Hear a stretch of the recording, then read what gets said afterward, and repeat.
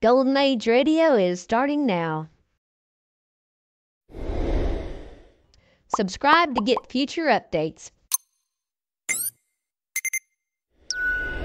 Saddle up and hang on to your 10-gallon hat.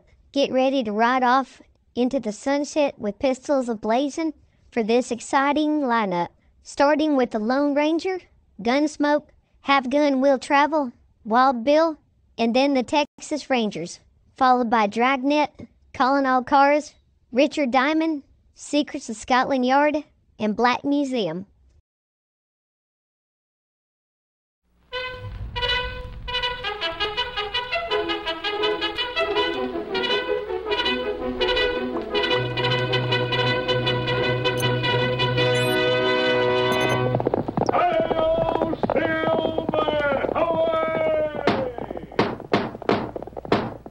Up fiery horse with the speed of light, a cloud of dust, and a hearty hi-yo Silver, the Lone Ranger.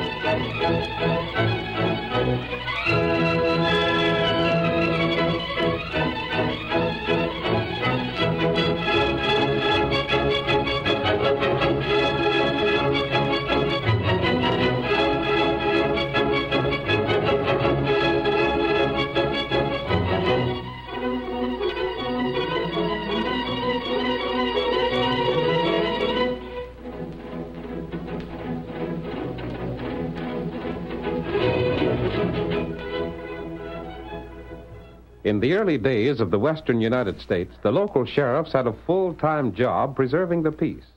They knew very little about law. There was no adequate court system, and the men, women, and children who couldn't defend their rights by force had no law enforcing agency to protect them. The masked rider of the plains was the only man to whom they could turn for help, and in time, Hi-Yo Silver became the battle cry of justice. And now return with us to those thrilling days of yesteryear.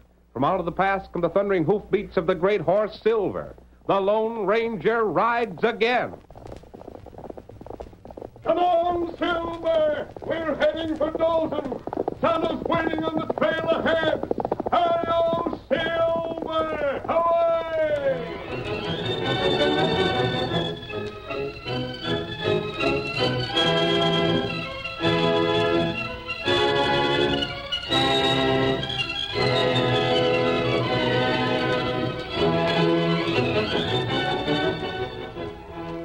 Night overtook the Lone Ranger and his faithful Indian companion Tonto as they rode toward Dalton. The Rangers faced with the skies, and the two men stopped at a large ranch house near the town. They talked with the ranchers, watered their horses, and then continued on their way. I'd better put on my mask now, Tonto. There's something about that man that I didn't like. Feller named Kirby? Yes, Nick Kirby. He's too shrewd-looking. He seems suspicious of every move we made. That's right. And he's a lawyer. How you know that? I saw his certificate on the wall. What would a lawyer from the East be doing here? And what would he want with a ranch as large as that one of his? Me not know. And another thing, those two cowmen we saw him with. Them plenty tough feller. One of them at least was an outlaw, Scar Larkin. You know him? Yes, he's wanted in Kansas. I wonder what he... That shot. Steady, Silver. It come from there. Hit him up, Scout. Come on, Silver. It's woman in a dry gulch. Get away, Jack Thatcher. Get away. This way, Silver. You drop gun. Oh, wait, mister. Oh, don't shoot. Me got rifle now. Go. Let go, Indian. Oh, don't you kill me. All right, Tonto. Let go of her arm. Why, you ain't Nick Kirby. No, I'm not Nick Kirby. Oh, my sakes alive. Oh, thank the good Lord I didn't shoot you. It'd have been sin enough to kill Kirby, much as the polecat deserved killing. But to drill the wrong man... Oh, stranger. Oh, don't take me to the law. I know I done wrong. I know I shouldn't have shot at you. Why did you want to kill Kirby? There ain't a soul alive in Dalton that wouldn't like to see that snake put out of business. But there ain't no one that dare to kill him. I reckon I'm the only one in town that'd be willing to face the music. I don't understand. It ain't no affair of yours, stranger. Oh, you're wearing a mask. Yes. Outlaw, eh? Oh, well, I can't hold that against you. My husband, he was wanted by the law, too. Fact is, most everyone in town is wanted by the law for something or other. But they're living good lives now. There are lots of people who have made one mistake in their lives, but most of them deserve the chance to go straight. And oh, so did my husband. Ah, shucks. What's the use of talking about it? I'd like to hear about it. You ain't holding it against me that I tried to shoot you.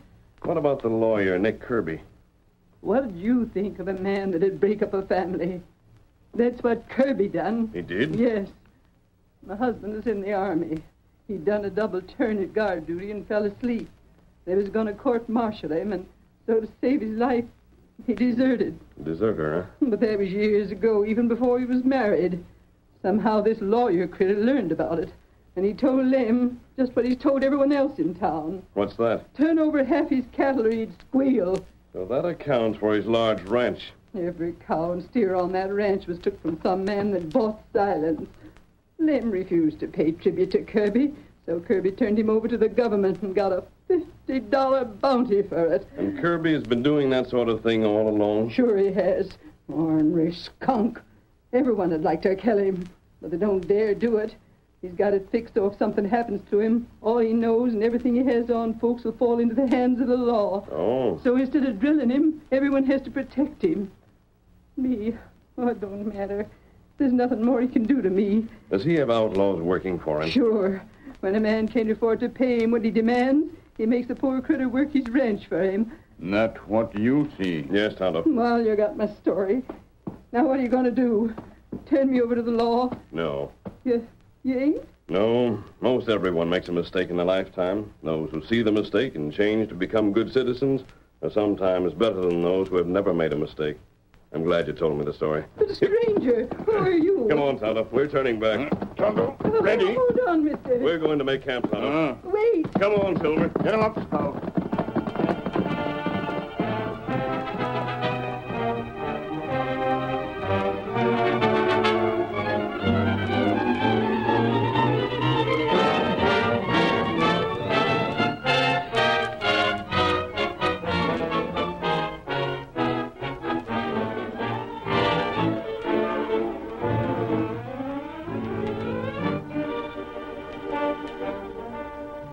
In the town of Dalton, two men were talking with Sheriff Allen in the lawman's office. All right, Charlie, speak up. You fellows didn't drop in for nothing. Let's have it. Well, Sheriff, it's like this. Yeah?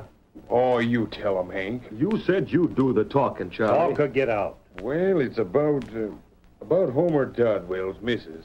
You mean the wife of the fellow Nick Kirby turned in for deserting? Uh-huh. Well? Well, it's like this, Sheriff. She's mighty head up agin the lawyer, and we sort of got a notion you better keep an eye on her. Seems to me you're mighty worried about Nick's health. Well, Sheriff, he ain't a bad fella, but... And you wouldn't want a killing in your county, would you? You fellas ain't fooling me. Huh? Tain't Nick's hide you're worrying about, it's your own. You think I'm blind? I see things, and I've got 'em pretty well figured out.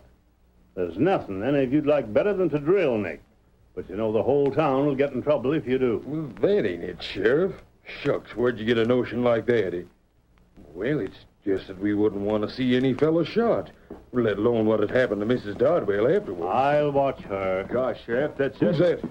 Say, you don't think something's happened to Nick already, do you? If it has, What the... a masked man. Harold, Look here, stranger. get these men out of here. I'm talking to you alone. By God, Don't you... slap leather. God, hey, don't point that gun at me. Get out. By thunder, I'm the law here. What's the meaning of this? I'll explain when these men are gone. All right, you two. I'll see that you go and keep on going. Walk ahead of me. We're going. Just ease up on the trigger finger, won't you? Yeah, don't do nothing you'd be sorry for. Those your horses? Uh-huh. That's them, mister. Get mounted. Sure, anything you say. But we've never done you no harm, stranger. Can you follow orders? Huh? What orders? Start riding and don't stop. If they catch you back here, there'll be trouble. We ain't coming back. Honest, we ain't. And this will help you get started. On your way. Get up there. Get up with you. Get up.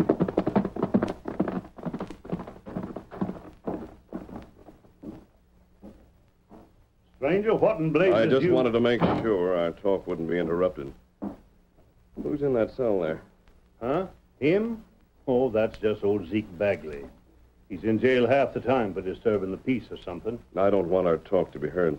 Don't pay him no mind. He's been over at the cafe, and now he's sleeping it all. But doggone it, who are you to be asking me questions? You're mighty high-handed for a crook. We met once before, Sheriff. Quite a long time ago. Yeah? You don't remember me? Can't say as I do. Maybe you're on one of the reward notices I got filed away. But I'd have to see you without that mask to make sure. I have a horse called Silver. Silver? And a friend, an Indian named Tonto. Well, I'll be... Now, do you remember? Well, I should smile. Golly, I was mistaking you for an outlaw. I must be getting old and useless to make a mistake like that. Tell me something, Sheriff. What do you think of Nick Kirby? Why, that low-down ornery, sneaking, no-account Then what type... I've heard is true. Sheriff, would you help me bring him to justice? That's something can't be done. Why not? The lawyer's too slick, that's why. You know what he's done? He's left a letter with a banker to be turned over to me in case he gets drilled. Yes? Now, understand, I ain't supposed to know what's in that letter. But I got a pretty good notion it tells where he's hid the proof he's got against the fellers in town. Then you know about that, too. Ha! I savvy a heap more than I'm given credit for around here. And I'm telling you straight out, I'm on the side of the folks in town. I don't want to have to see that evidence again 'em. Maybe that ain't no way for a peace officer to talk, but when folks are trying their level best to live decent and honest, I says give 'em a chance. I still think something could be done.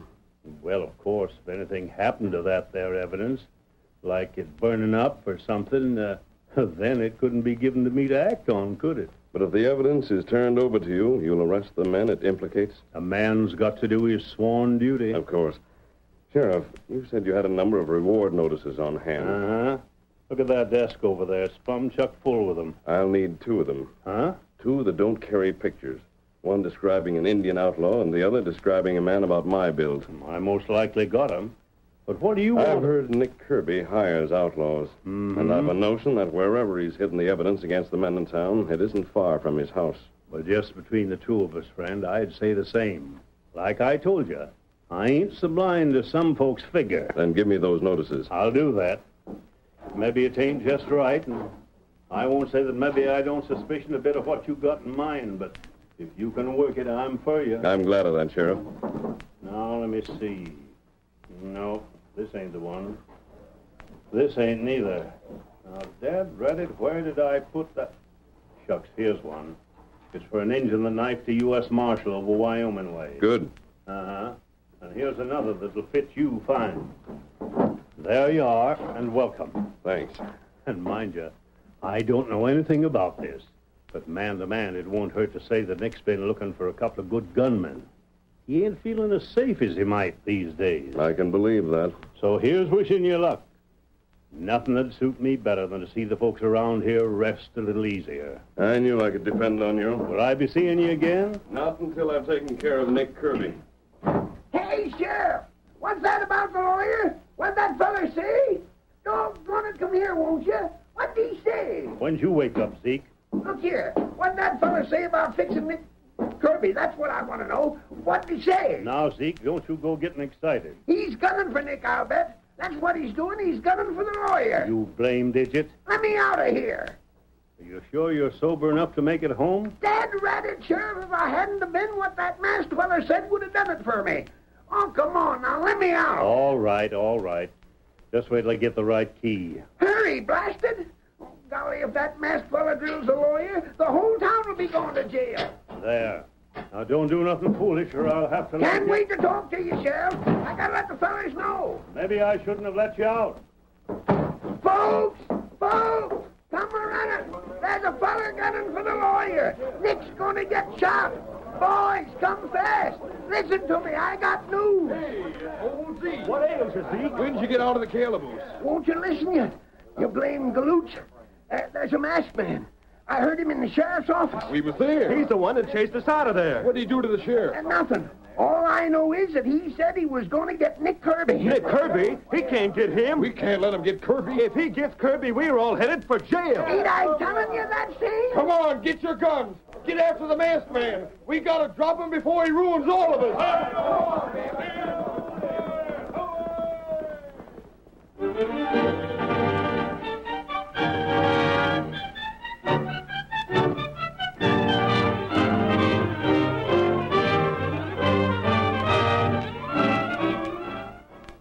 Hunted by those he wants to help, the masked man is faced with a difficult problem as the curtain falls on the first act of our Lone Ranger drama. Before the next exciting scenes, please permit us to pause for just a few moments.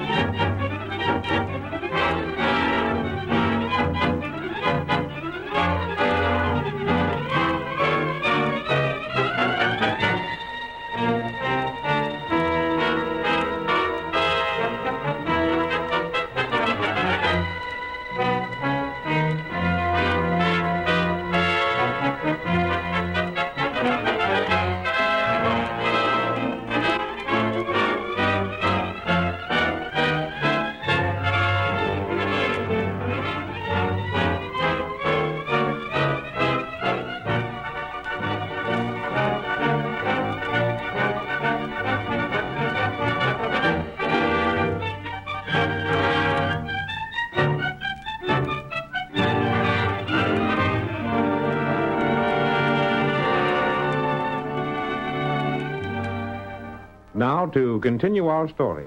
When the Lone Ranger's plans were overheard and the citizens of Dalton decided to capture him, the masked man and Tonto left the town for several days.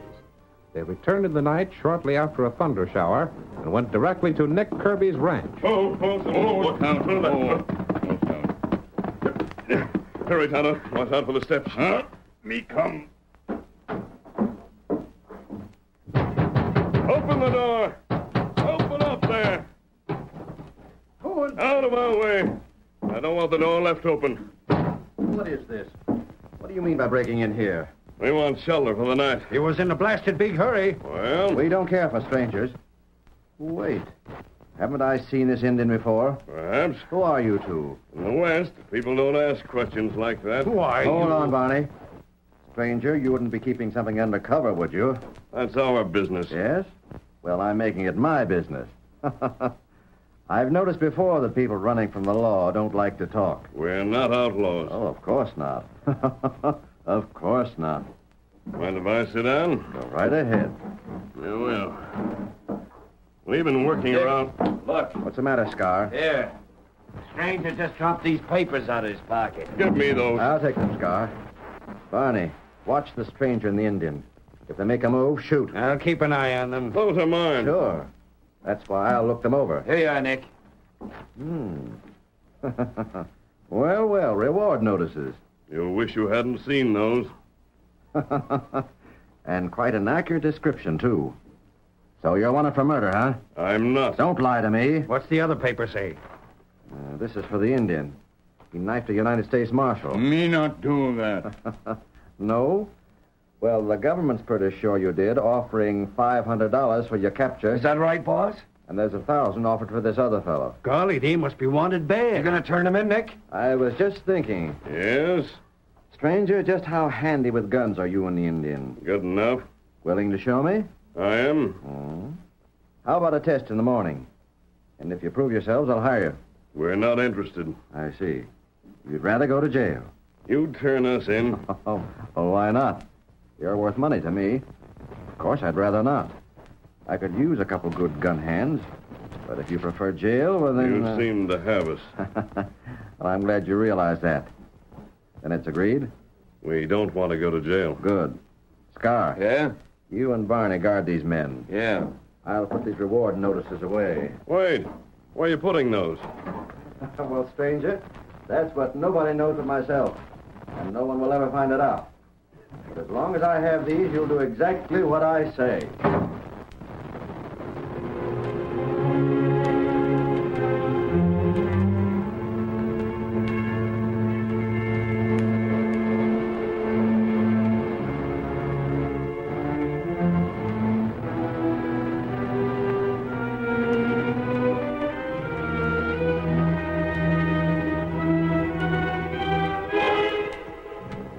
Nick's been gone 10 minutes already.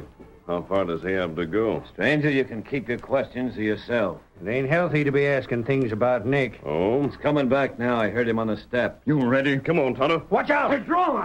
They hit the lamp! Grab him, Barney! Get a hold of him! Don't let them get out of here. I'll take care of Nick. What's going on? Right, me! Hey, let go. Let me loose. Barney, Scar, hell. Where's the engine? I can't see a thing! Hey, what are you doing? Let go. Men, shoot them. Too dark! We're liable to hit one of us! You stand back. There's the engine! Get him! He ain't here no more. He slipped away! What? Where are you? Over here, hell. I'm through, Tonto. Let's go. Out the door. Stop them. They're outside already. Well, I like this other way. Come on, Silver. There. Now maybe we can see what we're doing. Well, I'll be. Huh? Look at Nick. Boss, what in blazes happened to your boots? Golly, they're gone. Stranger knocked me down and took them. Of all the loco things to do. What in tarnation was his ID? I don't know, but they're going to pay. You're going after them? You bet I am. I gave them their chance, but they threw it away. Now we're collecting those rewards. Barney, bring me another pair of boots from my room. Right away, Nick. I'll show those fellows what it means to cross Nick Kirby.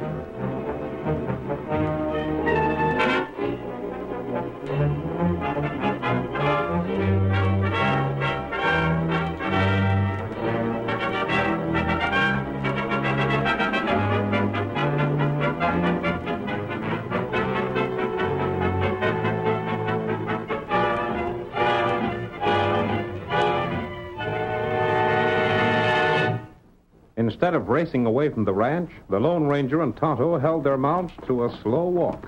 The moon's beginning to break through the clouds, Tonto. They'll be able to see us. That'd be a good thing. When they chase us, I'll break away at the first opportunity. You keep on, but don't let them get within gun range. They'll probably think I'm on ahead. Tonto, do that. I'll need an hour's time. I'll have to return to the ranch, ride into town, and back to the ranch again. Me keep 'em away. And I'll meet you on the hill overlooking Kirby's ranch house. There they are. They've seen us. Them ride pretty fast. They want that reward money. Come on. Get 'em up, Scout. See those trees? That's where I'll leave you. Those trees will give me cover. Hail, Silver! Away!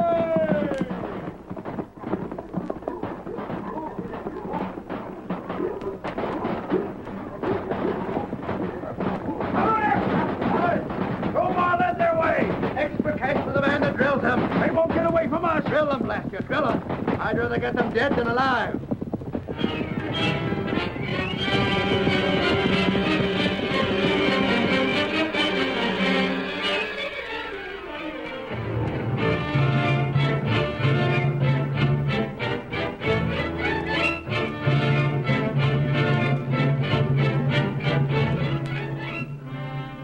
Unknown to Nick Kirby, however, the masked man had ridden off in another direction under cover of the trees.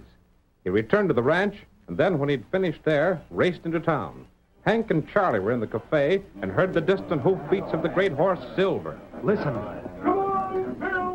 Come on, fellas. The masked man again. Coming right through town. Whoa, look at him ride. Stop him. Get him, man. Here he comes. Come on, Silver. Now's our chance. Get your horses. Come on, let's take after him. Maybe he's going to the next place right now. Everybody out, fellas. We're riding.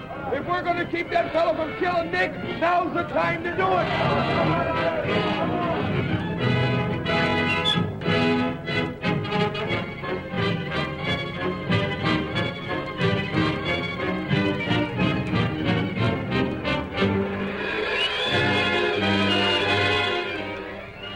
In the meantime, Nick Kirby and his men continued their pursuit of Tonto. Boss, that engine's horse don't ever seem to get tired. He can't keep it up. And how about the other fella? He just rode plumb out of sight. I'm about ready to give up. I say we won't. 500 is better than nothing. We'll get the Indian at least. Get up there. Get up. Hey, what's the matter? Look where we're going, huh? There's Sandy Creek. There's old Baldy over to the right. Fellas, that rescue's got turned around and he's heading straight back for the ranch. I'll be doggone. That means he's so scared he doesn't know which way he's going. We'll get him for sure. You bet we will. And he's gonna be blamed sorry he took us on a chase like this. Come on. Get more speed out of these horses. He might give us a slip yet. Get up. Get up. Get up.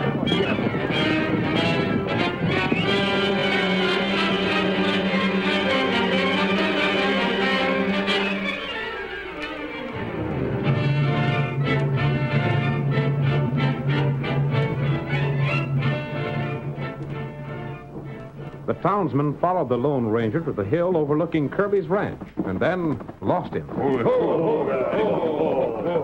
Now, where in blazes did he get to? I seen him a minute ago, then he just disappeared. I'm telling you, fellas, you're making a bad mistake. The masked man's on your side. How come you know so much, Sheriff? Because he's the man they call... Are you looking for me? There he is. Now we got him. No, you haven't. Blasted, he's got the drop on us again. If he hadn't come from behind us, we would have He's got got him. the drop on you anyhow.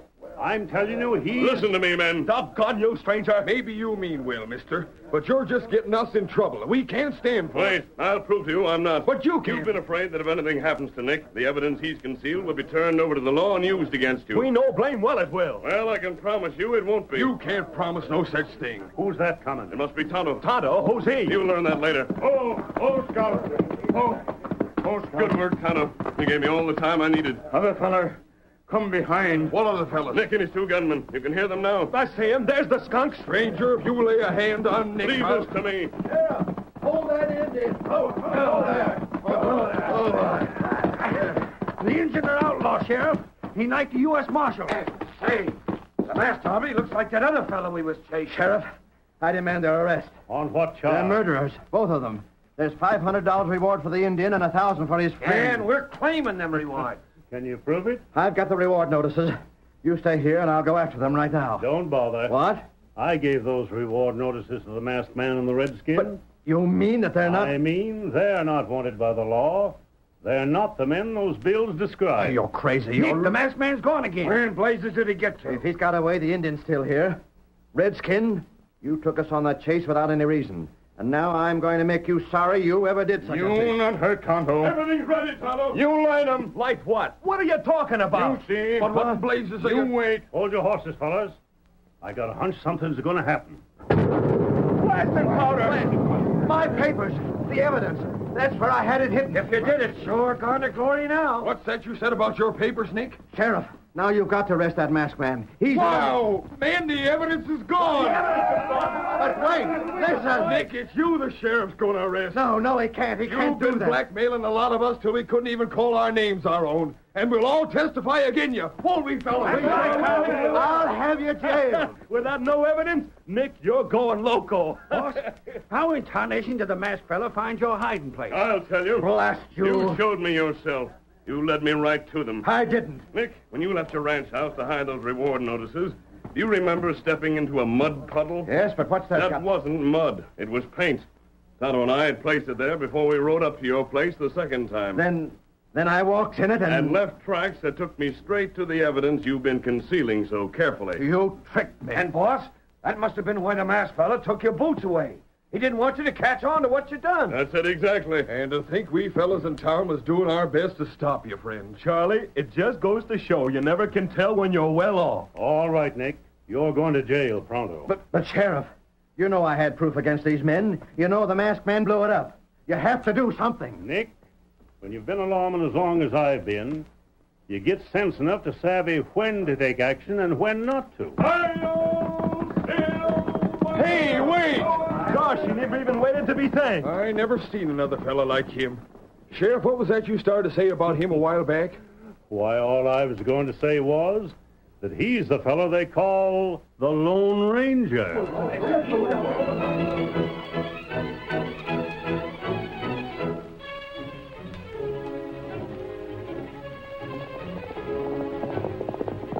Come on, Silver, old fellow. There's adventure down in Texas. Hi-yo, Silver! Away! You are listening to Golden Age Radio, rumble.com/C/GAR, brought to you by G3PL.com.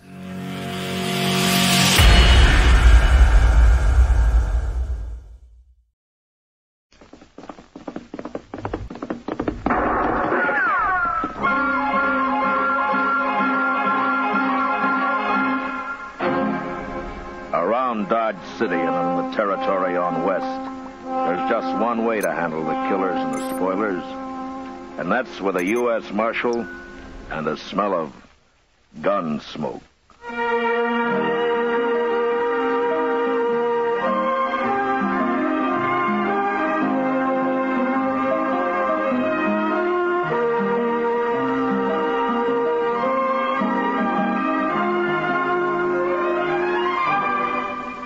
Gunsmoke, the story of the violence that moved west with young America. The story of a man who moved with it.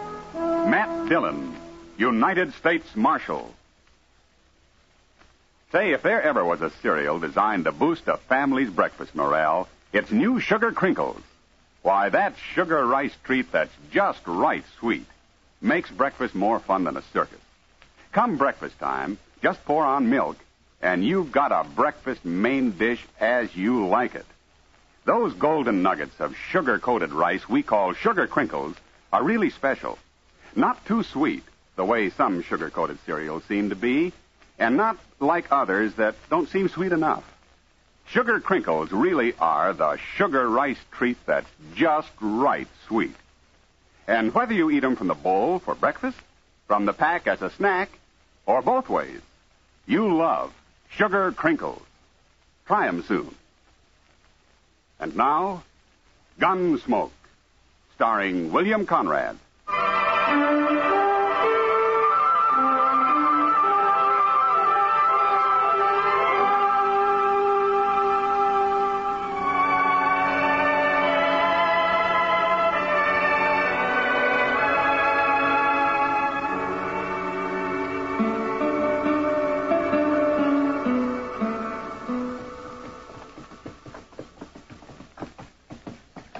Hand me that bottle, Zach.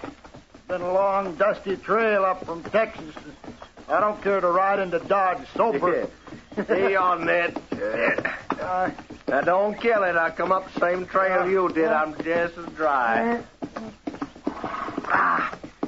I hope I never see another moss-horn steer.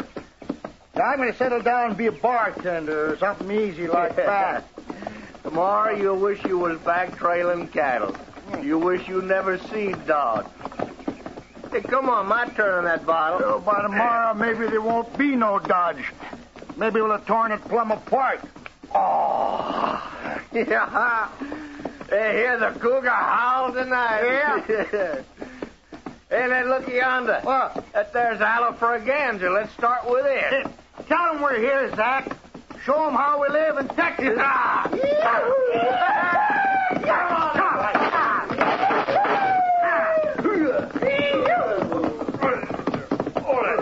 All right, hold it there.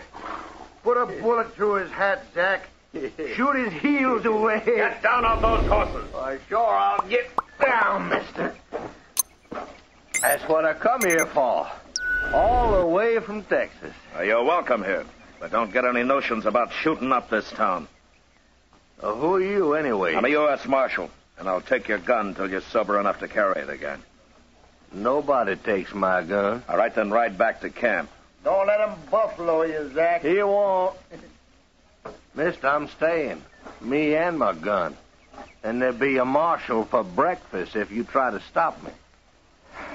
All right, I won't. I'm gonna kill you for doing that.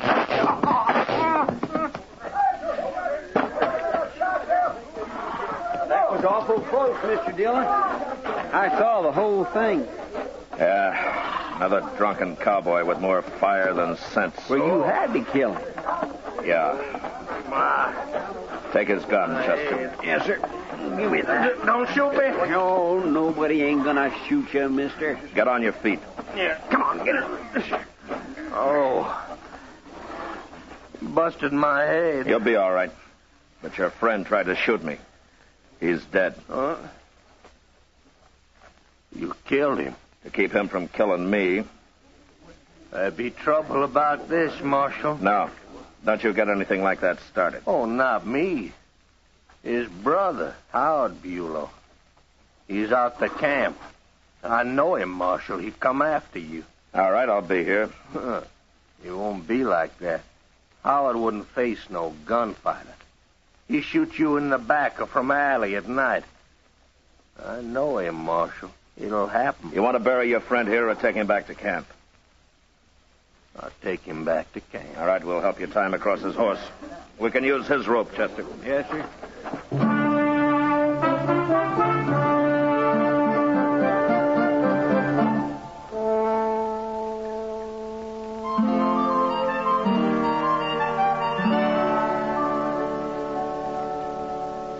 There's more coffee here, Matt. No, thanks, Kitty.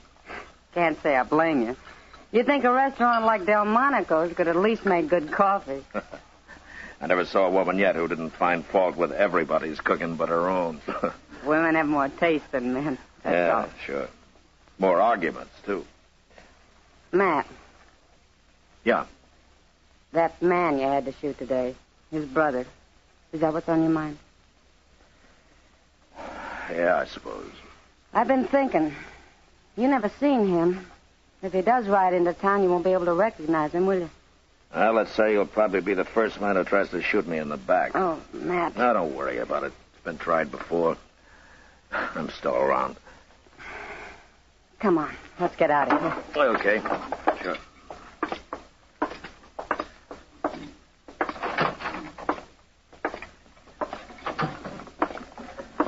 Front Street's not very crowded tonight. That's early.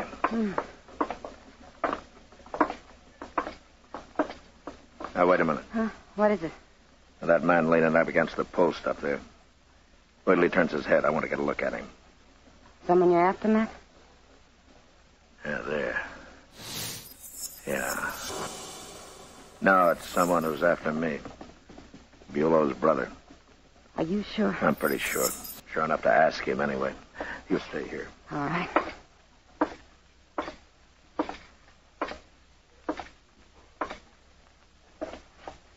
You looking for me, Bulow? What? Your name is Bulow, isn't it? Oh. I'll bet you're him. I'll bet you're the marshal. I am. I'll take your gun now. Well, take it. All right.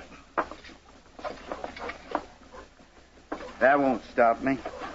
You'll get another gun and shoot me in the back, is that it? Any way I can, Marshal. Look, Bulow, your brother tried to kill me, and he'd have done it if I hadn't stopped him. Ain't nobody kills a Bulow and gets by with it. I don't care what he done.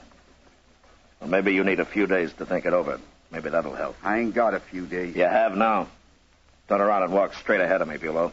You're going to jail for a while. No, I ain't done nothing. Turn around and get moving.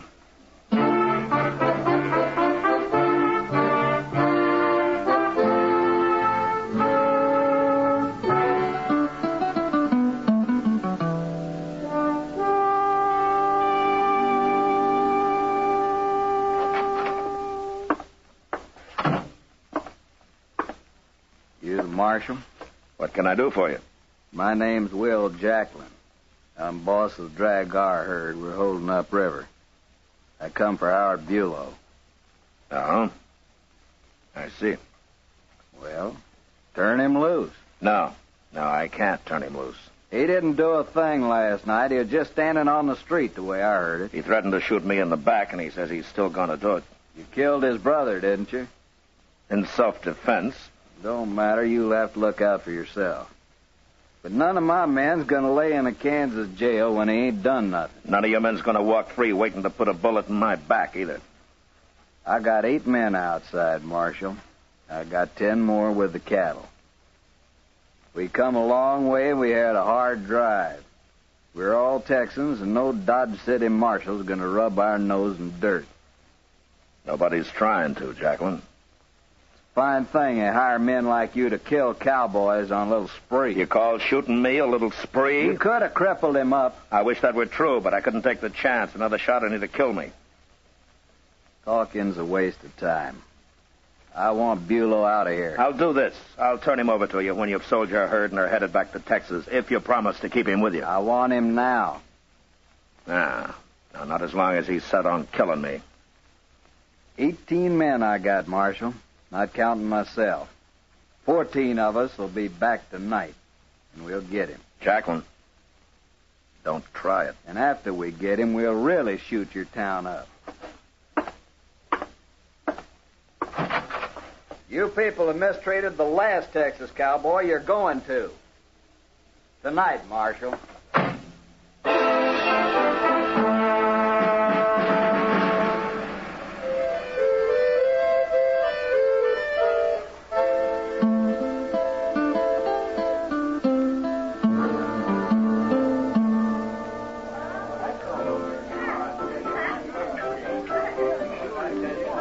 Sure you won't have a beer, Matt? I'll even buy you one. Do you good? I can't be drinking now, Doc. Oh, Matt, I don't think they'll ride in like that tonight. Those cowboys always talk big. Yeah, maybe. And maybe they're just full of vinegar after the long drive they've had, huh? Now they want to hoop and holler something. Bulow's full of more than vinegar, Doc. You think so? A tooth for a tooth, huh? An eye for an eye. Oh, my, the world's got its evil ways, all right. Marshal Dillon. Marshal Dillon. Hello, Doc. Oh, hello, Risling. What are you going to do about those Texans, Marshal? Well, I don't know, Mr. Risling. I haven't given it much thought. Well, you better start thinking, Marshal. I heard that, Jacqueline, right in here this morning. He means what he says, that man. What did he say? They're going to destroy Dodge. That's what he said. Him and all those wild Texans he's got. Mr. Risling, the man I got in jail aims to shoot me from ambush if I turn him loose. But I can't help that, Marshal. Well, I can. And he's staying where he is until he comes to his senses. But what about the rest of us? It's all right for you to save your own skin, but what about us? They'll shoot up the town and maybe burn my hotel down. Oh, now, don't get all excited, Mr. Risling. It won't help matters any. Look, why don't you just forget about it? Jacqueline may never show up at all. Oh, that's what I come to tell you. What? Frank Paris rode by the Dragnet camp a little while ago, and he says those men were just about to leave for Dodge. That means they'll be here any minute. Now, what are you going to do?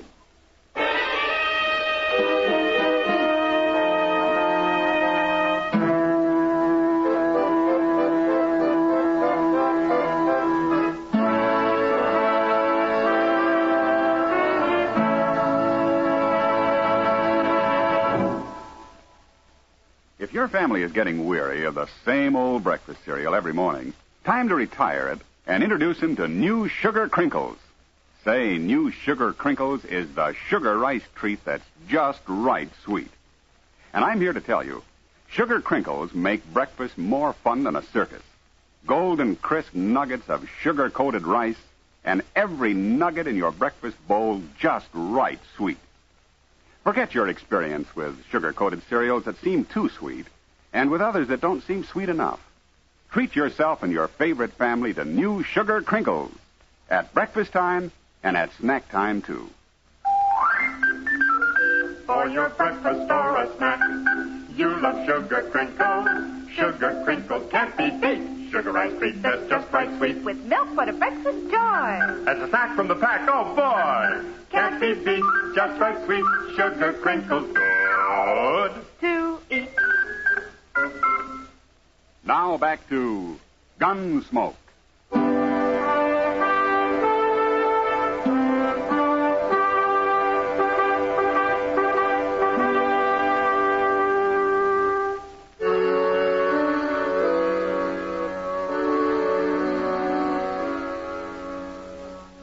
I left the Yellow Braganza and walked over to the jail to wait for Jacqueline and his mob of cowboys.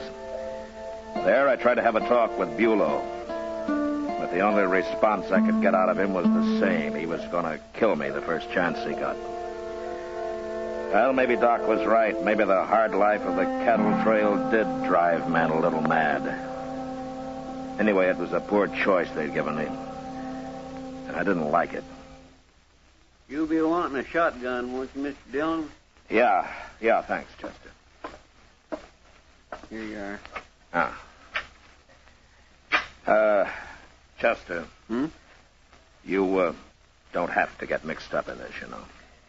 I know that. My. I think I'm going to take a shotgun, too. Okay. All right, let's wait outside. Yes, sir.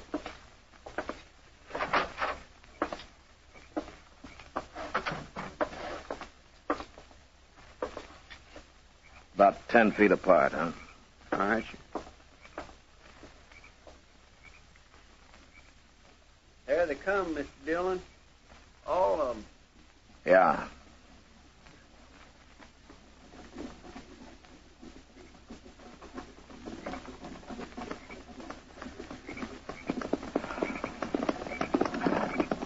Here it is, man. Hello, Marshal. You're acting like a fool, Jacqueline. We'll see about that. You make trouble here, and the law will be after you wherever you go. I don't worry none about no law. I was raised plumb free. We all were. Yeah, sure you were. But that doesn't leave you free to form a mob, raid a jail, shoot up a town. What's the matter with you men? What's the matter with you? You put an innocent man in jail. Any man who wants to kill somebody isn't very innocent, Jacqueline. Do you have to wait till he does it? I don't have to wait for nothing. Marshal, we've come for Bulow. Let them have him, Marshal. Turn him loose. Hurry. You keep out of this, Reisling. He's right, Marshal. You let him go peaceable and we'll leave town. But if you make us fight, we'll go right on fighting. Now, you heard him. He means it. Now, you do it. Shut up, Reisling. Jacqueline, this is a shotgun I'm holding. The first move you or any of your men make, I'll cut you in two with it. Maybe. But we're too many. You can't kill us all. You'll die, and so will your friend there. That right, man? Texas men ain't afraid to die, Marshal. But they ain't gonna get tromped on. I'm through talking, Marshal. Get set, men. And when you finish him, go rip this town wide open. Do it for me. Chester. Yes, sir. Go get Bulow. All right. Oh, thank heaven. You used your head, Marshal. You and I'd both been dead if you hadn't. I'm not doing it because of you or me, Jacqueline. I'm doing it because too many other men would have died. Well, it don't matter, as long as you turn him loose. Howdy, Texas. All right, bring him over here, Chester. Well, I knew you couldn't keep me long, Marshal. And you were right, Bulow. You shouldn't have locked me up at all. Go on back to camp. And try to do some thinking while you're there, huh? Sure, Marshal. And you know what I'll be thinking about? You. Sitting next to an open window. Or walking down a dark street. I'm going to kill you yet.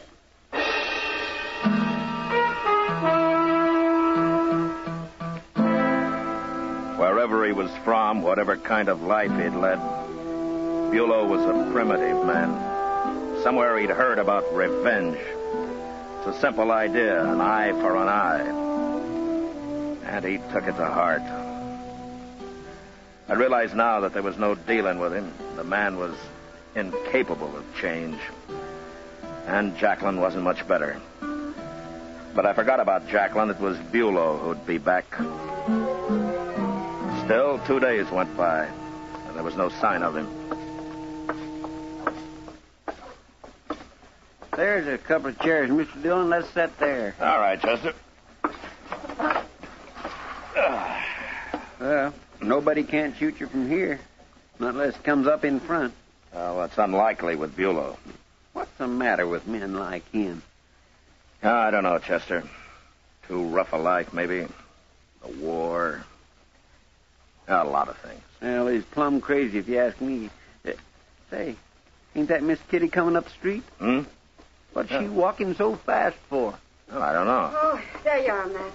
Hello, Chester. Evening, Miss Kitty. Sit down, Kitty. You wear yourself out being in such a hurry all the Matt, time. I've been looking for you everywhere. Oh, trouble? For you, yeah. Bulow's back in town. Well, have you seen him? No, Sam did. Said he stopped in for a drink a little while ago. Is he still there? He left, but he told Sam he's got a room at the Dodge house. He might be there. Well, I'd like to find him before he finds me. At least we could see each other that way. Be careful, Matt. You better come along, Chester. 4 eyes are better than 2. Yes, sir. Thanks, Kitty. I'll see you later. Yeah, sure. What do you do if we find him, Mr. Dillon? Well, it's no good talking to him anymore. Maybe I can scare him out of it somehow. I sure hope so.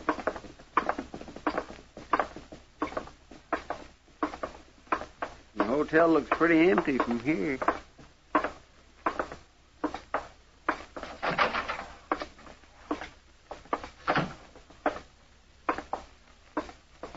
Good evening, Marshal. Chester? Hello, Mr. Isley. I'm looking for Bulow. Is he here? I don't want any shooting. I want to know if he's here, Riesling. He went upstairs a few minutes ago, Marshal. Which room? Oh, now, Marshal. On the landing, Marshal. Mr. Dillon. I missed him. Come on.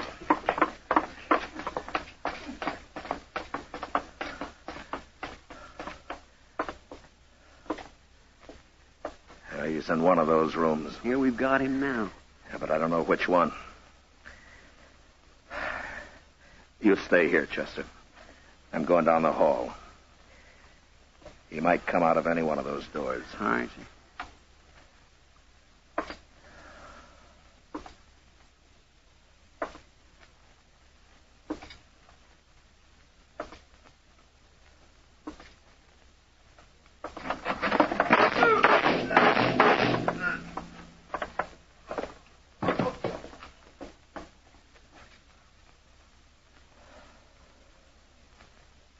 Is it okay? Yeah, it's okay, Chester. He didn't hit you, did he? No, he tried, but it was too late. He was already dying. Well, I'm sure glad. Yeah. But he died about as uselessly as a man could, Chester. For no reason at all. None at all.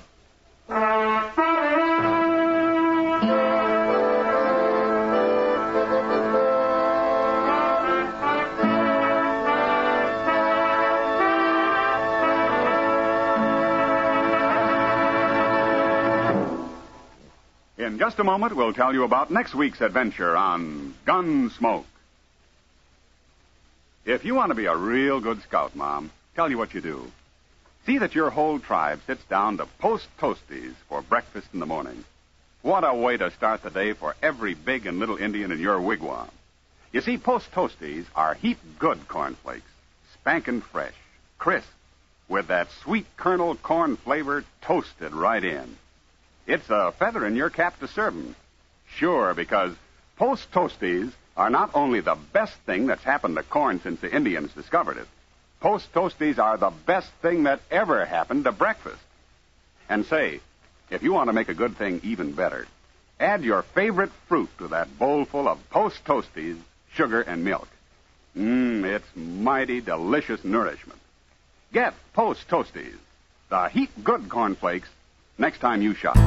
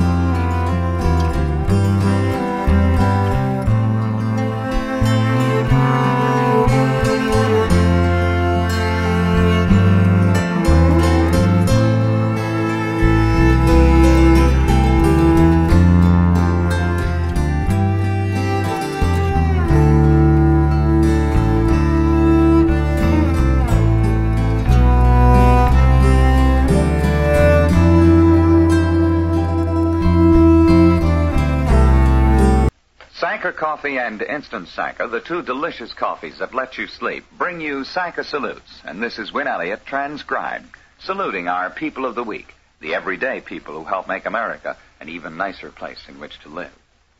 For longer than millions of us have been alive, you have been an American legend.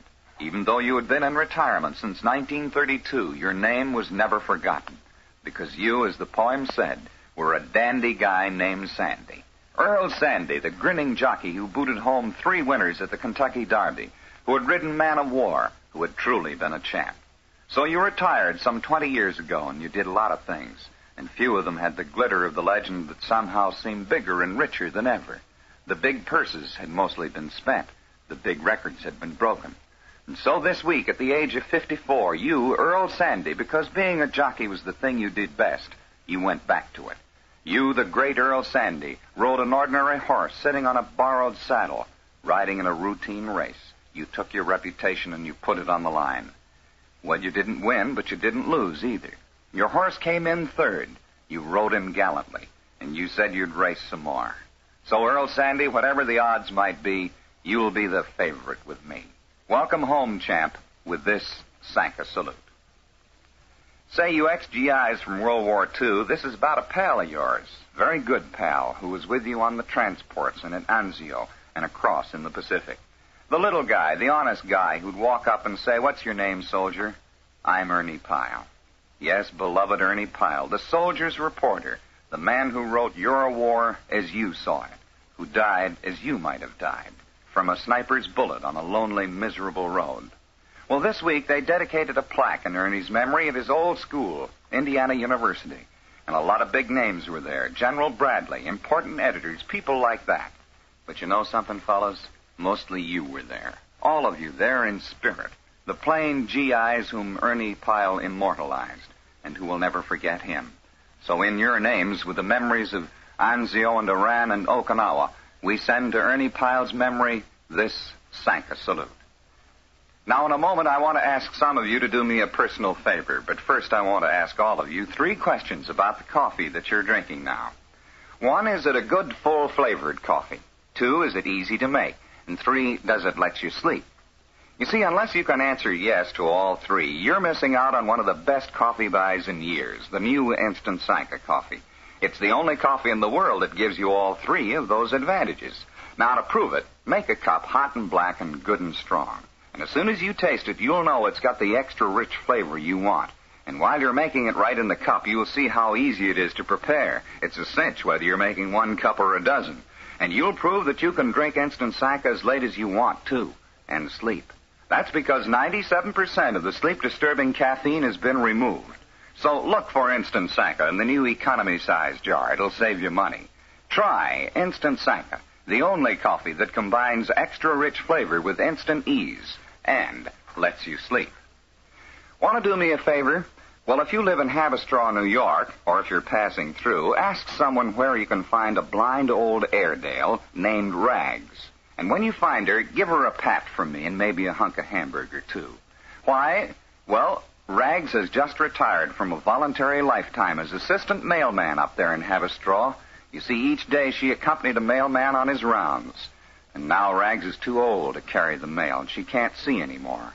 The Postmaster General wrote her a letter. Maybe she understood it, and maybe she didn't. But the old dog does understand pats, of course. So will you give her one for me? Thanks.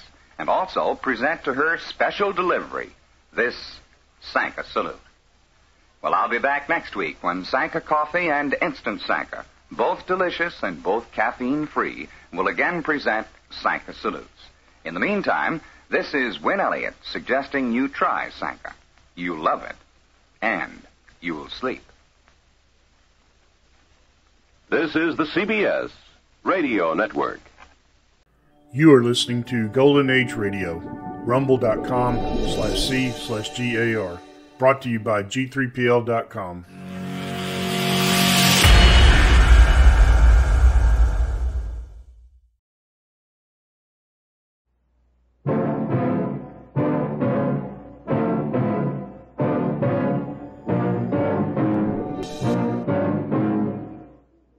You say that's my grave you've dug. Then I say to you, Make certain you shoot straight, because you'll never have another chance.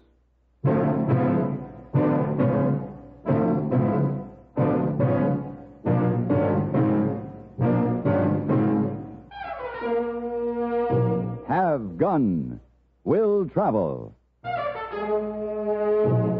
Starring Mr. John Daner as Paladin. San Francisco, 1875. The Carlton Hotel, headquarters of the man called Paladin.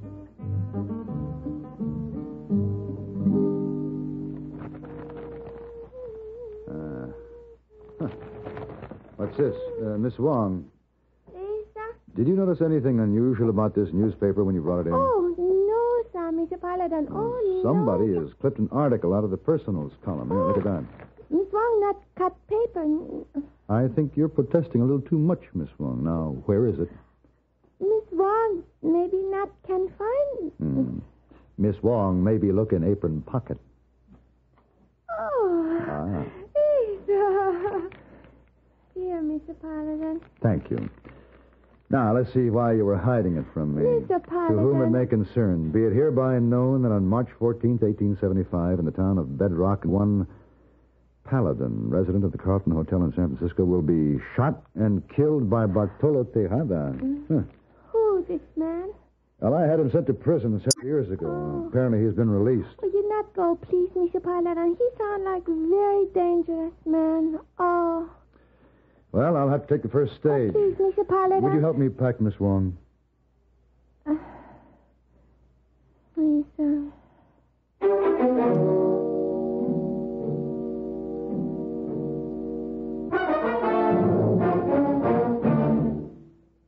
Constipation is something people don't talk about much, but it can be a problem for anyone, even doctors. And when constipation occurs, it's interesting to see just what doctors consider important about a laxative they might use or recommend. Well, a majority of the doctors we heard from had this to say. A laxative should be effective, gentle, as close to natural acting as possible, and a medicine that can be used with complete confidence. Now, X-Lax has been popular with many doctors and millions of people over the years because pleasant-tasting chocolated X-Lax is effective. Overnight, it helps you toward your normal regularity. X-Lax is gentle. Next morning, it gives you the closest thing to natural action. And that's why many doctors and millions of people use X-Lax with complete confidence. X-Lax, the laxative that helps you toward your normal regularity gently, overnight. Is X-Lax in your medicine cabinet?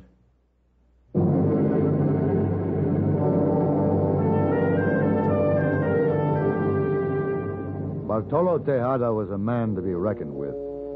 I had caused him to be sent to the territorial prison at Yuma some 8 years before for killing 5 people in a stage holdup. It was a lengthy, rowdy trial, and the moment his sentence was pronounced, Tejada had risen slowly from his chair and, glowering blackly at me, announced that he would someday kill Senor Paladin. Bedrock was on the east side of the Tehachapis, halfway between San Francisco and Yuma. I arrived there on the 13th of March, the day before my scheduled death. Mr. Paladin? Huh? You are Mr. Paladin? Yes. Well, I am Arthur Jensen. I manage the Queen's Hotel here in Bedrock, Mr. Paladin. I have your rooms ready and waiting for you. What rooms, Mr. Jensen? Why, the rooms you ordered. I didn't order any. But I have your letter right here in my pocket, see? Yeah, I see. It's very plain. You're asking for a suite of rooms at the Queen's Hotel, and there's your signature. Mr. Jensen. Yes? If I had wanted a suite of rooms in Bedrock, I'm sure I would have chosen your hotel. Shall we go? Yes, sir. My suite of rooms at the Queen's Hotel consisted of one large room fronting on the main street. Besides the usual ornate chair and table, there was a gigantic bed, for which I was very thankful. I wanted to face March 14th with a clear head and a night of sound sleep behind me. I had been asleep for what seemed to be hours when suddenly I was awakened by sounds from the street below. What?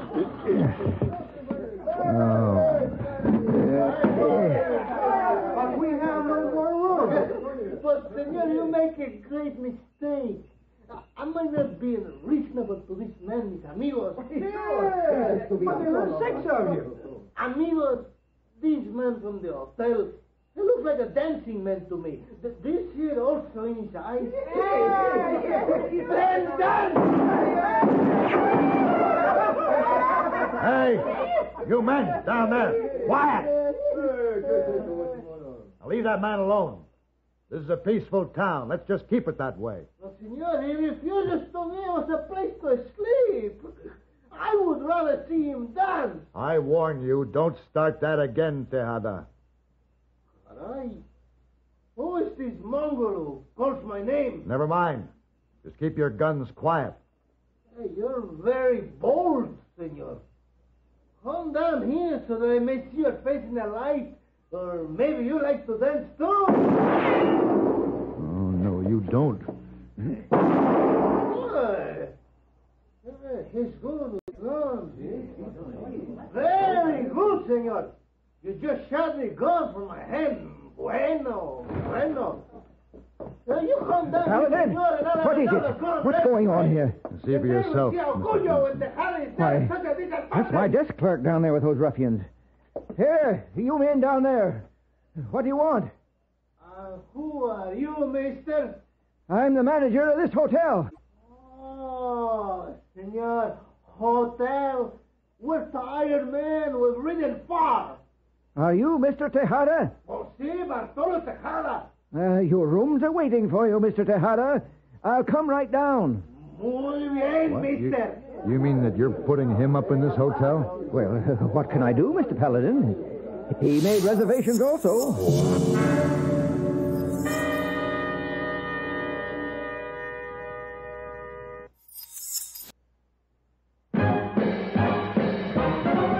Are you smoking more now, but enjoying it less? Have a real cigarette, have a Camel. The best tobacco makes the very best smoke. Have a real cigarette, have a Camel. Are you looking for flavor and mildness? Have a real cigarette, have a Camel. The best tobacco makes the very best smoke. Have a real cigarette, a real cigarette, a real cigarette, have a Camel. If you're smoking more today, but enjoying it less, try Camels. The Camel blend of costly Turkish and domestic tobaccos has never been equal for rich flavor, easygoing mildness, real smoking satisfaction every time you light up. The best tobacco makes the best smoke. Have a real cigarette, a real cigarette, a real cigarette, have a Camel.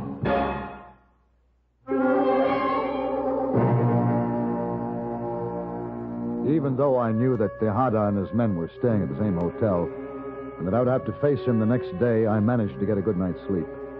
In the morning, I found Mr. Jensen at the desk downstairs, and he told me that Tejada was still in his room. So I went into the dining room and enjoyed a quiet breakfast alone. At least it was quiet until I felt the cold steel of a gun muzzle against the nape of my neck. And now, Senor Trouble, I'm going to kill you for what you did last night. Take the gun away from my head, Tejada. Turn around, stranger. It's you! It's you! And to think, gringo, I might have killed you without first seeing your face. Chihuahua. To kill you like that would hurt me more than you. After all these years of waiting. Alisol? See me, amigo. Go back to bed. But, amigo, you promised I could bury this stranger. Oh, as I say, I'm not going to need you till later. I'll let you know. I will dig the grave deep, Bartolo. And long. Senor Paladin is very tall. This is Senor Paladin? Oh, see? Aye, Senor Paladin. You will let me know, cousin. See, I'm going to let you know. Well, after 8 years we meet again, no? 8 years behind bars, and I had you to think about all this time. How has it been for you, Paladin? All right. Well, you're looking well. How is it no one has put a bullet in you? What's to be gained by killing me? Oh, many things, senor. You know, you and I, Paladin, we got many things in common.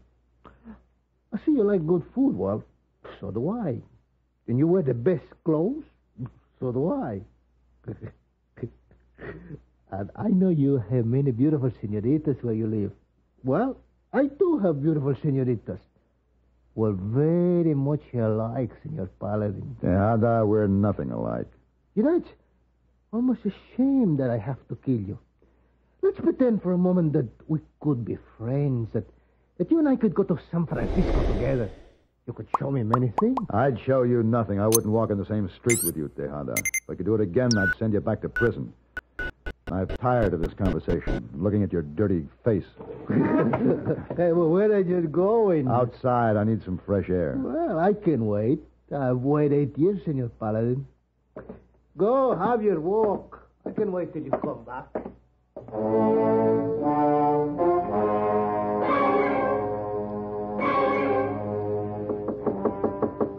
Come in. Oh, Mr. Paladin, come in. Mr. Jensen? I wondered where you were. Haven't seen you around the hotel for the past hour or so. I was out taking a look at your town. Oh, well, sit down. Sit down. Thank you. Will you have a cigar? Yeah, thanks. My own personal cigar. Ah, that's curious, Mr. Jensen. Sir? Your cigar case, it has the initials A.B. Isn't it yours? Well, it belonged to an uncle of mine. Oh, I see. Now, how do you like our town? Well, tell me something, Mr. Jensen. You said Tejada had a reservation at your hotel. That's right. May I see his letter, please? Well, yes, of course. Well, I am sorry, Mr. Paladin. He doesn't seem to be here. Maybe it's in your pocket with my letter. Huh? Why don't you look? Oh, well, now that's very strange. It is here. May I see it, please? Very good. Now the other one, please. The one that I sent. Oh, all right. Thank you.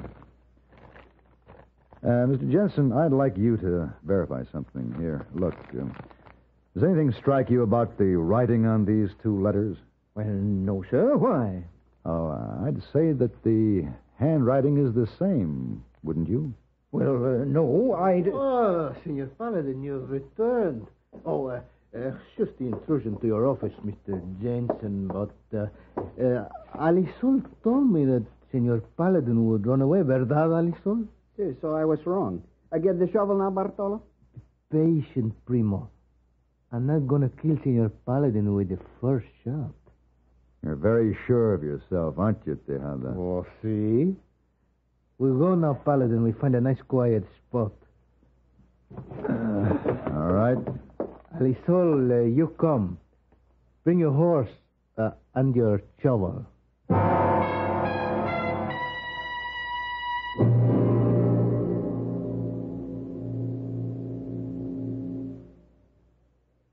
Even if you've had embarrassing dandruff for years, you can get rid of it now in 3 minutes. That's all it takes with Fitch Dandruff Remover Shampoo. Yes, unsightly dandruff's gone in 3 minutes with Fitch. Quickest, easiest of all leading shampoos.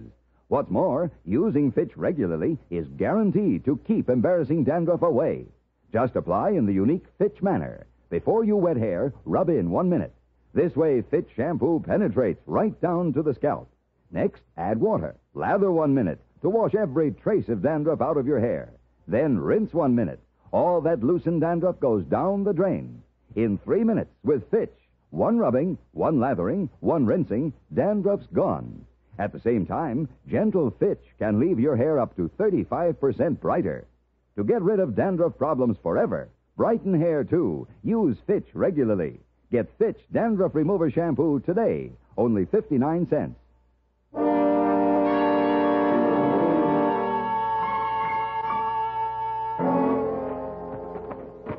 Oh, this'll do, Paladin. Yeah, all right. Now we're going to stand back to back and then walk 30 paces, and we'll face each other, huh?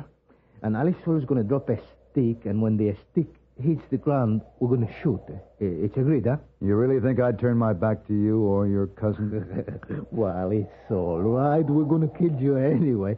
Take his gun, Alisol. See, it's my pleasure. You take a step, Alisol, you die. Don't you see? He's sacrificing you to get me. You try to take my gun, I'll shoot you. Your cousin, the gringo, he's fast with a gun? Why don't you find out? Wait, Paladin. There's one thing I forget. I promised my friends at the prison that before you die, you'll first chew and then swallow the lie you print about me. What lie? This! In the human newspaper. Are you going to kill Tejada on the 14th day of March at Bedrock? Let me see that paper. See it, Gringo. No, don't read it. Chew it. Tejada, we've been taken. We've been used.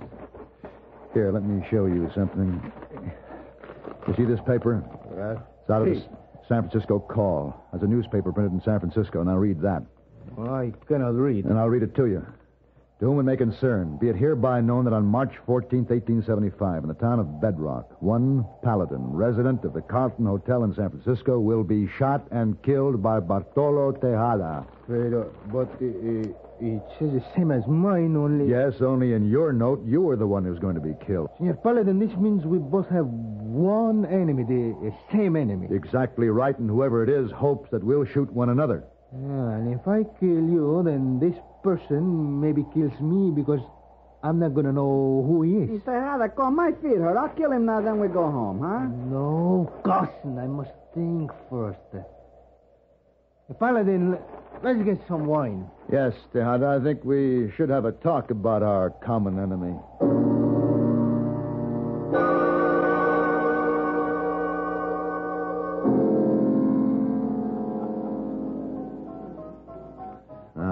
How about Jack Peters? Peters, Yeah. Jack Peters. No. I shall drink more wine. My head would think better. Got to be someone we both know, Tejada. Someone that hates one or both of us. Now, you just think hard. Ayan. Oh, no.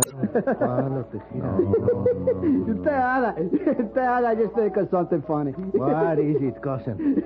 Estoy pensando en este muchacho. ¿Cuál es su nombre? Blessed Game, el cual mataste en la cárcel. What's that? Who did you kill? Oh, Ali Sully, just trying to be funny. You know, a boy was killed in prison, and his papa think that I do it, so he threatened to get revenge. What was his name? Blessed Game. Blessing Game. Oh, it was very funny. Bartolo, he carried his letter around with him many weeks in prison. So, and I come to visit him, I read it to him, and he say this man, Blessing Game, will kill Tejada one day. He will get revenge for his son. Did you kill him, Tejada? He did it. Silencio. ¿Qué sé yo? You, Paladin, have you no more enemies? This game is wearing on me. I think I'll go back to the hotel and get some sleep. We can continue this in the morning. Good night.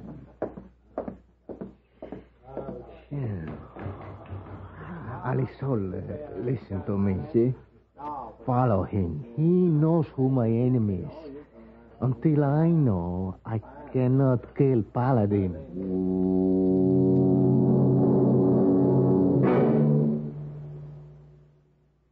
Munch, munch, munch a bunch of Fritos, corn chips. It's not polite to smack your lips, but you can't help it with Fritos corn chips. Munch, munch, munch a bunch of Fritos, corn chips. Whenever you have a party or friends drop in, serve a bowl of crisp Fritos corn chips and watch your guests dig in. They're golden chips of corn just made to munch. Serve them plain or with your favorite dip. There's a special Fritos in a king-size style that's just right for dips. Munch, munch, munch a bunch of Fritos corn chips. You'll find Fritos corn chips taste just right whenever the occasion calls for good munching. They have such good crisp flavor, such good for you nourishment, there's contentment in every munch. Get Fritos today. Fritos. Fritos corn chips. Munch, munch, munch a bunch of Fritos corn chips.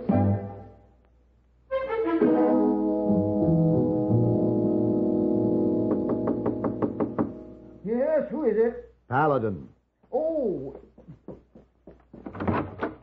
you're back, Mr. Paladin. What happened? Perhaps you can tell me. What was supposed to happen, Mr. Blessing Game? Blessing Game? Mr. Paladin, The initials A.B. on your cigar case stand for Arthur Blessing Game, don't they? Yes, I should have known you'd figure it out. Mr. Paladin, the only son I had went to prison. I was going to help him make a new life when he got out, but he was killed in a fight in that prison.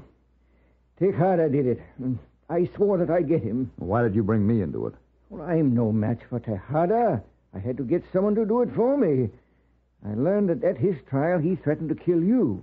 Then you put the ads in the paper. Yes, I knew that you were the better man, Mr. Paladin. Now the job is done. What can anyone do to me? There's only one thing, Mr. Jensen. Tejada is still alive. You see, Senor Blessing, Tejada lives. He breathes. Alisol, take Paladin's gun. But Tejada... Do it! He's so very fast. Do it, I said. Were you afraid of Alisol? He's got 2 guns on me. Do you need better odds than that? Bartolo, you take his gun. Son of a pig. Paladin, you die. Another time, Tejada. I drop the gun, Alisol. Drop it. Don't shoot, senor. I'm a peaceful man. Paladin, you did it. You killed Tejada. My plan worked. Yeah. Maybe so. But I don't see your son. What do you mean? Killing Tejada didn't bring your son back to you, Mr. Blessing Game.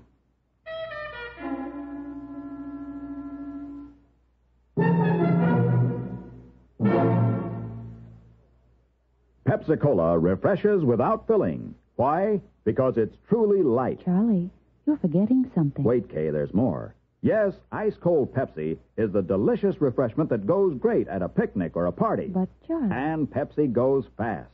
People like it, so keep plenty handy. There. Oh, you did fine, except for one thing. Well, I mentioned lightness and how Pepsi refreshes and how fast it goes. You left out Pepsi sociability. You know the Be Sociable song. But, Kay, I can't sing. I can. Listen. Be sociable, look smart, keep up to date with Pepsi. Drink light, refreshing Pepsi. Stay young and fair and debonair. Be sociable, have a Pepsi. Well, at least I can say this. Pick up an extra carton of Pepsi today. Please do.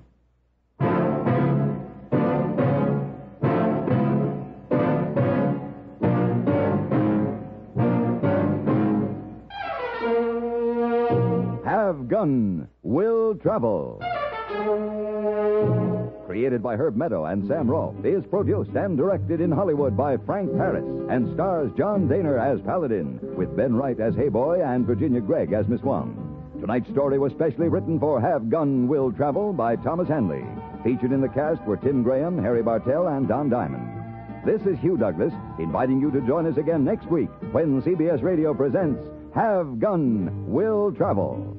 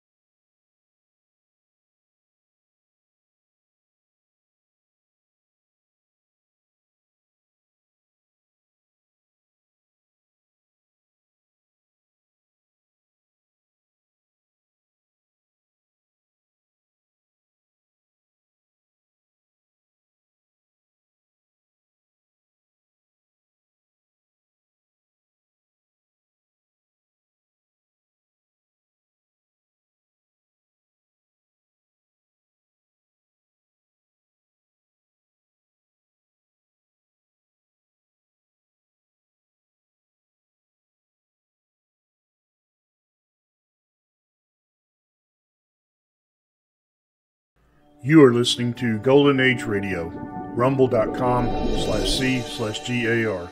Brought to you by G3PL.com.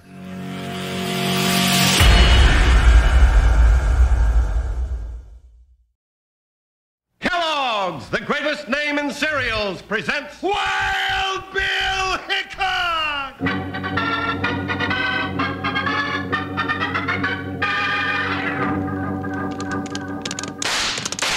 Hiya, folks. Hold on to your hats and pass those Kellogg's Sugar Corn Pops.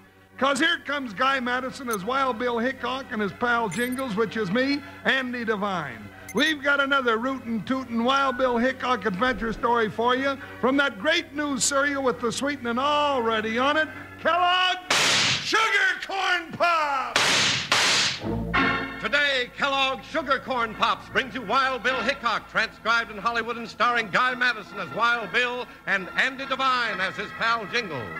In just 30 seconds, you'll hear the exciting story of Big John and Little Mike.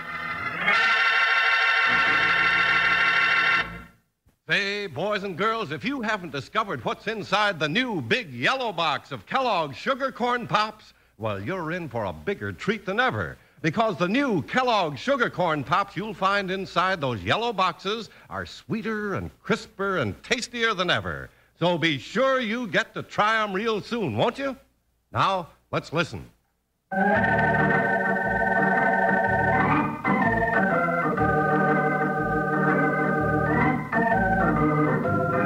Cleaning out the lawless element of the Old West was a job for strong men with rawhide courage and nerves of steel. The most famous of the lawmen who tackled that job were United States Marshal Wild Bill Hickok and his big deputy Jingles. And one of the most vicious teams of outlaws they ever faced was that of Big John and Little Mike.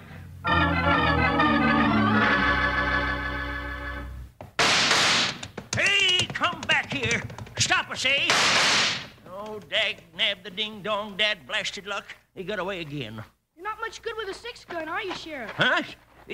Now, Buddy Wilson, you quit plaguing me. I got enough troubles. Yeah, and you're gonna have more right pronto. I am? What you mean, boy?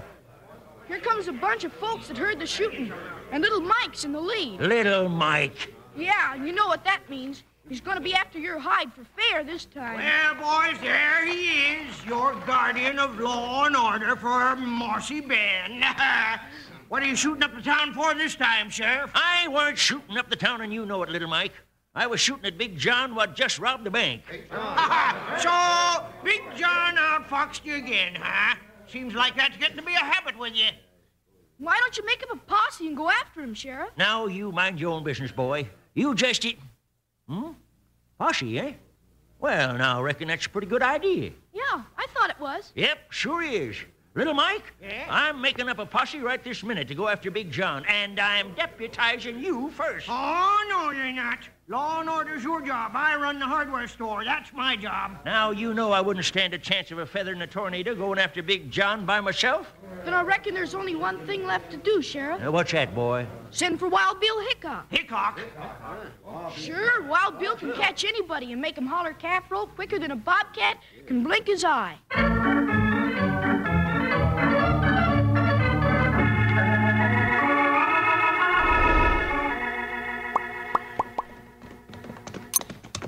Bill, don't you reckon we're ever going to come to a town? This road's got to lead to someplace, Jingles. Well, I hope it leads there real quick. We've been on the trail so long, I'm ready to trade Joker in on a nice, comfortable rocking chair. And I'll bet he's ready to trade you for a nice big bale of hay with an even swap. Oh, now, Joker, you quit hoorahing me. Hey, Bill, look at that rider fogging down the road toward us. He sure is in a hurry. Well, let's stop him and ask him where the next town is. Whoa, whoa, Joker. Whoa, Buckshot, whoa. All right, you ask him, partner. Yeah. Hey, stranger, rein up. Get out of my way. Hey! Oh, boy, you hurt me. I said get out of my way. Ah, just a minute, stranger. My partner just wanted to ask you a question. Yeah, well, I ain't ready to answer no questions. I'm through wasting time with you two. I'm coming through. Now, get up, you bastard coyote. My bill is gone. Why, you... Now, you see what happens when some pig-headed walloper like you tries to ride through Wild Bill Hickok? Hickok? Yeah, it comes as a little surprise, don't it? Never mind, Jingles. I reckon our friend was in just too big a hurry to be sociable. Yeah, well, what'd you want with me, Hickok? Jingles just wanted to ask you if there was a town at the end of this road. Oh, is that all? Yeah, that's all. But now I got a mind to ask you what was making you hightail it down this road like a posse was after you. You being chased or something? Hold it, Jingles. So far, that's none of our business. Yeah, fat boy. Like Hickok says, that's none of your business. And the town you're looking for is only about 3 miles down the road, called Mossy Bend. Thanks. And when you get to Mossy Bend, be sure to tell the sheriff Big John sent you. He'll be right happy to know that.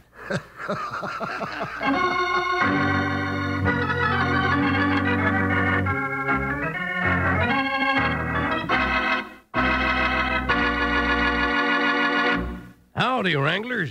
This is your sidekick, Panhandle Jim, saying, mighty good to be with you again. And mighty good to be snacking on these wonderful new Kellogg Sugar Corn Pops, too. You betcha. I don't know anything that's more fun than getting together like we do and chomping on our Kellogg Sugar Corn Pops right out of the box just like candy. Every handful is downright delicious. Yes, sirree, by jingo. And that goes for sugar corn pops in the morning for breakfast, 'cause every spoonful out of the bowl with milk is downright delicious, too. Yep, delicious is the word for new Kellogg Sugar Corn Pops. Out of the bowl or out of the box, morning, noon, or night, corn pops are just right, 'cause they're already sweetened, ready for eating. Now, let's listen. Yippee! Sugar Pops. They're sugar-coated, taste so sweet. Just pour on some milk. Boy, they're neat. Kellogg's Sugar Corn Pops. Sugar Pops are tops. Now Sugar Pops, you know, are sweet. But cowboys know there's an extra treat. Right out of the box, take a handful out. Pop 'em into your mouth as you run about. Kellogg's Sugar Corn Pops. Sugar Pops are tops.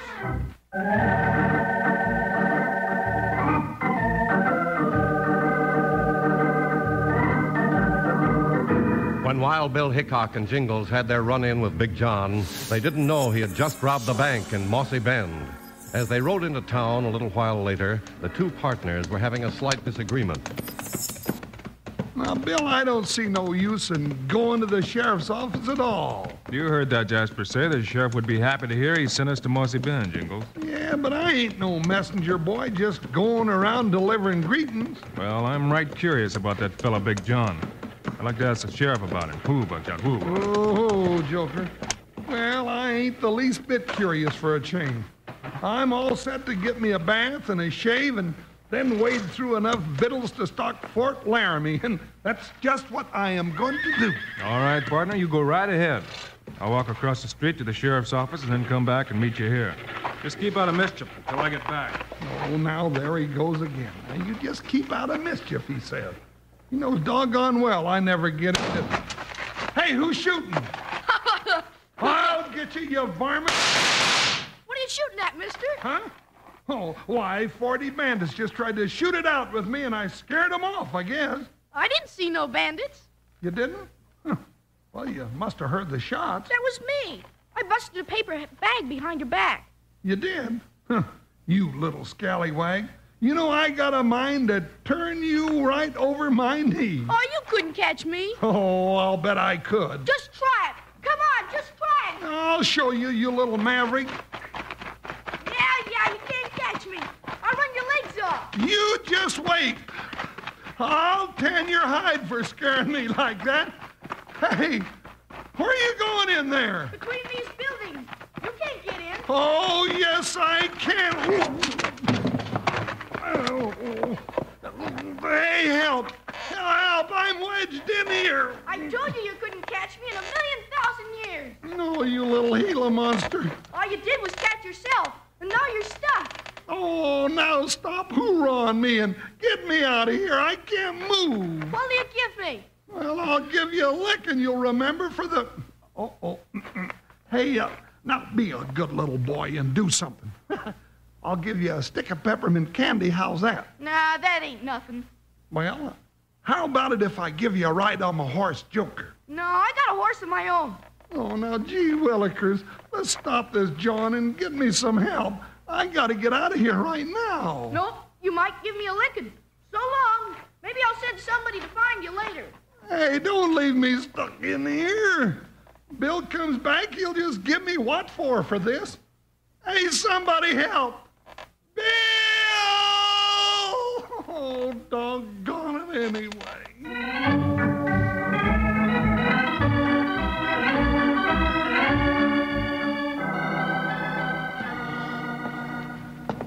You mean you saw that murdering, thieving Big John face to face and shot the gun out in his hand? That's right, Sheriff. Who is he? Who is he? Why, Dad Burnett Hickok, that's the lowest, meanest owl hoot west of the Mississippi River, and that's covering a lot of territory. Too bad I didn't get your message before I happened into him. It sure is. You could have brought him in just as easy as swatting flies. And that's what I was sending for you to help me do. Now, Dad blasted, he'll be holed up in that hideout of his'n, which is darn near impossible to get to. Well, Sheriff, you'll go for ya? You still figuring on sending for Wild Bill Hickok? No, I ain't, little Mike. Yeah, I figured you wouldn't. I ain't going to send for him because he's right here. Hair, hide, and all, in the flesh. Huh? Who? Hickok, you yapping little terrier. Open your eyes and look at him. Shake hands with him, if he's a mind to dirty his hands. Howdy, friend. Hickok, you here already? I just happened to be riding through this country. Well, now, ain't that a coincidence? Yeah, ain't it? And a big sack of bad luck for that bank-raiding bandit Big John. Well, I wish you both luck, gents. We'll be waiting for you to bring him in. Everybody will be glad to know you're here, Mr. Hickok. He didn't sound as happy about my being here as the words he was saying, Sheriff. That little sidewinder. He's always riding me. Just let something happen and little Mike's right there a-picking the bones. My bones, mostly. Well, you get yourself ready, Sheriff, and I'll go round up Jingles. We might as well get started after Big John before the word gets around that I'm here.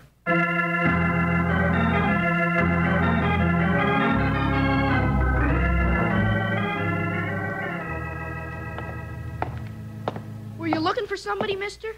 I sure am, Sonny. My name's Buddy. He's over there. Who is? The one that's lost. Hey, gee whiz.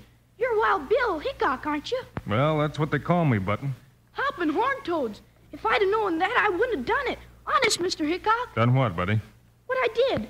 Come on, we gotta get him out. No, wait a minute. Slow down, youngster, and put it to me plain. Well, you're looking for a big fat guy with a voice like a sick burro what ain't ate for 4 days, ain't you? Yeah, I guess that fits my partner all right, but I'm in a hurry. Then bring that rope off your saddle and come on. All right. What's he gotten into this time, buddy?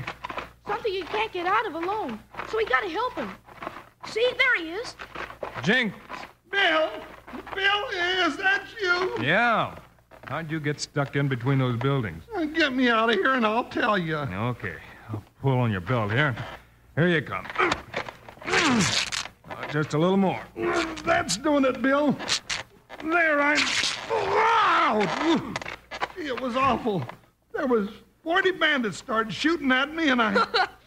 Oh, now you little sidewinder, I'm gonna get you. Now I begin to see. Gee whiz, Mr. Jingles. Can't we shake and be friends? No, sirree. Please? No. Jingles, I think it'd be healthier all around if you did. Sure, then you'd be safe from me. I don't pick on my friends. No, sirree. Jingles? Oh, all right. Well, shake. Put her there, kid. My name's Buddy Wilson. Now that I got you two together, I'm going to help you round up Big John. I heard that, Buddy, and you ain't going to do no such thing. Place for you is home. Now get. You wish you had me with you when the time Big John shoots you full of holes. No, you just take it easy, buddy. Your time's gonna come. You ready, Sheriff? Yep, sure am, Hickok. Me too. So long, buddy. Come on, let's ride. Hi, Buckshot, hi. Hey, get along there, Juniper. Jump, Joker. You heard what Bill said. Ho, ho, ho!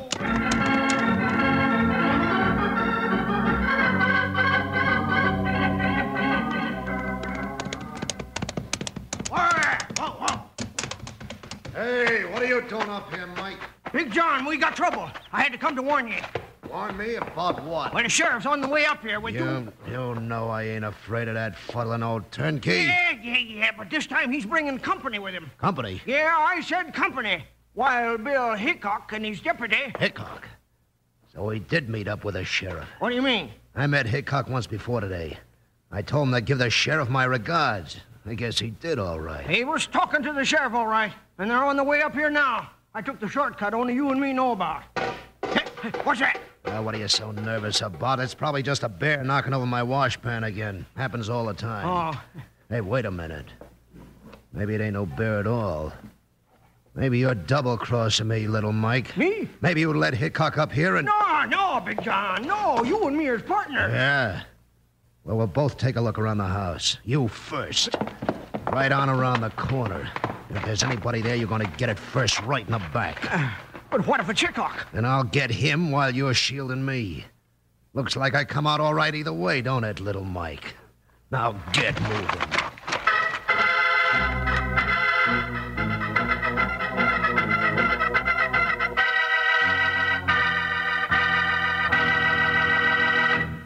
Partners, you know, out on the range, Wrangler's the fellow who has charge of the chuck wagon. He sees that there's always plenty of good eating around for all the ranch hands. Well, now, how about you being the Kellogg Sugar Corn Pops Wrangler at your ranch? Then, just like those good fellas out on the range, you can take over and make sure there's always plenty of these delicious new sugar corn pops on hand at your ranch. Yes, sirree, by jingo. And the way your family's gonna go for new Kellogg Sugar Corn Pops, out of the box like candy or out of the bowl with milk, you'll really have to keep an eye on the supply. So don't forget to load up big on those new bright yellow boxes of Kellogg Sugar Corn Pops with the pictures of Guy Madison and Andy Devine right on front. 'Cause everybody's gonna be diving into them. Yippee! Sugar Pops. They're sugar-coated, taste so sweet. Just pour on some milk. Boy, they're neat. Kellogg Sugar Corn Pops. Sugar Pops are tops.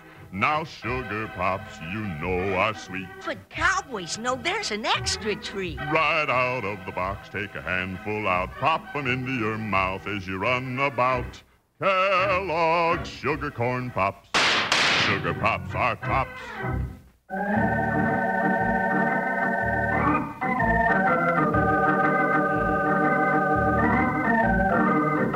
Big John, suddenly suspicious of his partner, Little Mike, forced Mike to walk ahead as they rounded the hideout cabin to investigate a strange noise. All right, go on around the corner. Now, wait, Big John, wait. If that's Hickok, he'll blast me. Now, ain't that just too bad? I'd sure miss you. Move. Get on around there, I'll blast you first. All right. Don't push me. Now, let's see who... John. Hey, what is it? Why, it's a kid. Hey, you... Let me go. Just settle down, you little monkey, and tell me what you're doing here. I was riding out and dropped by this way. Yeah, a likely story. He was spying on us for Hickok. I was not. How'd you get here? By the shortcut. Yeah, little Mike, you heard him. By the shortcut. And you and me was the only ones supposed to know that way. Oh, I've known about that for a long time. What? Maybe, John, maybe he told Hickok. Did you, kid? Did you tell Hickok and the sheriff? No, I wouldn't tell that old sheriff nothing. Well, that's just fine. That gives us just one trail to watch. Come on, in the cabin, kid. What are you going to do with me? We'll have to worry about that later. Right now, we're going to set up a little Gunsmoke welcome for Wild Bill Hickok and his friends. After we're rid of them, then we can take care of you.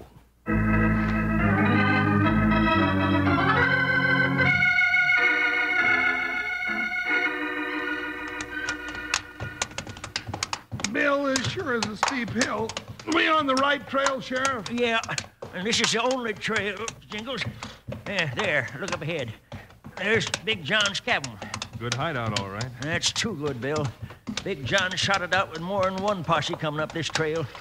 That's why I couldn't get nobody to come up here with me this time. Well, this is far enough. Move, Buckshot. Hold up there, Juniper girl. Hey, what you got in mind, Bill? You two go on foot up the trail straight to the cabin. When he starts shooting, take cover and keep him interested. Well, what are you going to do? I'm going to circle around and go at the cabin from the side. Oh. You wait a minute to give me a start, then move up. Surprise him, huh? I'll try to. You just keep him looking your way. And don't get where he can hit you. Oh, we won't, will we, Sheriff? Not by a long shot. Or a short shot, either. That's kind of funny, ain't it? No, I don't think so. I say funnier things than that all the time. Like what, for instance? Oh, like, well, for instance, what makes a chicken run across the road? Give up? Nope. I never give up. I'll figure it out. Doggone it, he started shooting. Get your head down, you'll get it shot off. Bill said keep Big John interested. Yeah, throw a few slugs at him. Darn it, he just missed my hat. Maybe he's too interested. Come on. Come on. Let's get closer to the cabin. We gotta help Bill all we can. Yeah. Wonder if he's getting a chance to sneak up on him from the side.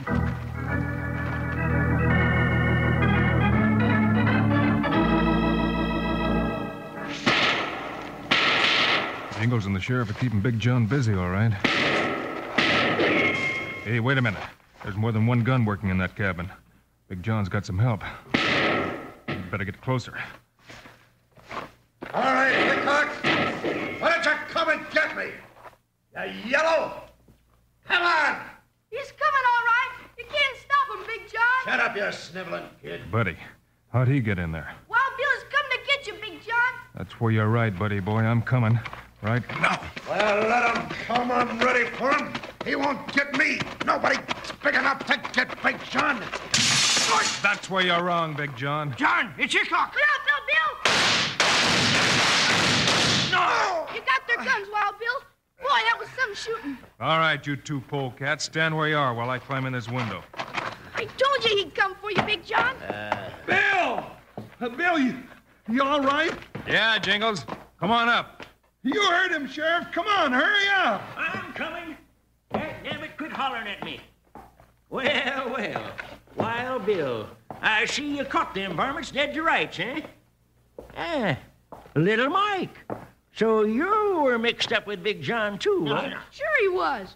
I could have told you that, Sheriff, but you didn't ask me. Buddy, what are you doing here? I just came along to help. And I reckon you did, too, buddy. All right, Sheriff, I guess you can pack those two off to jail. You can't take me to jail. I didn't do nothing. Oh, yes, you did. You brought him supplies and told him when there was going to be gold in the bank. I heard you. I'll cut your tongue out, you little sideway nut. No, I reckon you're through with that rough stuff for good, Mike. You and Big John are headed for jail. Well, Mr. Hickok, the whole town of Mossy Bend is going to be mighty grateful to you for rounding up them there polecats. No, now think nothing of it, Sheriff. We do it all the time. You said it, Jingles. There ain't nobody like Wild Bill. And Jingles. Oh, you couldn't even catch me. Want to try?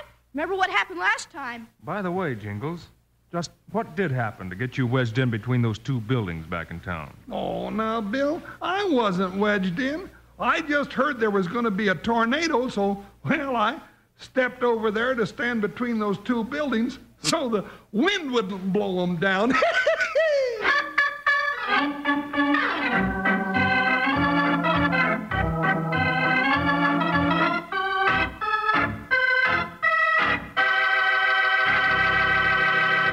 And now, here are the stars of Wild Bill Hickok, Guy Madison and Andy Devine. That's our Wild Bill Hickok story for today, folks. We'll be back on Friday with another one. Right, Andy? You bet, Guy, and it's a corker, too. All about road agents attacked in a stagecoach guarded by Wild Bill and Jingles. Don't miss it, kids. It's called Death at Sunset Trail. Meanwhile, Andy and I hope you'll remember to get Kellogg's Sugar Corn Pops. Right. It's a great new cereal with the sweetening already on it. You bet it is. Andy and I think Kellogg's Sugar Corn Pops are great. So long. See you Friday.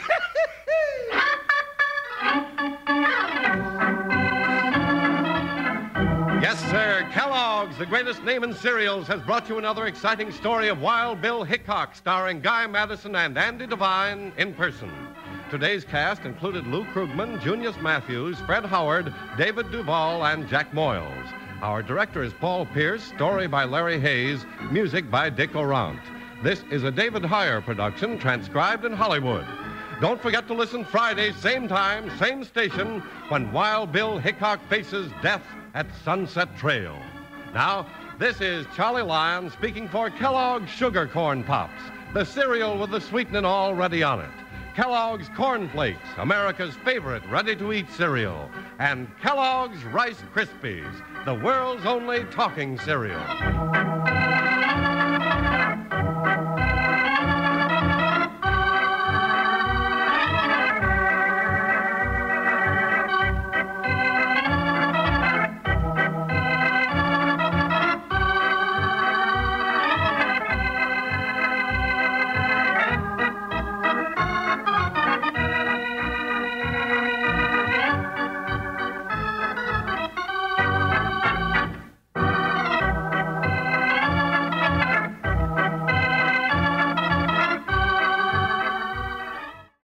You are listening to Golden Age Radio, rumble.com/C/GAR. Brought to you by G3PL.com.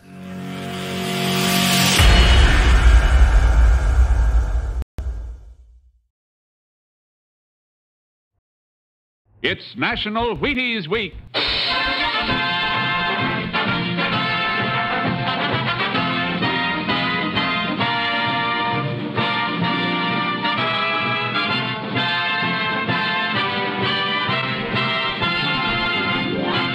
Yes, it's National Wheaties Week, and Wheaties present Joel McRae in Tales of the Texas Rangers. On stage tonight, transcribed from Hollywood, another in the Wheaties' big parade of exciting half-hour presentations.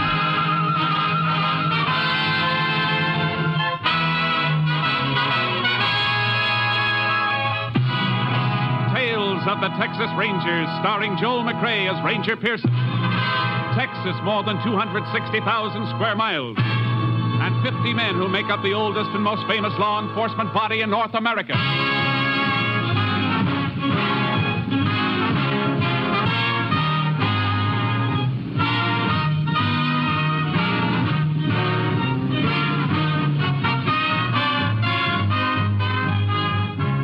And now, from the files of the Texas Rangers come these stories based on fact. Only names, dates, and places are fictitious for obvious reasons. The events themselves are a matter of record.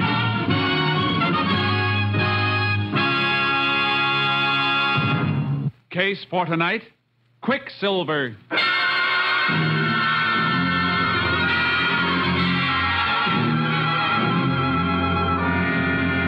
At 11:30 on the night of May 22nd, 1947, the Stockholm Ranch, located in the middle of Carson County, Texas, was darkened for the night when the occupants were awakened by the barking of a dog.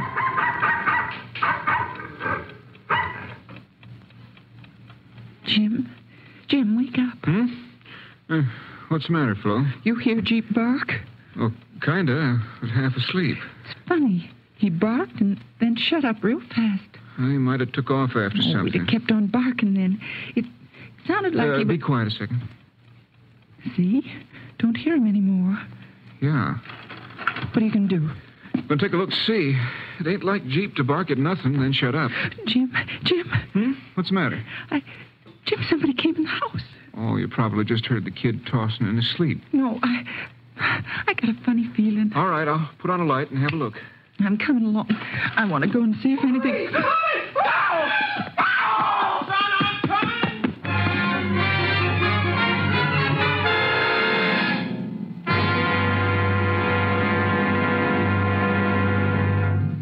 It's National Wheaties Week. Time to buy Wheaties, eat Wheaties, buy more Wheaties, eat more Wheaties. Time to join America in a brighter morning. Sure, it's National Wheaties Week. Everybody's eating them. You have some, too. Have them for fun. Have them for flavor. Have them for feeling good and working good and looking good. Have Wheaties for any reason at all, but get them. Whole wheat, crisp whole wheat, golden whole wheat. There's a whole kernel of wheat in every Wheaties flake. You try them. See how Wheaties at 7 can help at 11. It's National Wheaties Week.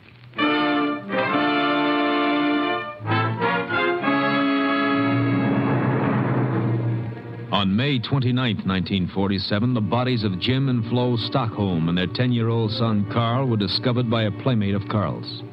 Sheriff Lockins notified the Texas Rangers, and Ranger Jace Pearson was assigned to the case.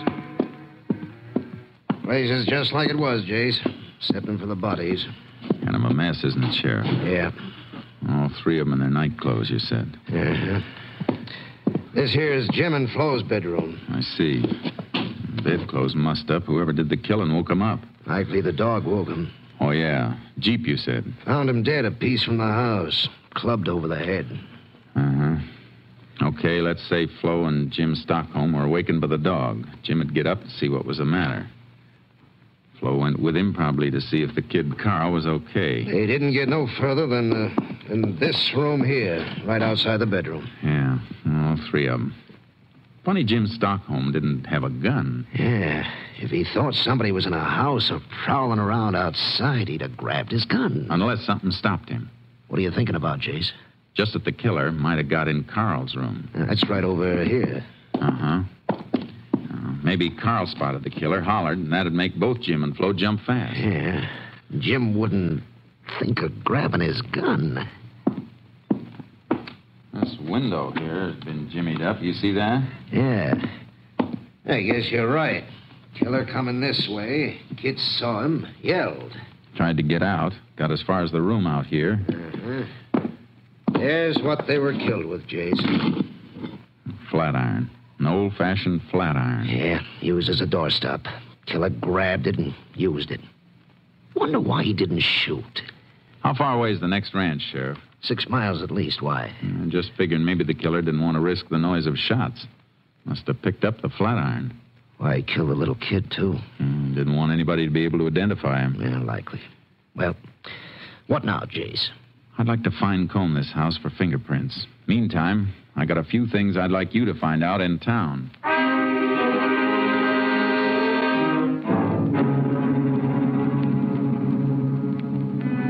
There were no fingerprints anywhere, except those we knew were of the murdered people. The motive for the crime was robbery. Jim Stockholm kept fairly large sums of money on hand to pay cash for whatever he bought. We didn't find a penny in the house. The whole thing looked hopeless, like the sheriff said when he came back to the Stockholm ranch.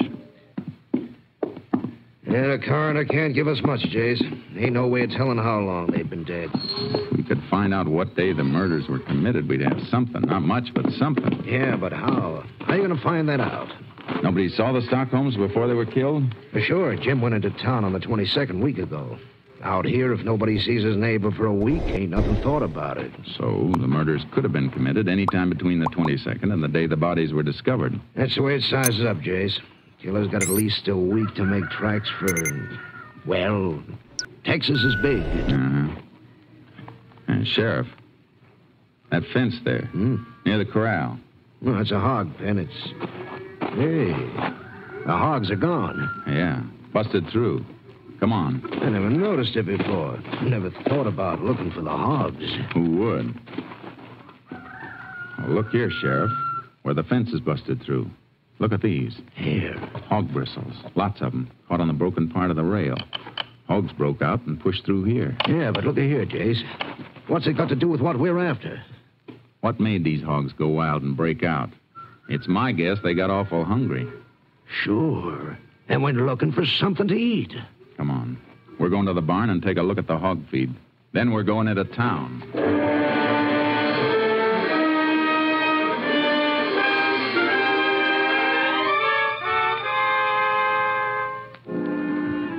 We found 3 sacks of hog feed in the barn. 2 of them were full, unopened. The third had just about enough mash taken out for 1 feeding. Sheriff Larkins and I went into town. Then the sheriff asked a few questions I wanted answered, and I checked at the feed store. Sure, Jim Stockholm bought all his feed in here, Ranger. You remember when he was in last, ma'am? Bet I do. It's the last time anybody saw him. The 22nd? That's it. What'd he buy? 3 sacks of hog mash. Yeah, got all the information you wanted, Jace. Thanks, Sheriff. Now, ma'am, is there anything else you can remember about that day? Stockholm seemed troubled or anything? No, just stopped in for a minute. All he said was he had to get back with the mash. He was all out. Are you sure of that? Just as sure as I'm standing here. And you're sure it was the 22nd? I can make it real sure, Ranger. Got all my sales in this book. Let's see. 25th. 25th. Yeah, here it is. 22nd. 3 sacks of hog mash to Jim Stockholm. Thank you, ma'am. Let's go, Sheriff. You're sure welcome, Ranger. You helped a lot. What have you got, Jace? The Stockholms were killed on the 22nd. How do you know? Jim Stockholm bought these 3 sacks of feed on the 22nd. He said he was all out at the ranch. He had to get home and feed the hogs. We found 2 of the bags unopened. Yeah, and the third with only about enough mash out of it to give the hogs 1 meal. Which means he fed the hogs on the 22nd, but he didn't the next day or the next. Because he was dead. That's it. Now, we got a lot of checking to do, and it's all going to hinge around the 22nd.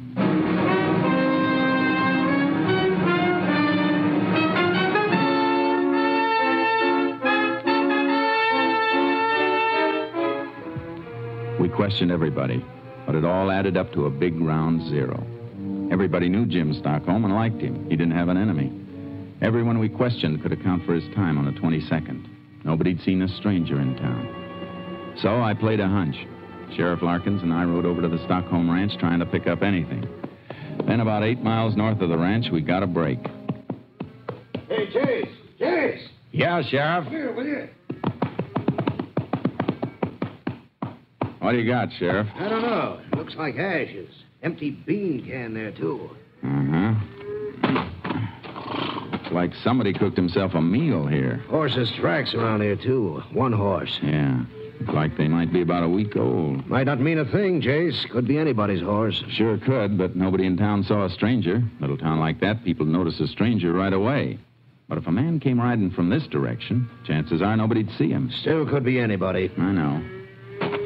Well, I'm going to take a real close look. Okay, I'll cover this part. Good. Sheriff, come here. Get something? I think so. Look. Tied his horse to this mesquite. See? The horse stood here, a piece of mesquite broken off. Oh, and here's something else.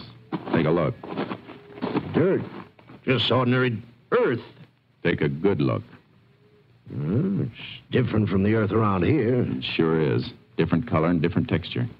Sheriff, I got a hunch this dirt scraped off a boot when he got back in the saddle. Scraped off by a stirrup. Yeah, here's a bigger hunk of it. Yeah, reddish color. You ever see dirt like this around here? No. That hunk's got a funny shape. Packed in against the instep of a boot, it'd take this shape. You had any rain around here lately? Dry as a bone. There's only one way earth packs up in an instep, if it's wet. The man who left this couldn't have come far. Come on. Let's see if we can find a couple of his footprints.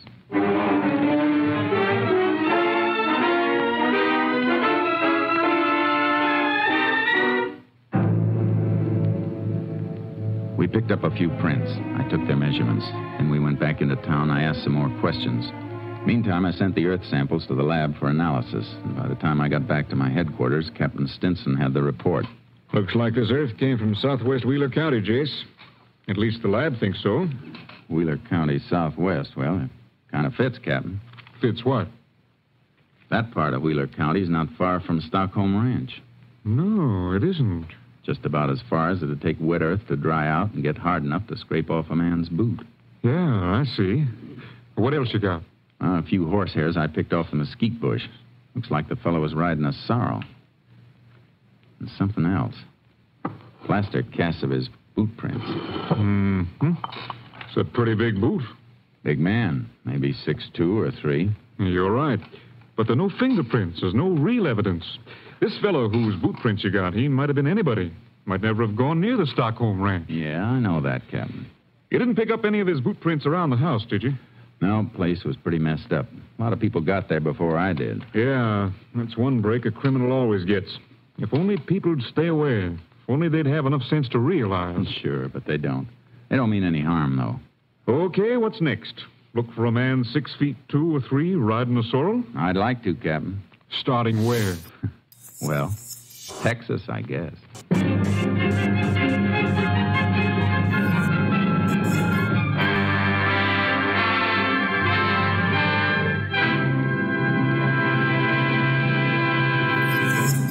It's National Wheaties Week. Yup. And in celebration of National Wheaties Week, when everybody eats Wheaties, even trombone players, here's that well-known radio musician, Abe Lincoln.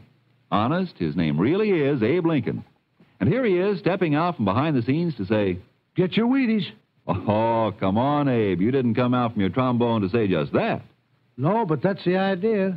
Folks, the Wheaties Big Parade has been bringing you some pretty solid entertainment this summer. I can say it because I've worked along with all the other fellows helping put this entertainment on the air. And now it's National Wheaties Week, and we hope that every one of you who's enjoyed these programs will go out and get your Wheaties. The backstage folks like me, the people whose voices you usually never hear, we'd sure like it if we thought you'd enjoy our programs enough to go out and get some Wheaties. If you like the Texas Rangers, buy a box of Wheaties on Monday, will you? Thanks, and good night, Abe. Remember, it's National Wheaties Week.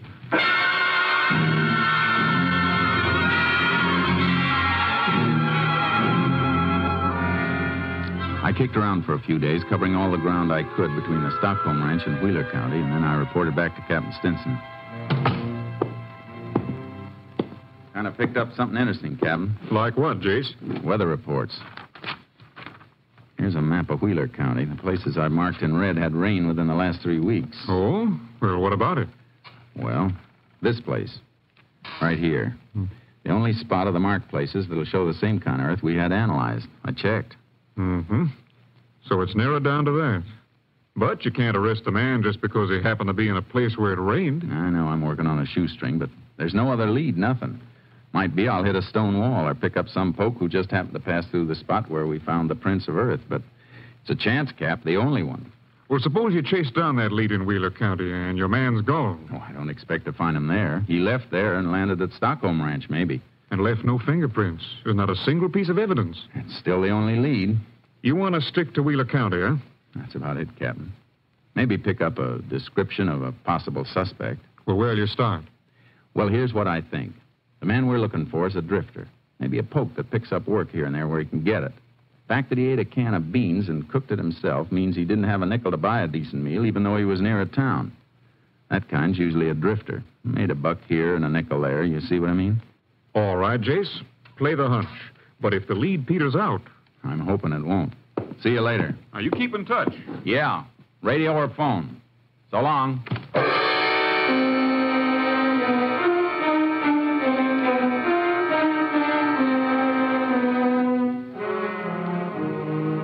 A little while later, I was in Wheeler County, Southwest. I checked one ranch after another, some big, some small. What I wanted to know was, had anyone seen a man about 6'2" or 3, a man who owned a sorrel and didn't have steady work? I once read where a man found a needle in a haystack. Did it on a bet. Well, my needle could be in any haystack. Then on the Claude Edwards Ranch near Ramsdell, I ran into something. Sure, I remember a poke about like that, Ranger. Big fella. Had himself a sorrel. Did he work for you, Mr. Edwards? Couple of days. Drifted in looking for something to do. I don't usually have work for more than my own hand, but this fella come in just about when I needed somebody else, and... What was his name? Orwell. Yeah, that was it, Orwell. Now, when was he here? Oh, let me see now. That'd be around the 19th, 20th. And when did he leave?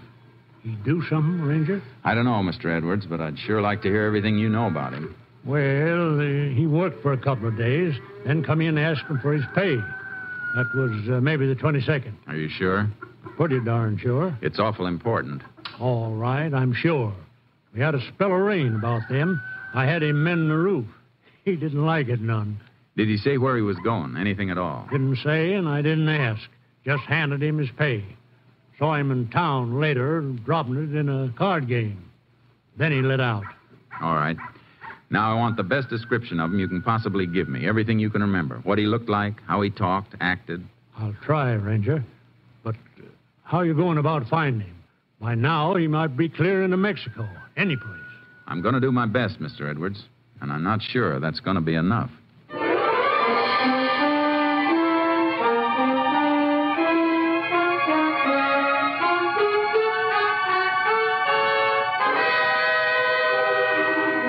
I got a description of Orwell. 6'2", dark hair, rode a sorrel, tight-lipped, not too easy to get along with, black mustache. Funny how little that people notice things unless it's something they really want to see. What description we had was sent out. 50 false leads came through, 100. But every once in a while, one came through that matched something else. Captain Stinson and I talked it over. Well, maybe it is something, Jace.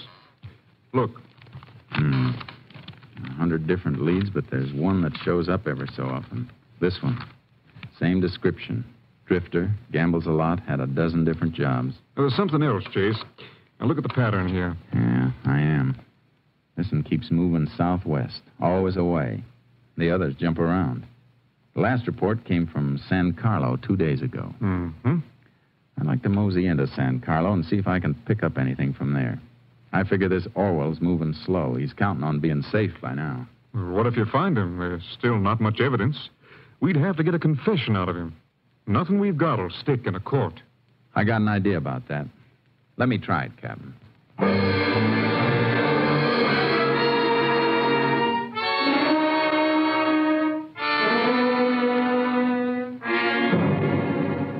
San Carlo, I picked up a few more scraps about Orwell. From what I'd learned, I tried to think like the man I was trailing. Tried to figure out his next move. He gambled a lot, so every town I hit, I asked questions, went to ranches, and asked about poker games and crap games. Orwell was like Quicksilver. Yeah, he was here. Left. He was there. Left after picking up a few dollars. But the pattern stayed the same. Always moving southwest. Then on the McMallet Ranch near the New Mexico border. Orwell? You say Orwell, Ranger? That's the name. He's riding a sorrel horse. Well, I don't like to say for sure, but I took on a fella named Orwell, and he did come in riding a sorrel.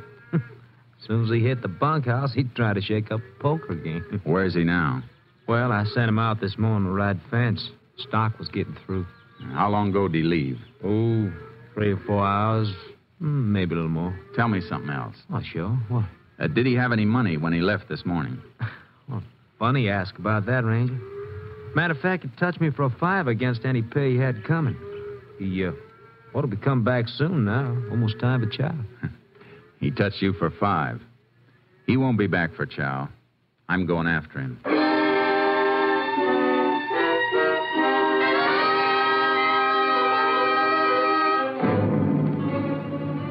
I followed the fence rider's trail. It was well into the afternoon when I spotted a rider up ahead. I took off my badge and stuck it in my pocket, put my guns in my waistband under my jacket, and caught up with him.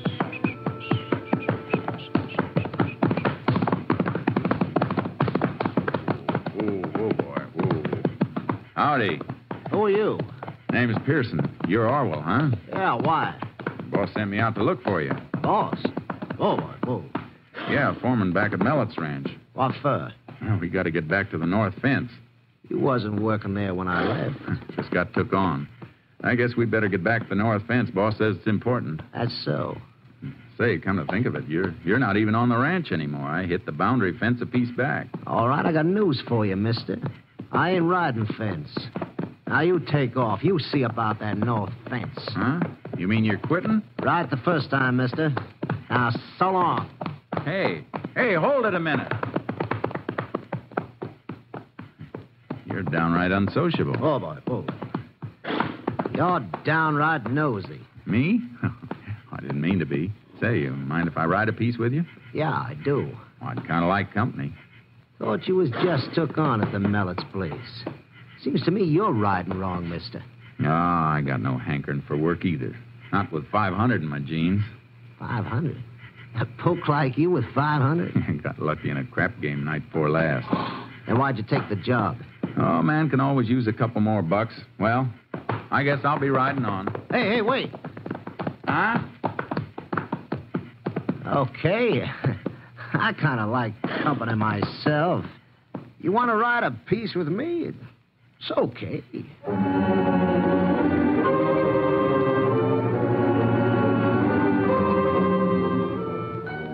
We rode on the rest of the day, and I found out Orwell was planning to head into Mexico.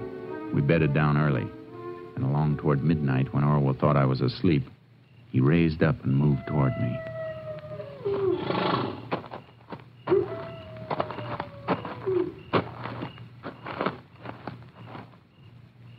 Hey, Pearson. Pearson, you sleeping?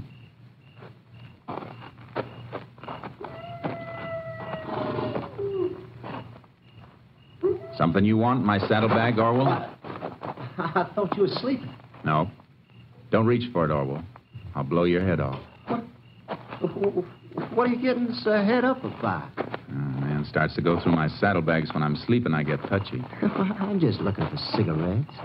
No need for that gun. Yeah? Sure. Wasn't looking for 500, were you? You call me a crook? You name it, Orwell. You are touchy. Oh, okay. Put that gun away, Pearson. You're acting like a kid. I tell you, I was just looking for cigarettes.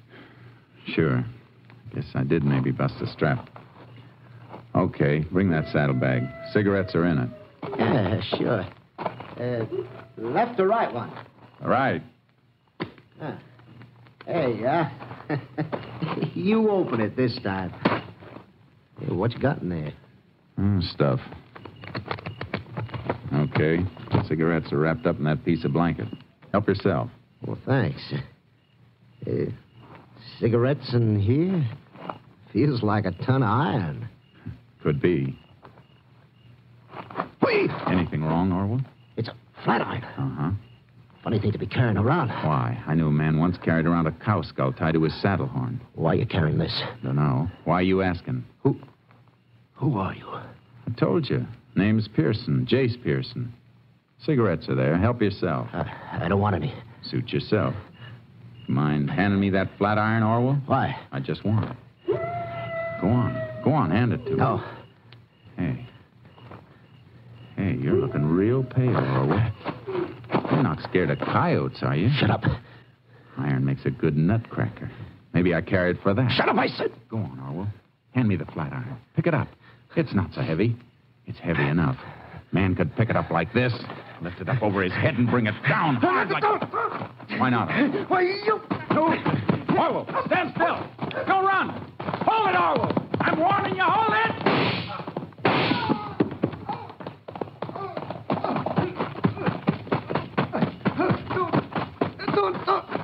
Don't shoot again. Unless I have to. Who are you? Pearson. Texas Rangers. Figured I'd get caught up with... Guess we better start going, Orwell. You're not hurt too bad. Shooting by moonlight kind of spoils a man's aim. Come on, let's go.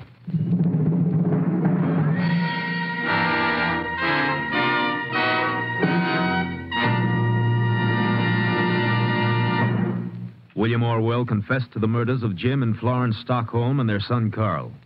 On July 15th, 1947, Orwell was convicted. His sentence, death in the electric chair.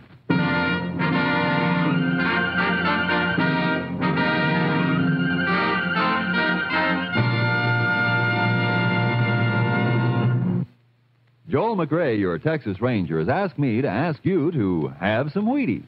Yes, have some Wheaties because it's National Wheaties Week. The week when everybody goes out and buys a box and enjoys a dish of America's famous whole wheat flakes. Start early in National Wheaties Week so you'll have time to buy them and eat them and buy some more and eat some more. Wheaties, that is. And while you're enjoying them, partner, you're getting wide-awake energy, whole wheat energy. There's a whole kernel of wheat in every Wheaties flake. Begin a better breakfast with Wheaties and see if you don't find yourself striding high, wide, and handsome right through the morning.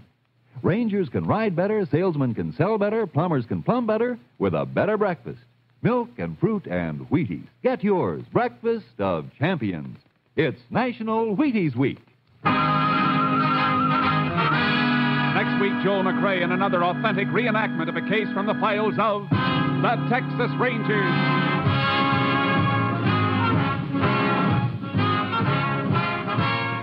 Joel McRae will soon be seen starring in the MGM production Stars in My Crown. Tonight's cast included Tony Barrett, D.J. Thompson, Byron Kane, Lou Krugman, and Russell Simpson. This story was transcribed and adapted by Russell Hughes, and the program was produced and directed by Stacy Keach. Hal Gibney speaking. And this is the Wheaties man, Frank Martin, inviting you to listen on Tuesday night to the Penny Singleton Show on the Wheaties Big Parade. See you then. Remember, it's National Wheaties Week. Come on, everybody, to the Wheaties party. Eat a lot of Wheaties like the champions do. Dance together, cheek to cheek. This is National Wheaties Week. Eat a lot of Wheaties like the champions do. Wheaties, a breakfast of champions. Tomorrow, Sigmund Romberg conducts the Summer Symphony on NBC. You are listening to Golden Age Radio, rumble.com/C/GAR. Brought to you by G3PL.com.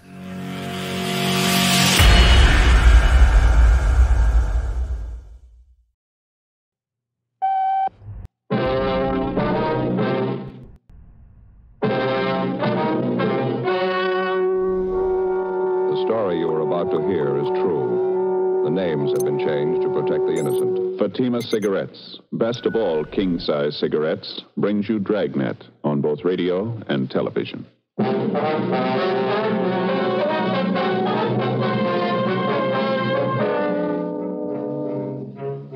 You're a detective sergeant. You're assigned a homicide detail. A woman reports the disappearance of her 30-year-old brother. He's been missing for only 2 days, but the manner of his disappearance was sudden, out of the ordinary. Your job? Investigate. Fatima, America's first largest-selling blended cigarette. Fatima, now best of all king-size cigarettes. Prove it yourself today. Compare Fatima with the king-size cigarette you're now smoking. 1. Fatima's length filters the smoke 85 millimeters for your protection. 2. Fatima's length cools the smoke for your protection. 3. Fatima's length gives you those extra puffs, 21% longer than standard cigarette size. And in Fatima, you get an extra mild and soothing smoke, plus the added protection of Fatima quality. Definitely the best quality in its class, but the same price as the cigarette you're now smoking. Buy Fatima in the bright sunny yellow pack. Best of all king-size cigarettes.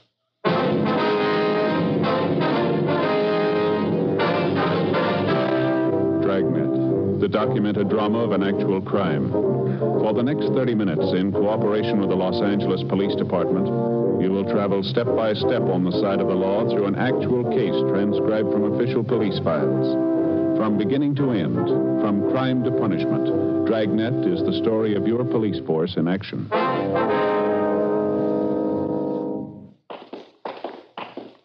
It was Wednesday, November 14th. It was overcast in Los Angeles. We were working the day watch out of homicide detail. My partner's Ed Jacobs. The boss is Captain Lorman. My name's Friday. We were on the way out from the office, and it was 8:56 a.m. when we got to the S&H Paper Company on 4th Street, the rear entrance. Where do we find her, Joe? Upstairs? No, main floor. She told me we'd find her in the timekeeper's office. She said it was near the back door entrance. We couldn't miss it. Let's give a look down the corridor, huh? Maybe one of the workers can tell us. Yeah, right. Looks like some kind of an office there, doesn't it? Just beyond the time clock? Let's see. Paymaster, head timekeeper. Yeah, that's it. The door's locked, Ed. You want to rap on the pay window? Yeah. Yes? Police officers, ma'am. We have an appointment with Miss Edith Tabor. Oh, yes, officers. I'm Edith Tabor. Just a moment, please. I'll ring the buzzer. Just push on the door. All right, thank you, ma'am. Go ahead, Ed. All right. Are you the one I talked to on the phone, Sergeant Friday? Yes, ma'am, that's right. This is my partner, Sergeant Jacobs. How do you do? This is about your brother, Miss Tabor. Ralph Tabor, is that right? Yes, that's right. I know there must be something wrong. Ralph's been gone since Sunday. No one's seen him. No one's heard from him. I'm worried sick about it. Last time you saw him was on Sunday? No, I didn't actually see him. I talked to him on the phone.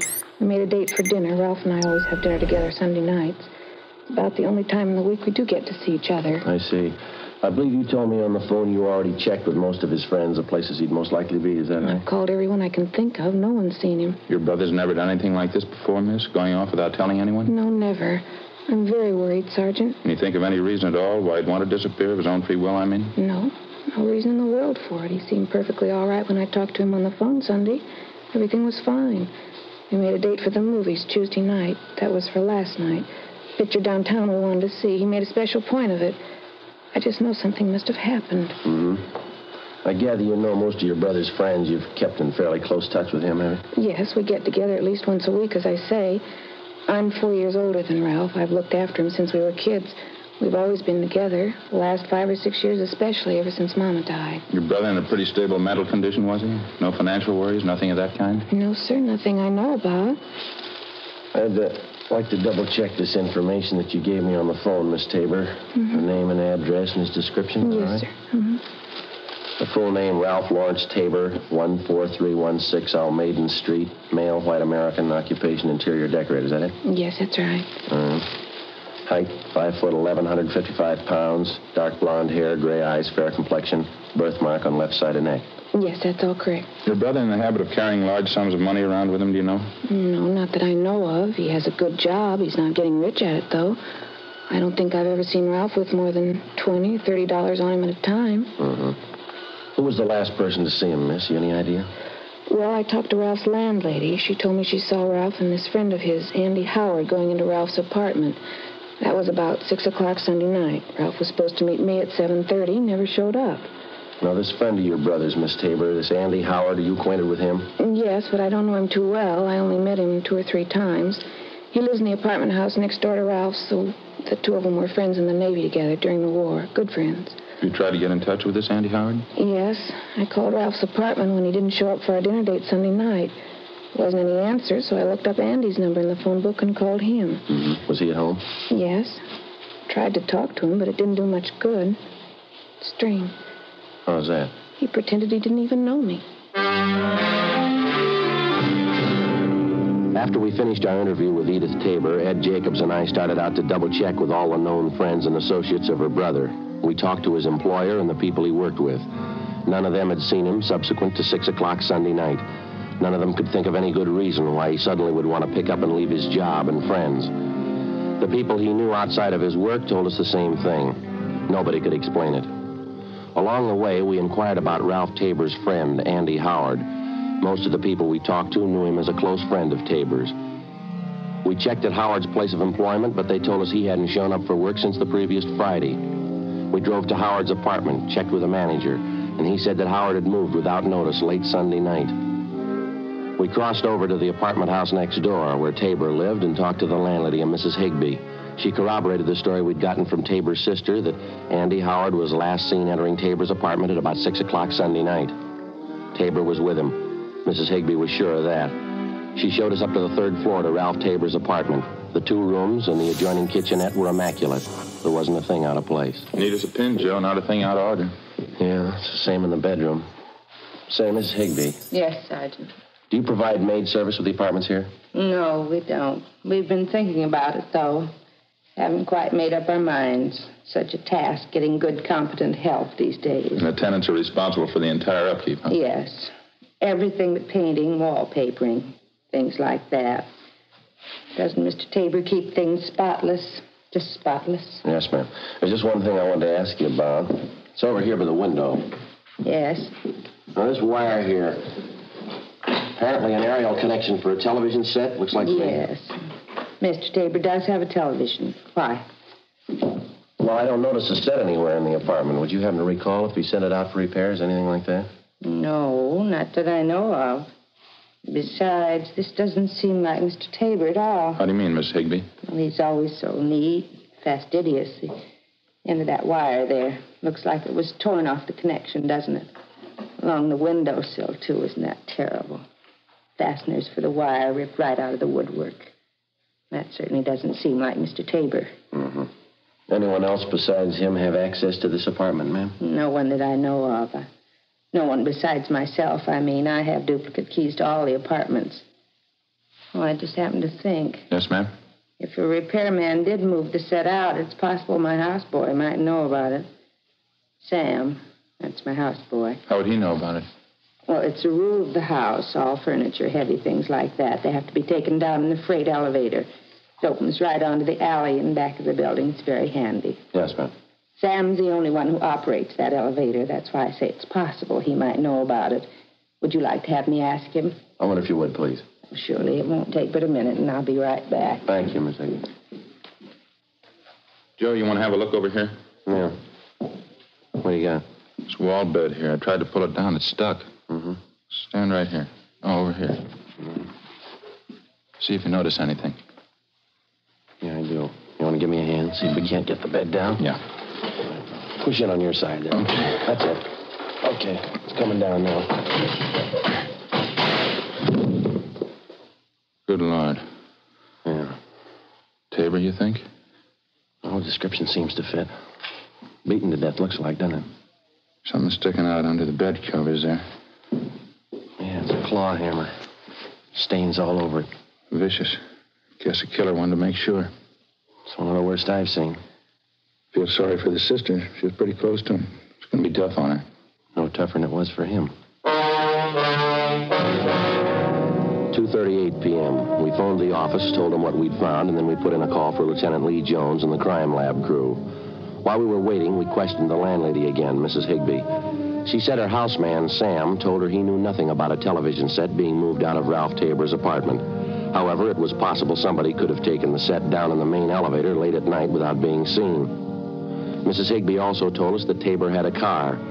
We checked the apartment garage, but it was gone. All Mrs. Higbee could tell us was that it was a late model car and that Tabor often loaned it to his friend, Andy Howard. Sergeants Al Shambra and Joe LaMonica from Homicide arrived, and together the four of us interviewed the employees and the tenants in the apartment building. They gave us little or nothing at all.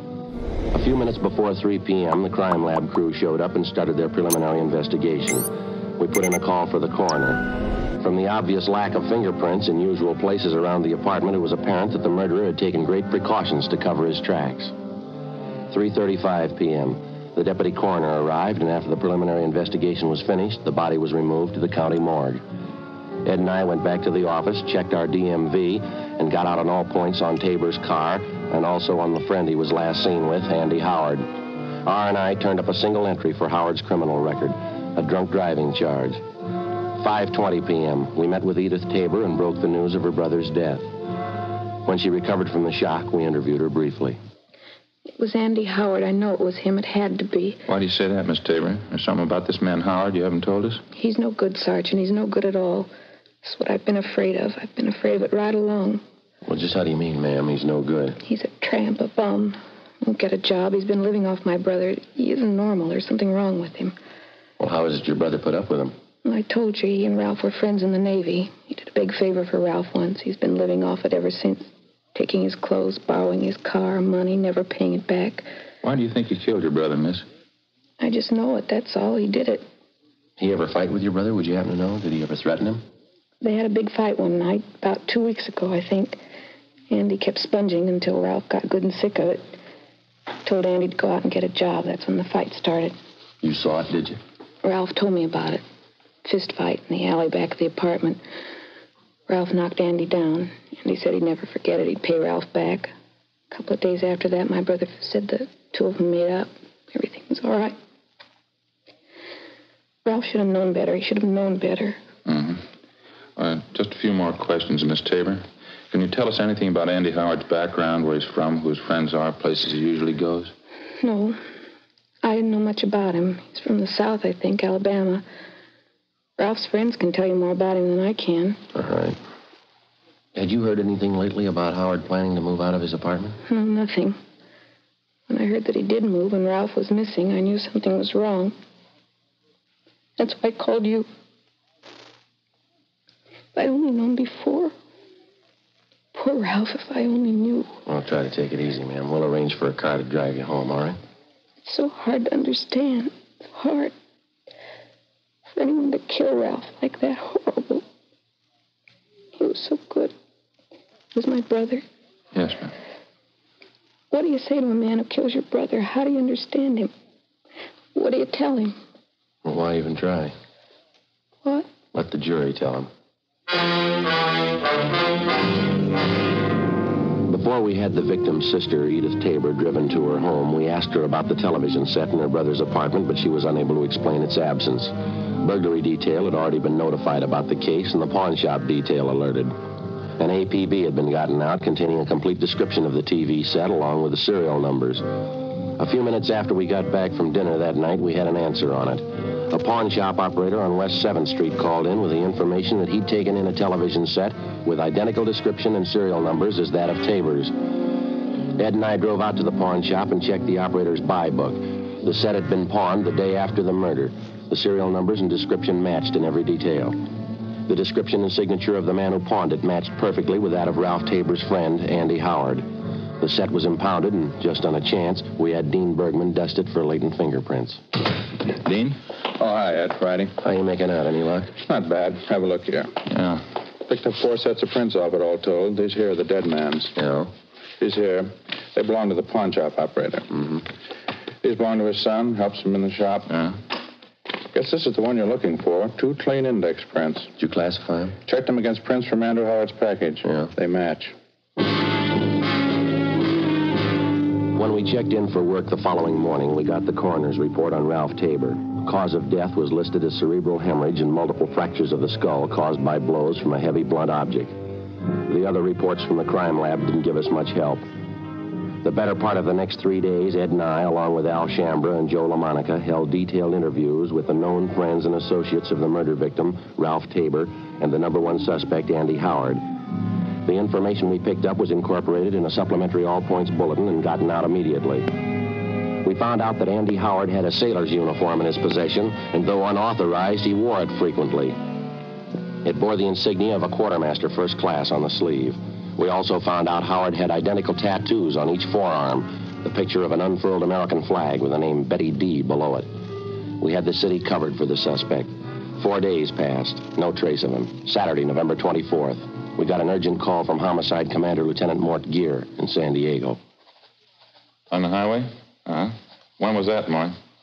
I see. Hey, Joe, you got a pencil there? Yeah, here you go. Thanks. Hey, Mort, he's pretty sure, huh? Well, yeah, it seems to tie in all right. How's that? Well, I don't know for sure. We'll check with Captain Lorman right now and let you know. Yeah, thanks, Mark. Goodbye. Good break. What do you have to say? One of their traffic men down there, a fellow by the name of Jack Ladd, stopped a car on the highway going out of town speeding. Yeah.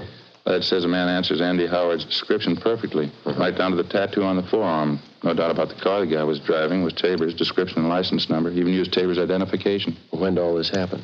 The day after the murder. They'd have held the man, but they didn't have the information at the time. That's a bum break. Which way was Howard going, did they tell you? Yeah, into town. They figure he's still there someplace. How do you mean? Found the car an hour ago, abandoned. 10 minutes after the phone call from San Diego, Captain Lorman checked back in at the office, and Ed and I met with him. We told him about the information San Diego had phoned in, and he gave Ed and I an immediate okay for the trip south. We went down to the garage, picked up a car, and 6 hours later, we checked in with Sergeant Russ Ormsby, San Diego Homicide. What's this, another fishing trip, or are we doing business this time? Afraid it's all business, Russ. The Andy Howard thing. Mort Gear around? No, I won't be back till later.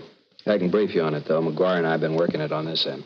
Well, how about Tabor's car? You still got it staked out? Yeah, no nibbles yet. What do you figure? If nothing happens, pull it in tomorrow, process it for prints? Yeah. We've had something warmer than that since Mort Gear called you. It looks pretty good. Yeah, what do you got? Only came up with it a couple of hours ago. Field interrogation card. Made out last night, west end of town. Beat officer by the name of Driscoll questioned a man and a girl parked in a car out that way last night. There's a description on the man. Thanks, Russ. Yeah, fits Howard all the way, Ed, here. See? Couldn't get much closer. We checked out the car they were in. Belongs to the girl. Yeah. Look here, Ed. He's still using Tabor's identification. Yeah. All right, where's it go from here, Russ? You got this Andy Howard spotted? No. Beat man Driscoll, he didn't know the guy from Adam. Yeah, well, where's that leave us? The girl Howard was with. Driscoll knew her. We contacted the beat officer, Driscoll.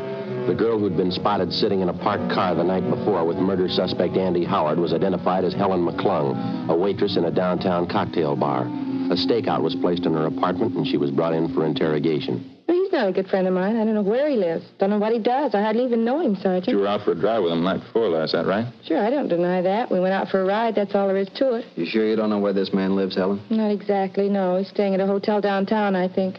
We went for a ride, and I dropped him off at the bus line. That's all there was to it. Do you expect to see him again? You have any dates with him in the next couple of days? No. To tell you the truth, I thought I had a date. Didn't work out.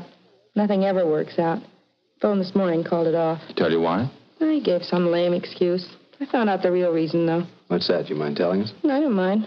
Got a date with my girlfriend instead. Claire Peterson. Burned me up a little, but I don't mind. Well, where's your girlfriend live, Helen? You mean Claire?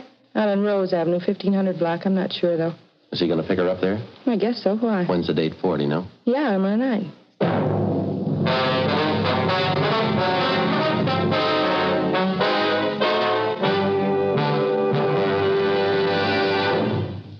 You are listening to Dragnet, authentic stories of your police force in action. Compare Fatima with your present king-size cigarette. Yes, compare Fatima with the king-size cigarette you are now smoking. 1. Fatima's length filters the smoke 85 millimeters for your protection. 2. Fatima's length cools the smoke for your protection. 3.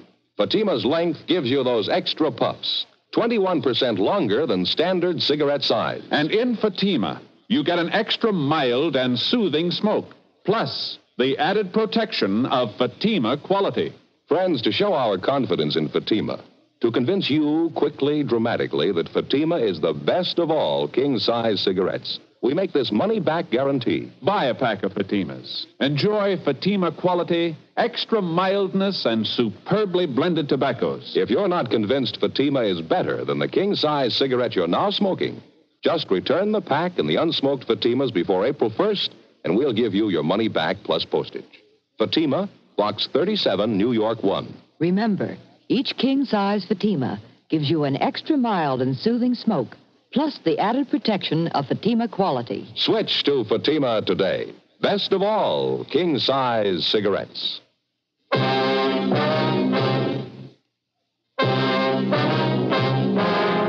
Monday, November 26th, 10 a.m. After checking her name through San Diego R&I, we finally located the address of the girl Claire Peterson, who was supposed to have a date with our murder suspect, Andy Howard, that night. She lived in a small apartment house in the southeast end of town. The manager told us that she'd already left for work. We ran it down.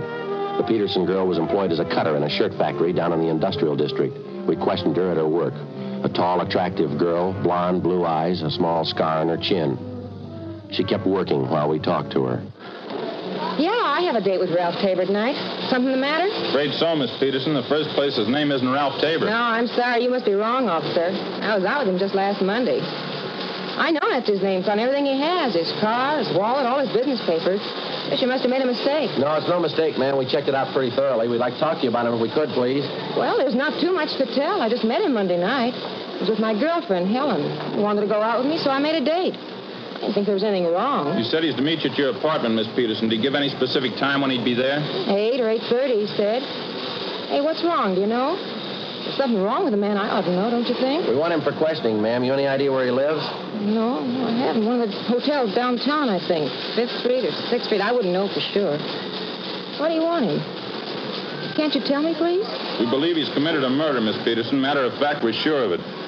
What do you want me to do? If he calls up before your date tonight, don't do anything to discourage him. Tell him to meet you. If he wants to postpone the date, try and make him come tonight. If you can't do that, try and find out where he's staying. Don't let him know we talked to you. Well, all right, I can try. You'll be there when he comes to my apartment, I mean. Yes, ma'am, we'll be there. You'll be protected all the way. Well, what do you do? Ma'am? What do you do? You say he's a murderer. He must be desperate. What do you do? How'll you arrest him? It's his choice, ma'am, any way he wants it. As soon as we left the plant where the Peterson girl worked, we called Sergeant Tony McGuire at San Diego Homicide Detail, and he made arrangements for an immediate stakeout at the girl's apartment. At 7 p.m., Ed and I, along with Russ Ormsby and Tony McGuire, drove out to supplement the men on stakeout at the girl's apartment.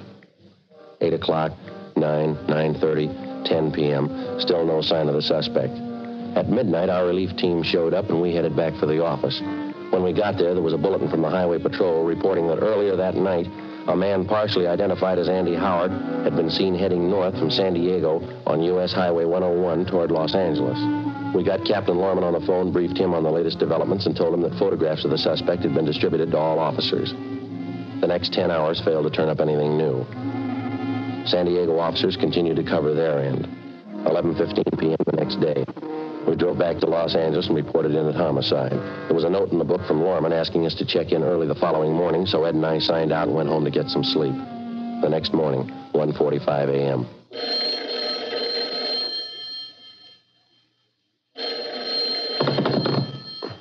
Hello, Friday talking. Sorry to wake you up, Friday. This is Hawkins down at the business office. Oh, yeah, Hawkins. What do you got? Beat officer out in Wilshire called in 2 or 3 minutes ago. He figures he has your murder suspect for you, Andy Howard. Bring him in now. Well, what about identification? He checked that over? No identification. He's wearing a sailor's uniform. What about insignia, his rating? Quartermaster first class.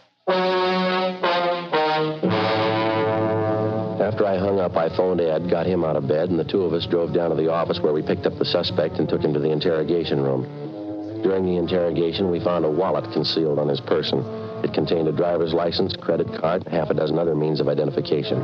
All of them were made out to Ralph Tabor. After an hour of questioning, he'd still admit nothing. He sat hunched over in his chair, tearing an old envelope into small pieces and dropping them on the floor in front of him. This'll make the 10th time I told you. I don't know what happened to Ralph. I didn't take his car or his television set. I didn't leave the city. I wasn't in San Diego last week. Now, if you don't believe me, you prove I'm lying. We didn't pull you in on the guess, Andy. We'll prove it. You mind telling me how? We got 3 people on their way in here right now. Ralph Tabor's sister, his landlady, a man by the name of Sims, pawn shop dealer. Mean anything to you? My word against theirs. 3-1, mister. I got the odds in their favor. Look, why don't we straighten this out once and for all? You think I killed my friend Ralph. Why? Explain it to me. Why should I kill him? Look, I wouldn't know, Andy. Maybe you'd like to tell us. His sister says he was pretty good to you. She was good to me. I guess she didn't tell you what I did for him overseas when we were in the Navy together. No, she didn't tell us. She wouldn't. Stupid women. I haven't found one of them worth anything. Frustrated. She needs a husband. That's her trouble. She claims her brother was paying the bills for you, Andy. He gave you clothes, money, his car. She says you were living off of him. Lousy woman. That's all the thanks I get for all I did for Ralph. I borrowed a few dollars, yeah. That's all. Kept throwing it up to me, him and his sister, after all I did for him. What are you trying to say, Andy? Could have been different, Ralph and me. What do you want me to say? Did you kill him? Did you kill him, Andy? You can't explain it that way. It's not as simple as that. Didn't? No, it's all mixed up together. It's complicated. It's not simple at all. I mean, with your best friend especially. It's more of a mistake. I mean, morally, I didn't mean to kill him. I just did. It's a mistake. Terrible mistake. You want to give us a statement, Howard? The stenographer will take it down. Oh, yeah, all right, in a minute. Just want to make sure you understand. I mean about Ralph. And all I did for him. Yeah. No gratitude at all. You blame me? I mean, after all I did for him, you blame me? Well, you should have remembered, Andy, about gratitude. Yeah? Doesn't mean much when you have to ask for it.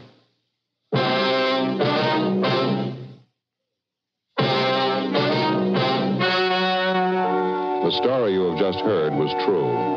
The names were changed to protect the innocent. On February 4th, trial was held in Superior Court, Department 89, City and County of Los Angeles, State of California. In a moment, the results of that trial. And now, here is our star, Jack Webb. Thank you, George Fenneman. Friends, you've been listening to Dragnet for the past 28 minutes. Now, it'll take you less than 28 seconds to prove that Fatima is the best of all king-size cigarettes.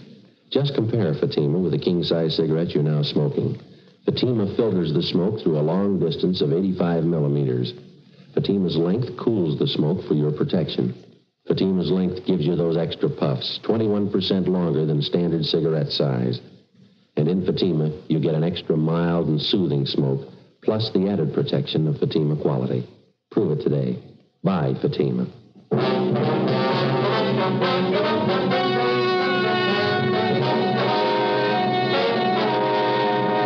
Andrew Thomas Howard was tried and convicted of murder in the second degree. He is now serving his term in the state penitentiary, San Quentin, California. Second-degree murder is punishable by imprisonment from 5 years to life. Ladies and gentlemen, right now, inflation is America's #1 menace on the home front. It's the one enemy that can lick America. We can help prevent this by working harder, working better. The fight against inflation will succeed only if all of us get behind it.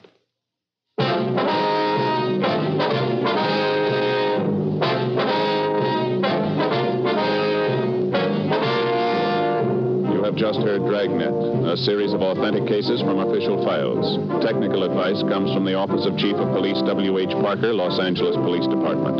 Heard tonight were Barney Phillips, Joyce McCluskey, and Virginia Gregg. Script by Jim Moser. Music by Walter Schumann. Hal Gibney speaking. Fatima Cigarettes, best of all king-size cigarettes, has brought you Dragnet, transcribed from Los Angeles.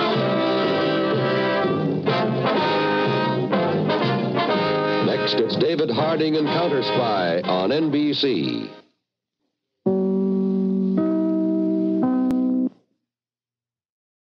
You are listening to Golden Age Radio, rumble.com/C/GAR. Brought to you by G3PL.com.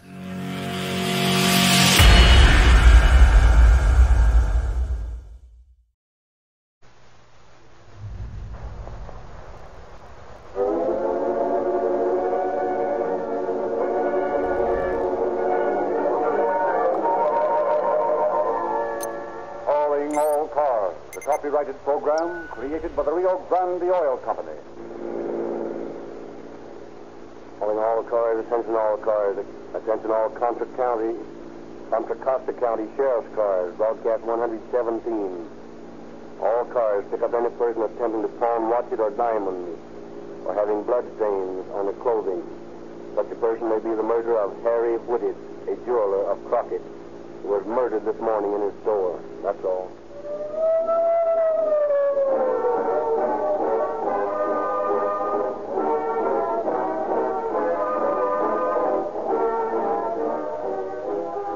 Tonight's true crime drama starts in Northern California, where two of the largest cities, Oakland and Berkeley, specify that all police, fire, and emergency cars must use Rio Grande cracked gasoline exclusively. The play ends in Phoenix, Arizona, where all sheriff's cars of Maricopa County are also powered by Rio Grande cracked gasoline. In fact, everywhere it is sold, Rio Grande cracked gasoline powers more police and emergency cars than any other brand. Leading cities specify Rio Grande because their tests have proved that the exclusive passive cracking process makes the liveliest, fastest, and most powerful gasoline.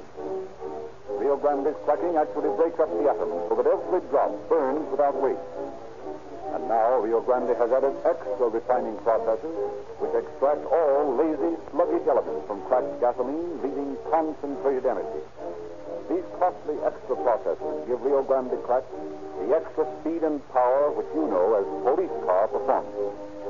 Although it costs us more per gallon to make this finer gasoline, it costs you no more.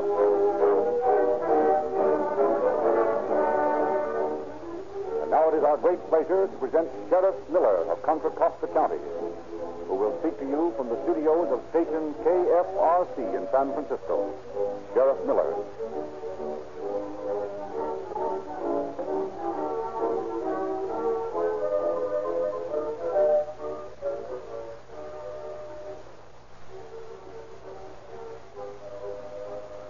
Good evening, ladies and gentlemen.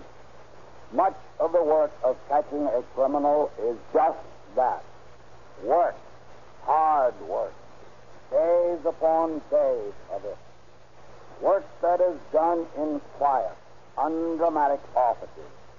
Work that comes off the mimeographic machine, and that is done through microscopes. Work that takes the form of countless questions on scores of worthless leads. It is often discouraging, tiring, brain-breaking work. But there is one thing which cheers the peace officer, no matter how low his spirits may drop, and that is the knowledge of the fact that sooner or later the criminal must meet his accounting with the law. The knowledge of the truth of the truism. Crime doesn't pay. Listen carefully to the story you are about to hear. See what happened to this man who committed murder and escaped, leaving behind him no tangible clue. Escaped with thousands of dollars of valuables. Listen carefully to his story. See how he profited by his spoil. And note the circumstances under which he was captured. And then, 30 minutes from now, ask yourself if you honestly believe that crime can ever pay.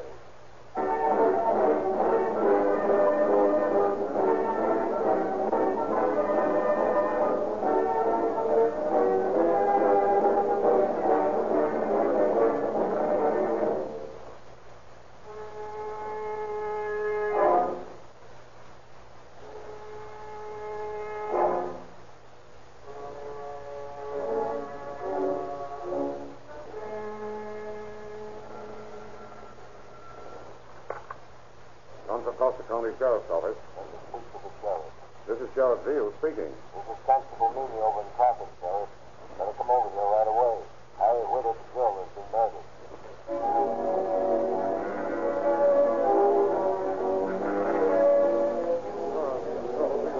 Poor guy. Certainly been awful beat. Have they notified his wife? I don't know. Here comes the sheriff now. Where is the body, Constable? Back here in the optical room. Last visit. Has the doctor been in? Yes, Sheriff. I made a hasty examination. What did you find, Doctor? He has 3 deep fractures of the skull, any one of which could have caused death. And as you see, he's been nearly decapitated. Find any clues, Constable? No fingerprints at all, Sheriff. There's a lot of stuff stolen, though. If you could get an inventory of the stock... Probably can't. Well, I don't know. Harry was very careful about keeping books. Yes, but he's dead. Who would know about his business? Well, there's Mrs. Withers. Has she been notified? Not yet. I was waiting for you. Well, you'd better notify us what's happened. Right away, sir. Wait just a minute. Remove the body to the coroner's office first and clean up the blood. No use in needlessly torturing the poor woman. Yes, sir. While you're taking care of that, Constable, I'll flash the state teletype and the radio to look for a suspect with blood-stained clothes.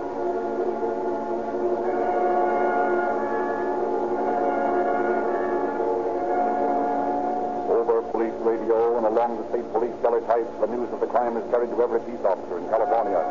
Special railroad agents are notified, and the State Highway Patrol throws a cordon of armed officers around Contra Costa County.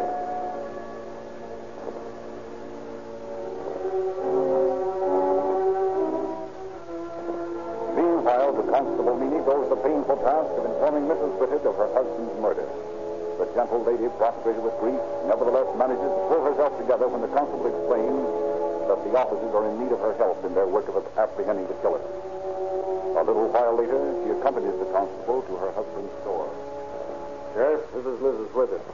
I appreciate your coming down at this time, Mrs. Whitted. I hate to have to request your assistance, but every moment counts. Yes, I understand, Sheriff.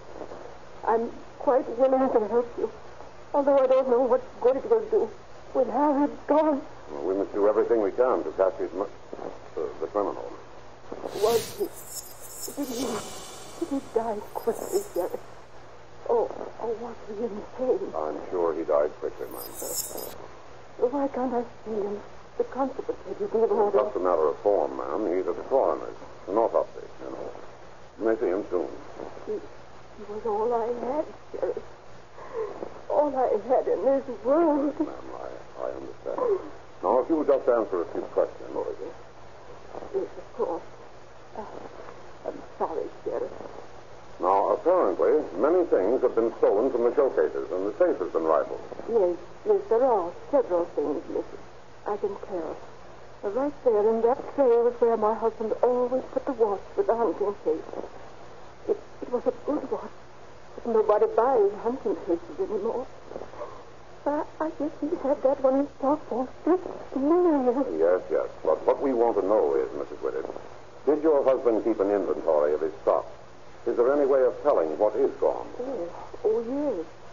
There is a ledger in the safe with every item in it. Yes, here it is. There you see. Here are the rings, for instance. The make, size, and weight of the ring are entered here. And these marks correspond with the marks my husband put on the inside of every ring. So fine they could only be read with a magnifying glass.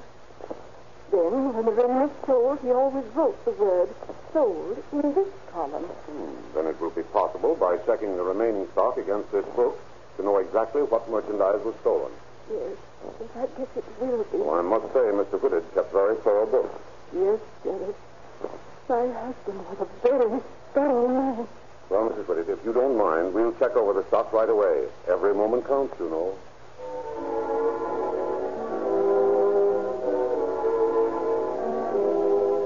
And so the widow of the murdered jeweler checked her husband's stock with the sheriff, choking back the tears as piece by piece recalls some intimate detail of her life. Some recollection of an association abruptly and permanently terminated. It is a ghastly task, but the brave woman sees it through, and hours later the sheriff is in possession of his first real clue, a complete list of the stolen goods. That afternoon, he checked with his deputies at headquarters. Boys, I'm having a list of stolen goods mimeographed. And by tomorrow morning, it will be in the hands of the pawn shop details of every police department in the state. That ought to be our biggest single help. Sooner or later, this guy will have to pawn some of the stuff. What makes you so sure it's a one-man job, Lancaster? Well, I just have a feeling it was. I don't know why. Pick up any dope when you were questioning Whitted's acquaintances? Nothing of any value. He was well thought of in Crockett. Didn't have any enemies that I could find out about. Strange thing. Such a bloody, vicious murder. I can't understand it. Well, I can tell you one thing. We're going to have a job on our hands after we catch the guy. Why? The people over in Crockett are in an ugly mood. They're talking about lynching. Oh, let them blow off steam if it makes them feel better. But I can assure you, Lancaster, there won't be any lynching. Not while I'm sheriff.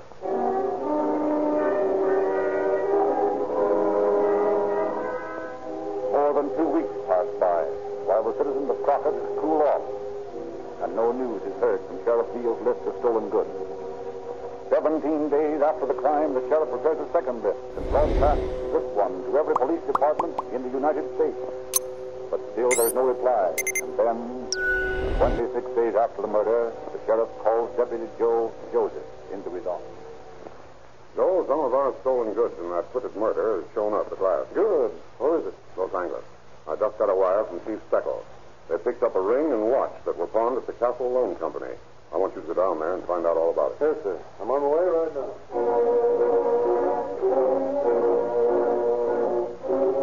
Next morning, Joe Joseph interviews the proprietor of the pawn shop in Los Angeles. I want to look at that ring and watch you're holding for the police department. And who are you? Deputy Sheriff Joseph of Contra Costa County. Oh, yeah, they said you was coming in. Well, here's the stuff. When were they pawned? December 20th. Who pawned them? Well, the fellow signed the pawn ticket, Johnny Gomettino. I gave him $6.50 for the ring and the watch. What did he look like? He's about 35, I should say. 5 feet 10 or 11 inches. Good-looking guy. Has curly hair. American? No, maybe a Mexican or a mulatto. Okay. I'll redeem these things. I want that pawn ticket he signed. Oh, yes, sir. Here's your $6.50. Oh, thank you. I'll just wrap these up for you. Oh, there you are, Joe. Glad I caught you. Oh, hello, Eddie. Captain sent me down to tell you they just turned up another ring from your list at a pawn shop over on Broadway. Fine. We'll go right around there as soon as I get this back.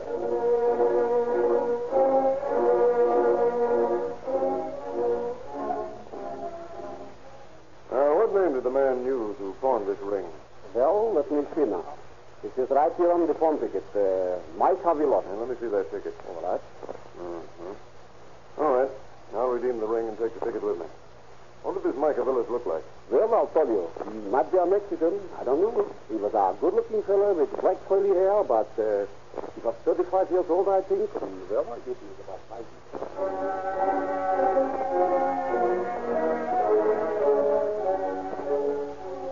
So you've got a pretty definite identification from those two pawnbrokers down in L.A., Sheriff. And I've experted the handwriting on the two pawn tickets, and the names Johnny Gomettino and Mike Avilot are in the same handwriting. Good. I'll run off another list of stuff, including a description of our suspect. I knew he wouldn't lay low too long. Sheriff Vale speaking. Sheriff, this is the constable at Los Gatos. Yes? See, there's a bus driver by the name of Caldwell on the run between Santa Cruz and San Jose. He bought a watch listed on your circular. That's fine. Where can we find him? Probably at the station depot at San Jose. Okay, Constable. Thank you very much. Joe, I want you and Bill and Dick Scotland to go down to San Jose. Find a bus driver by the name of Caldwell who's on the Santa Cruz run. He's got one of those watches. Okay. Now I'll get the boys and we'll get started right away.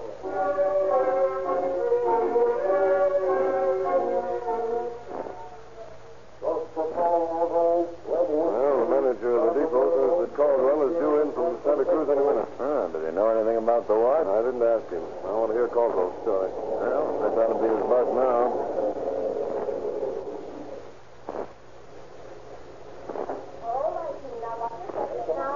All right, come on, let's talk to him. Okay. Just a minute, buddy. I want to talk to you. Yeah? What about? You bought a watch the other day, didn't you? What of it? No, don't get stuff. We're officers from Contra Costa County. Oh, well, that's different. Mind letting us look at that watch? No, here it is. Got that list, Doc? Yeah, right here.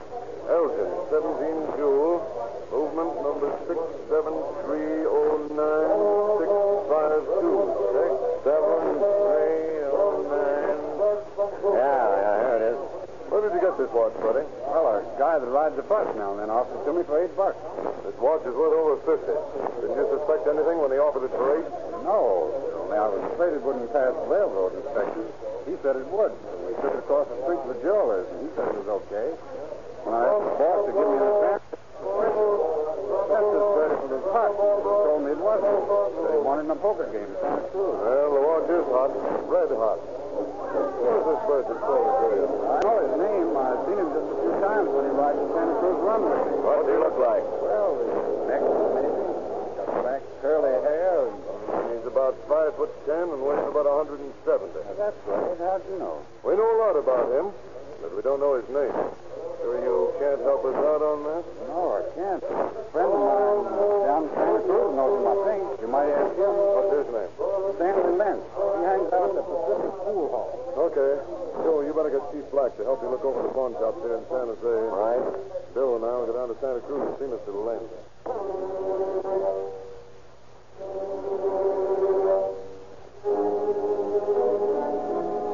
While the two deputies journeyed to Santa Cruz, Gosman, assisted by Chief Black of San Jose and his men, scoured the pawn shops of the city for the missing articles.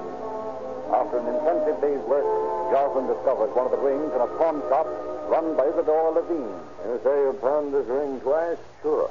Once on December 27th, I lent this fellow $22 off. Then on the 29th, he come back and redeemed it. But that night, he come back again. And he told me he lost all his money gambling, so he lost a little more on the ring.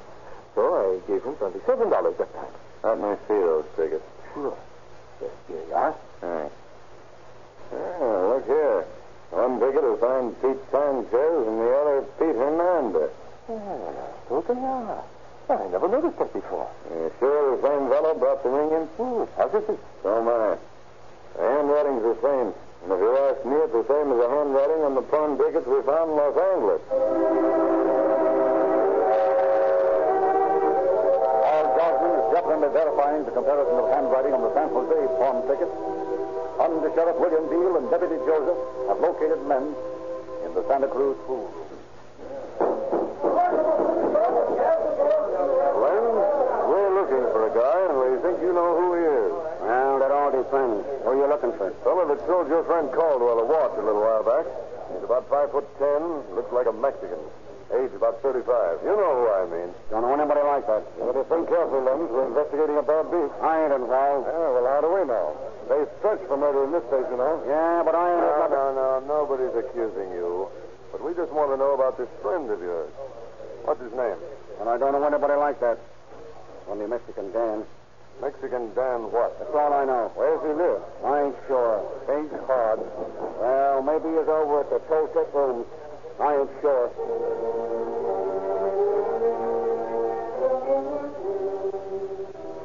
The two officers follow the lead to the Toltec Room, a seedy flop joint in a disreputable section of town.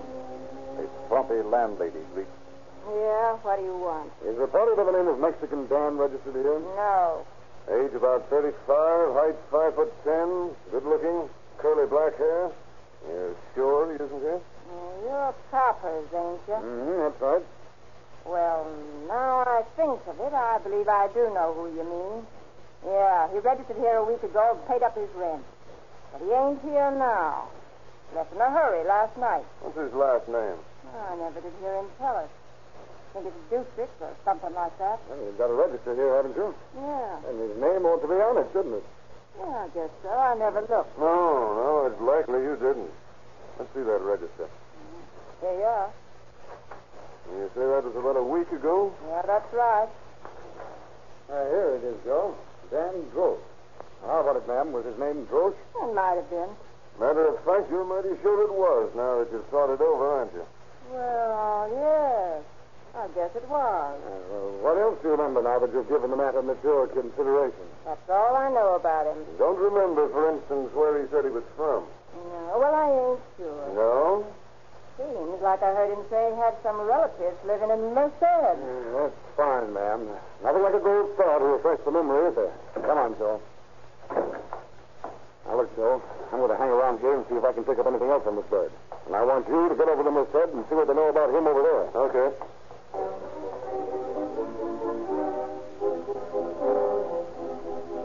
Next morning in Merced, Deputy Joseph looks up his old friend, Officer Louis Frago. Hello, Louis. Well, Joe, what the devil are you doing down here? A little official business. Yeah. Sit down. Here, have a cigar. Thanks. Your business anything I can help you with? Yes, it is, Louis. Shoot. You know a fellow from around here by the name of Dan Drosh? Dan Drosh? Sure, I know him. He was born right here in Merced. I've arrested him plenty of times. He never had a break in life. Father was a Negro, mother a Mexican. Mother died when he was a baby and left him to shift pretty well for himself. He's been mixed up in a lot of small jobs, robberies and the like. Not a dangerous character, though. I'm afraid you're wrong there, Louis. Looks like he's a murderer. What? Dan, a murderer? Oh, no, Joe, you must be wrong. Yeah, we got good reason to suspect he's the fellow who killed that old jeweler up in Crockett last month. Well, it just goes to show you can never be sure. Well, Couldn't I get a look at his record, Laura? Well, they got it on file at the sheriff's office down in Fresno, but I can't help feeling you'll find you're wrong. I always look upon Dan as a good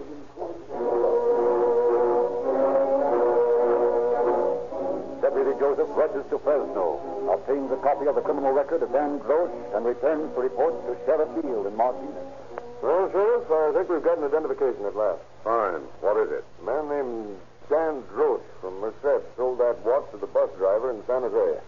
His signature on the hotel register and the signature on his criminal record, which I got in Fresno this morning, tallies with the handwriting on all his pawn tickets.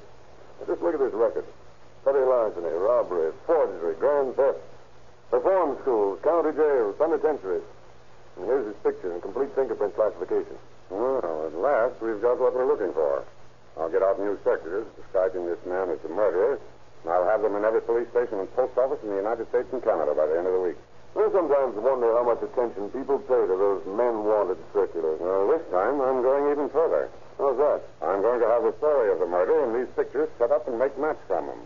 And I'll send those maps to every newspaper in the country asking them to give the story prominent space. That's a good idea. I'll make a policeman out of every man, woman, and child in this country. But I'm not going to stop until I send this bird where he belongs.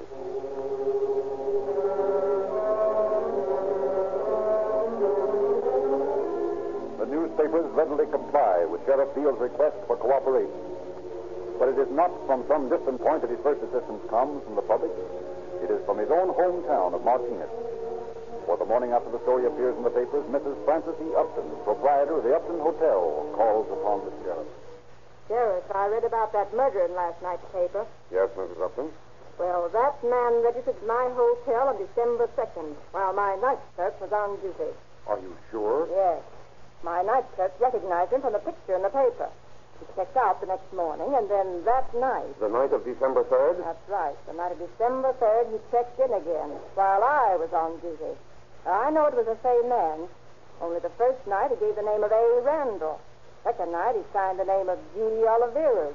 Did you bring the register with you? No, I didn't know you'd be wanting Well, never mind. I'll send a man over to your place to look at it.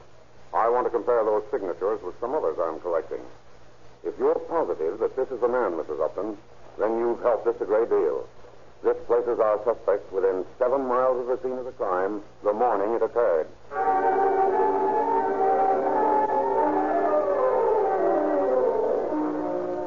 The signatures on Mrs. Upton's register do closely resemble the handwriting of the signatures on the pawn tickets. And Sheriff Field is now absolutely convinced that Dan Grosh is the murderer.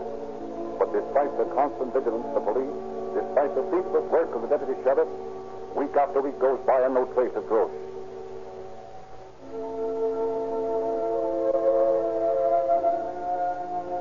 Then, one chill February dawn, 2 shabbily dressed men are shuffling along the deserted streets of Phoenix, Arizona.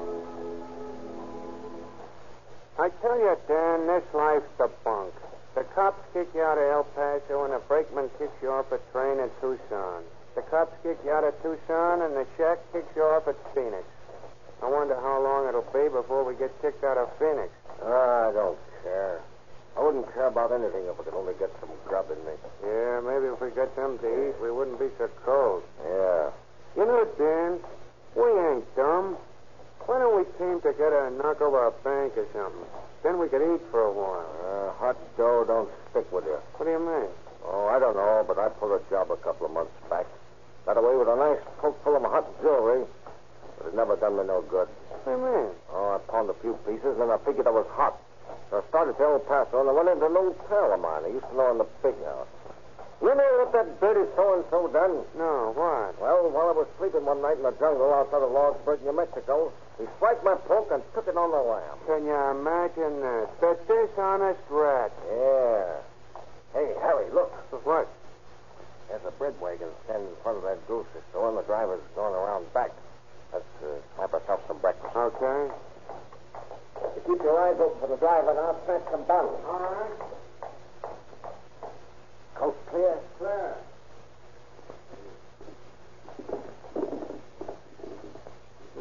Donuts. Coffee cake, huh? Still hot. Gee, what a break. Well, mister, what do you think this is? A free lunch? Well, what the... I think I'll have to run you in. We don't like booze in this town. Well, I was just trying to get something to eat. Why don't you go to work for it? Work? Oh, flat-foot. He beat it when he saw me coming. You ought to pick a more reliable lookout when you're planning a job. Come along now.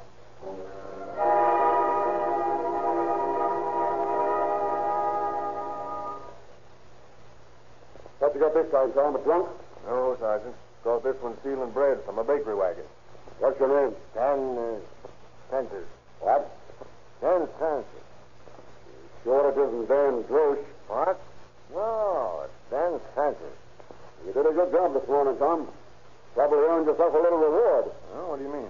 This man is wanted in California for robbery and murder. Hey, what are you talking about? Look up there on the wall. There's a nice picture of you.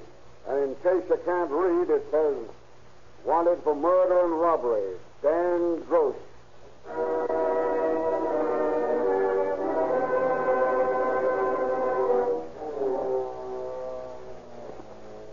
Gross was quickly extradited by Sheriff Beale. Brought to trial, he pled guilty by reason of insanity. But the jury was unimpressed by his plea, found him sane, and then found him guilty of murder in the first degree. There was no recommendation of clemency. And in spite of his boast that he would never hang, Dan Gross's lifeless body swinging from the gibbet in San Quentin in the gray dawn of September 12, 1933, added another human sacrifice on the altar of society, above which is inscribed in flaming letters the legend, "Crime does not pay."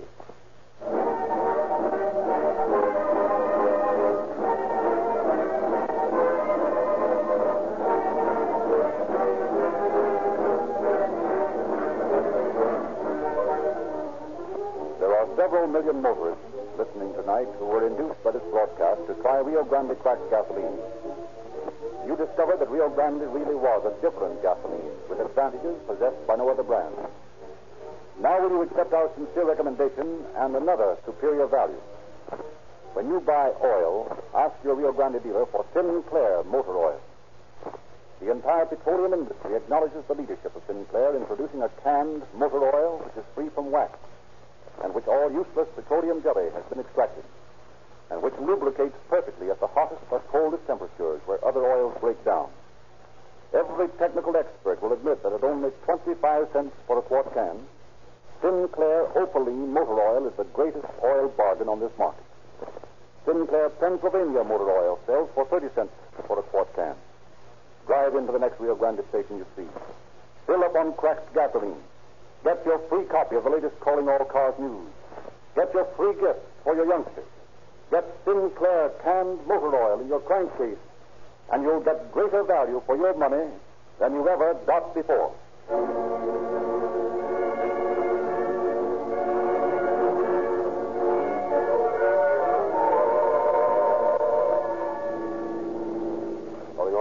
Attention all cars. Attention all Contra Costa County Sheriff's cars. Cancellation broadcast 117 regarding a murder in Crockett.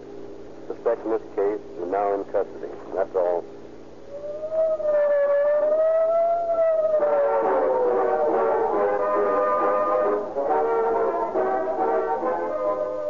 This is your narrator, Frederick Lindsley, bidding you good night for the Rio Grande Oil Company.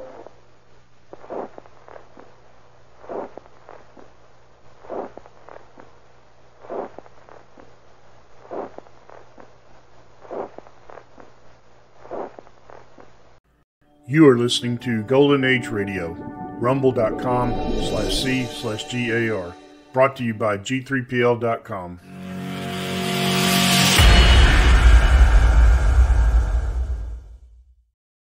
To be in contact with a given object.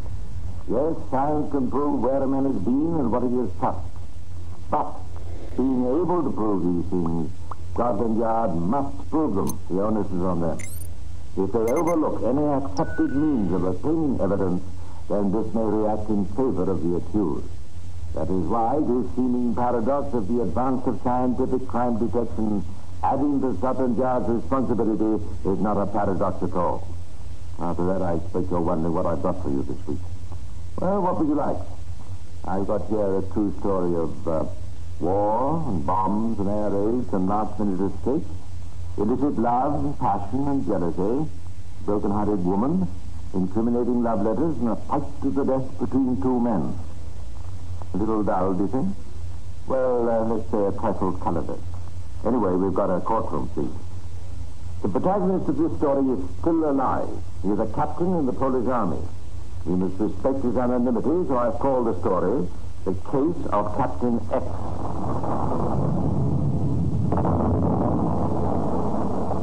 September 1939. The Germans advance in Poland. The capital, Warsaw, is bombed day and night. Hundreds of thousands of people search desperately for a way to escape the rapidly closing Nazi net around the city. A young Polish cavalry lieutenant rides furiously through the bombed streets to the house of his friend, Captain Victor X, a Polish officer, and his English wife, Sylvia.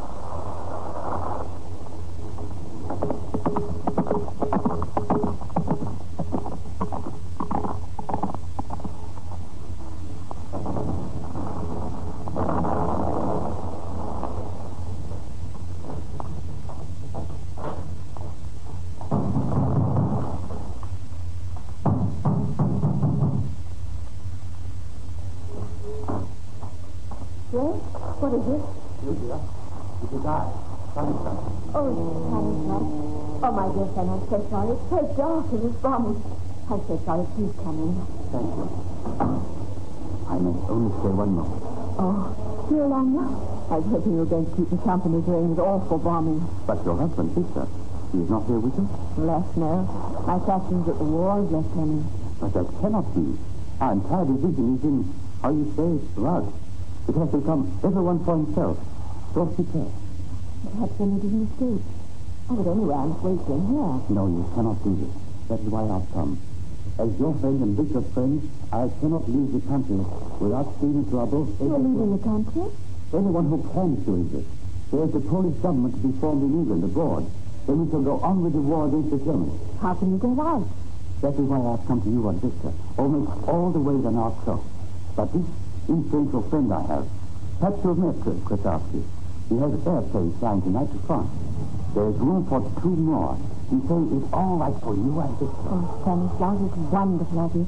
But I can't go, of course, until I hear from Victor. Sylvia, Victor, he would want you to go without him. No. You are not of this country. Your home is in England. Yes, but I married a Polish officer, and my place is with him. No, Stanislav, I must wait for you. When does your plane go? 2 hours and a half from now. You refuse to leave without me?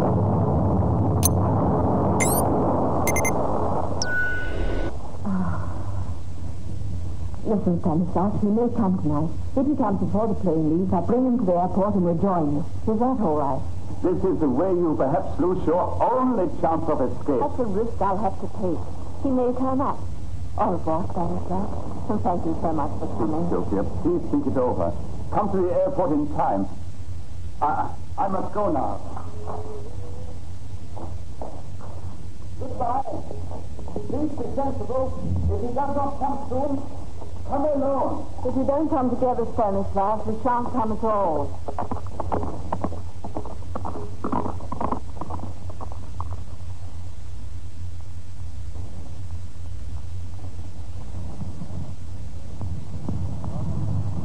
Lieutenant, we cannot wait much longer for these friends of yours. Just a few minutes, Mr. Krasowski. Just a few minutes. A few minutes. That is how the hours go by, and then we shall have lost any chance of getting out. Look, over there. Isn't it the car? Oh, it's the last car in Warsaw. It is. You're right. Stanislav, we've come. Mr. came soon after you left. Hurry, please, madame. You may talk in the plane. We have not much time. Please be careful how you speak to my wife. If you don't like the way I speak to her, you needn't come, please. Our nerves are all on edge. Well, Captain, it's up to you. Are you coming or staying? Coming. All right, then. All aboard, as you say in England, madame. Is that right? That's right. All aboard. Goodbye, Warsaw.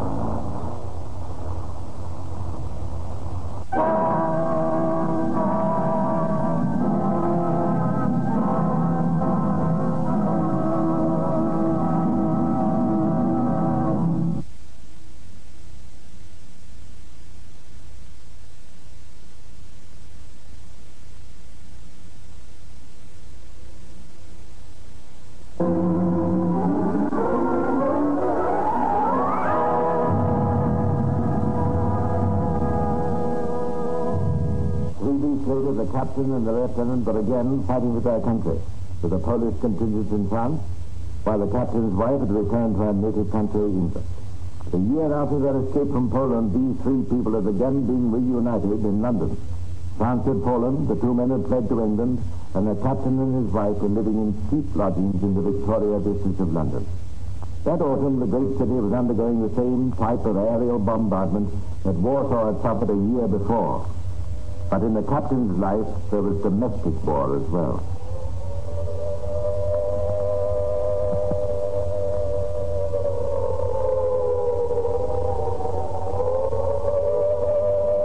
Every night they come. Every night. We can't go on forever, darling. Sorry, if you're shooting down more every day. Oh, dear. Now the lights have gone. That must have been awfully close.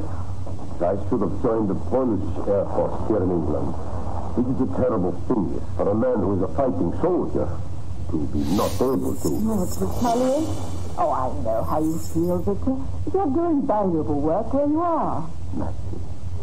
Matches. Where are these matches? Well, they always are, Victor, on the mantelpiece. Oh! Here, I have them now. There. This is better. This is a good thing Mr. Carew does, to put these candles in the rooms. Yes, he's a very thoughtful man.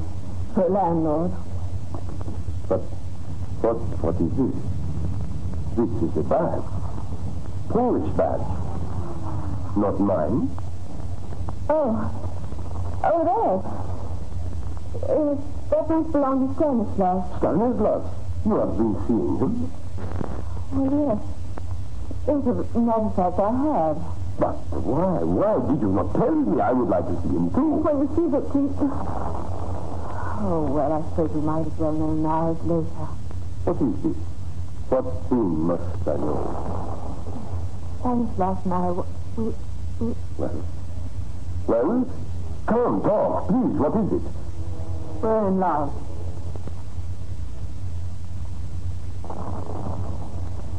You mean this?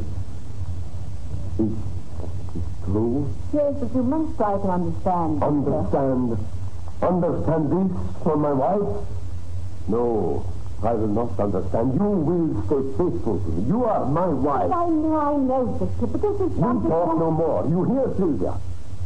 You knew you loved me. Only me, Victor, your husband. Forget this silly, sunny Sylvia. Yes, Victor. I must have you always with me. I must not see you go away. If this thing ever happened, if you try to leave me, I cannot stand for this. I will not want to live. I take my gun, this gun, you see it? I take the gun and I shoot, like this.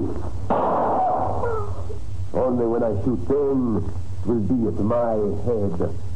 For I cannot go on to live without you here, Sylvia. I'm sorry, Victor.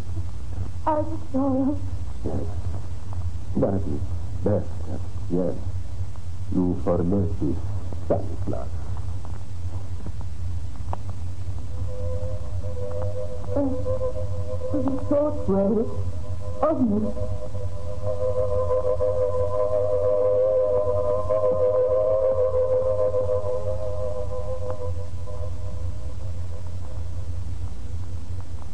But this was by no means the end of the trouble. The young lieutenant continued his attentions to Sylvia, and she was not strong-willed enough to wait with him.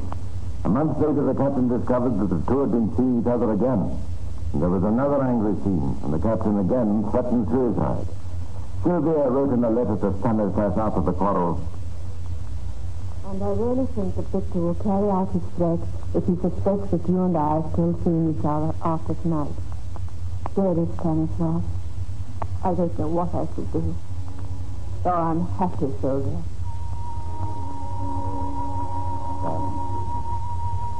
You say in your letter, you do not know what it is you must do.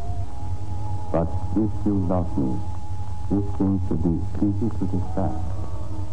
Let Victor get his gun, as he so often says he will, and finish with his life.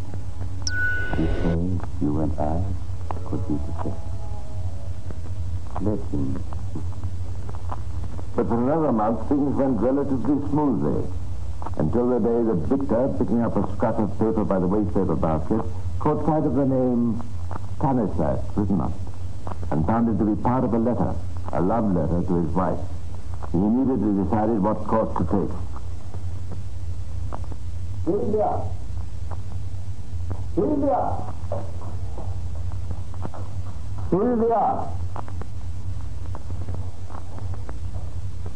You looking for your wife, Captain? Ah, Mr. Carroll, yes. Have you seen her? Well, didn't you know, Captain? She went off about an hour ago to Texas. Oh. She never tell me. Thank you. I mean, she took a couple of suitcases and Texas. Oh, this. Now I understand. May I use your telephone, please? Certainly, Captain. That's the best. You know where it is. Yes, thank you.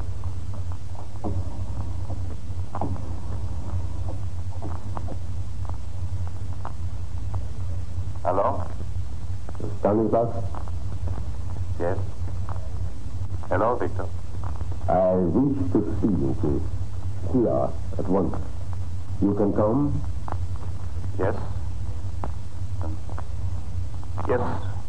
Very well, Victor. I come at once. Now, we shall see.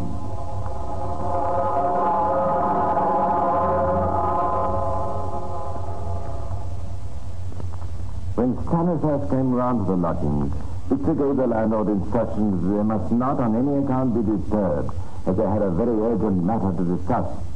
The landlord, a Mr. Carew, saw them into the lounge, shut the door, and went upstairs to make the bed. It was less than 10 minutes later when he heard extremely angry voices coming from the lounge. He went down a flight of stairs so that he could hear better. These blinking foreign is always blooming well quarreling, as if it weren't enough with there's something more going on over your head, so to speak. I have a strange to think you. Keep my own. No, Victor. No, give this to me. I think we have it. Oh, no.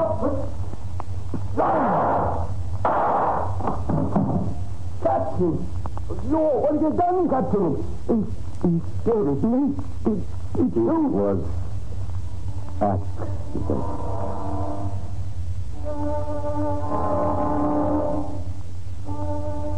Was it an accident? Or was it murder?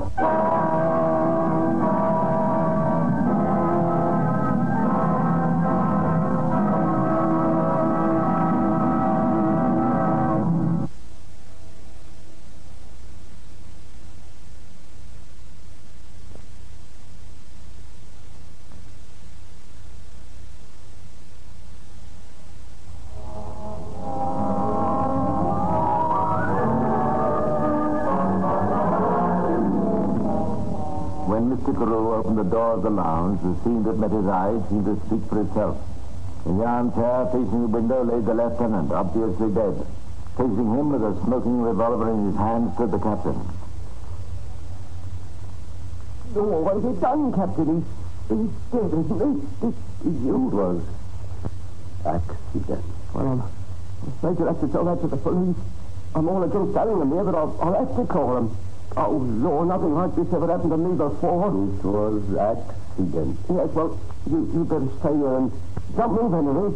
I've always read you must never move anything when things like this happen. To think that something like this had happened in my house. It was not long after that Detective Inspector Wimpole arrived on the scene. His investigation revealed that the revolver had been fired 3 times. 2 shots had been fired into the body of the lieutenant and 1 in exactly the opposite direction. The bullet mark being found near the window facing the victim. It was also found that the captain's cigarette case was lying in the armchair. But it was quickly realized that the relative positions of the 2 men would probably have changed during the course of their discussion. Detective Inspector Wimpole now asked the captain to explain what had happened. It is accident while we fight. I asked the lieutenant here to talk to him before he has been seeing my wife too much. Perhaps he has run away with him. He comes. I asked him to stop seeing my wife. He said no. I asked again. He said no again. I then take my gun and say I no longer wish to live. He come at me and take the gun from my hand. Then he shoot at me. The bullet is there by the window. So I fight with him for the gun. While we fight, the gun fires twice. Stanislav falls into armchair. He is dead. It was accident, Inspector. I see. Thank you, Captain. You've been most helpful.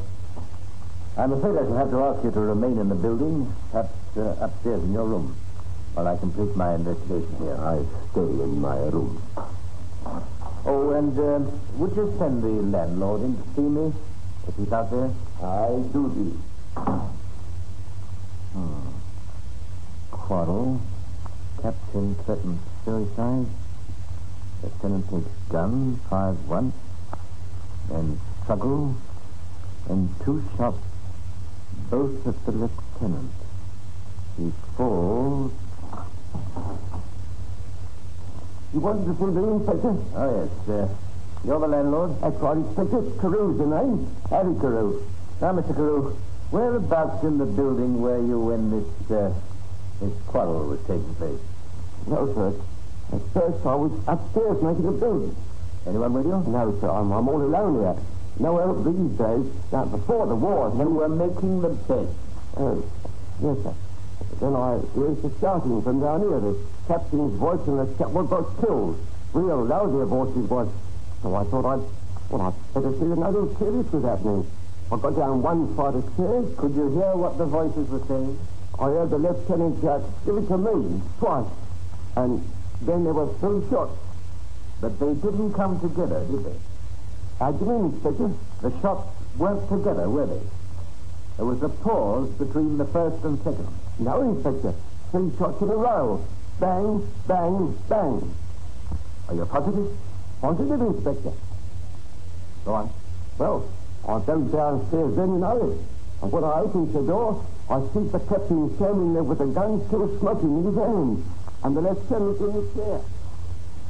Detective Inspector Wimpole realized that the case was not as clear-cut as he first imagined. Either the captain was lying and the gun had gone off 3 times in rapid succession, or else Mr. Carew's memory was inaccurate, and there had been a lapse of time between the first and the second too. For the moment, it was the word of the police officer against the word of the landlord. But it was not long before the scales dipped heavily on one side. Sir Bernard Shrewsbury, the famous Home Office pathologist, conducted a post-mortem examination. His findings and his opinion as to what had occurred were to prove the most important factors in the case. Of the 2 shots that entered the body of the deceased, the first penetrated the heart and was undoubtedly the cause of death. The second shot caused a superficial wound on the face and then proceeded in a downward direction, causing a wound in the body. From the position in which the body was found, it would have been impossible for the second bullet to have been fired when the deceased was already sitting in the chair. But there was no trace of blood from the wound caused by this second bullet. This can only mean that the first shot into the heart completely stopped the circulation of blood and proves that the second shot was fired after the man had died. Sir Bernard's analysis shed a new light on the case. If the second wound had been inflicted after the lieutenant's death, how likely was it the shot had been fired during the struggle?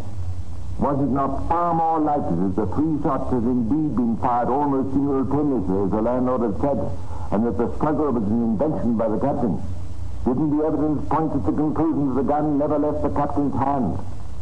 Detective Inspector Wimpole was convinced of this and executed his obvious duty. You'll have to come with me, Captain. I have here a warrant for your arrest. I must warn you that anything you say may be taken down in writing and may be used in evidence. You do this for this shooting? Do you think I killed him, how you say, on purpose? Yes. I'm charging you with murder.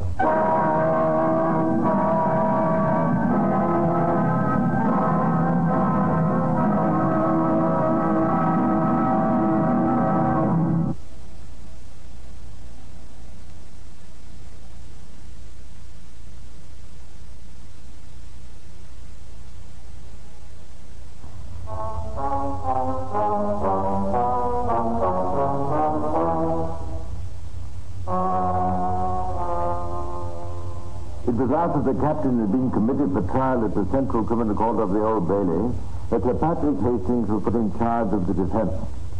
Hastings, one of the most celebrated of all defense barristers, soon made up his mind to the case. One can picture him explaining it to the captain. One thing you must realize.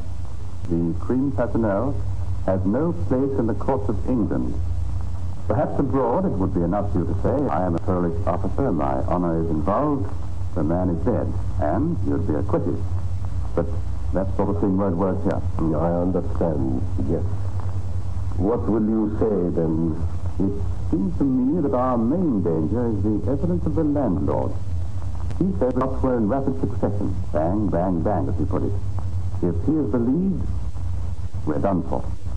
Your story of a struggle having taken place after the lieutenant fired the first shot will only be believed if we make out that there was a pause between shot 1 and shot 2, and hardly any pause between shot 2 and shot 3. Although still we are convinced the last shot was fired after death, if we make out the last 2 shots were fired almost at the same moment, its evidence will not be so damning as it appears. The judge, who will judge my case? Mr. Justice Humphrey, one of the best. This Mr. Humphrey, he will believe I take the gun to shoot myself. Stanislaus, he take it from me and shoot. I fight with him. The gun goes off twice. And then the gun is in my hand and Stanislaus is in the chair. Dead. Good heavens. I've suddenly realized something. In the report of depositions before the magistrate, there's not one mention of fingerprints. Don't you see? If your story is true, then both your print and the lieutenant's will be on that gun. For you say you both handled it. And this was found, both our fingerprints were found on the gun? That is what I'm going to find out.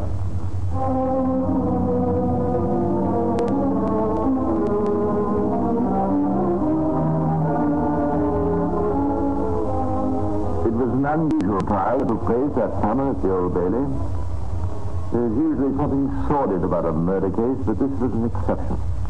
Jack Tender, tall, dignified, his face impassive, his military honors bright upon his uniform, the captain was out of place in that courtroom. His whole appearance was in his favor, but the evidence wasn't. The jury was sworn to try the issues joined between our sovereign lord the king and the prisoner at the bar. The prosecuting counsel outlined the case for the Crown, and the first witness was called. It was Mr. Carew, the landlord. He repeated his tale exactly as he had told it to the police. Sir Patrick Hastings rose to cross. Now, Mr. Carew, you say you came downstairs when you heard the raised voices. Yes, sir. I came down one flight. Why? Well, sir, I didn't want any trouble.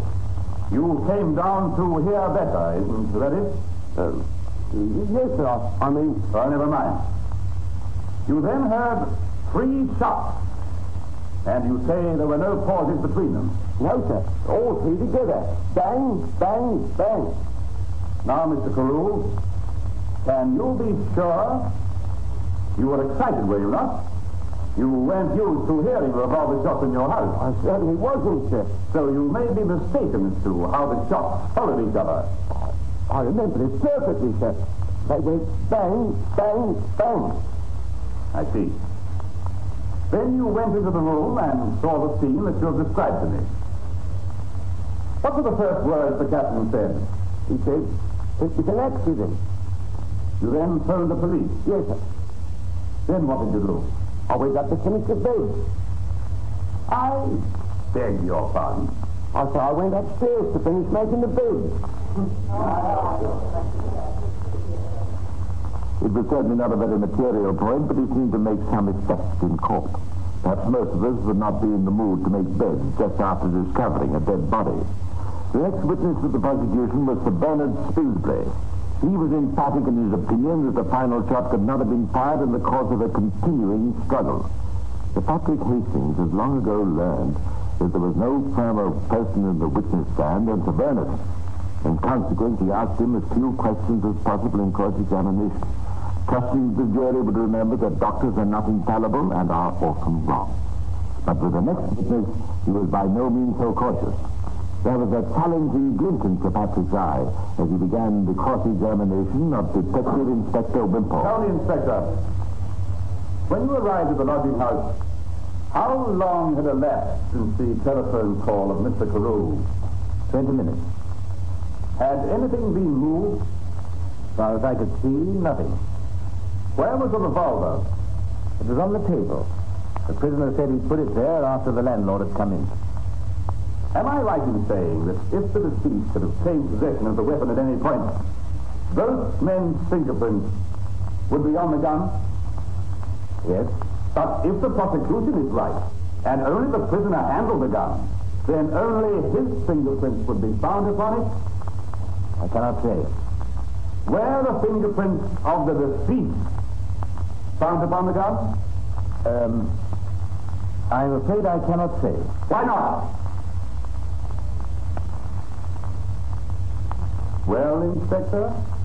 I'm afraid that before the revolver was examined, several of us, police that is, had handled it and, no fingerprints were distinguishable. That's right. The effect on the jury was enormous. Someone had blundered. The man in the dock had been deprived of an essential part of his defense by a slip on the part of the police. The captain's story of the struggle for the gun could have almost been corroborated had the lieutenant's fingerprints been found. But as it was, the jury was not going to be shown evidence which would have greatly influenced their decision. That decision was finally known 20 minutes afterwards when the judge had sent them out to consider their verdict. Standing dignified and immovable, resembling almost a stone statue, the proud captain heard himself acquitted of the charge brought against him, and there were few indeed in that courtroom who were not pleased to see him free. I'm glad to say he was later reconciled with his wife, and when the Polish forces landed in Europe in 1944, Victor was with them, continuing the battle forced upon his country 5 years before. Wherever he may be now, I imagine he carries with him an excellent opinion of British justice. No man on trial for his life will be deprived of evidence which might constitute him innocent.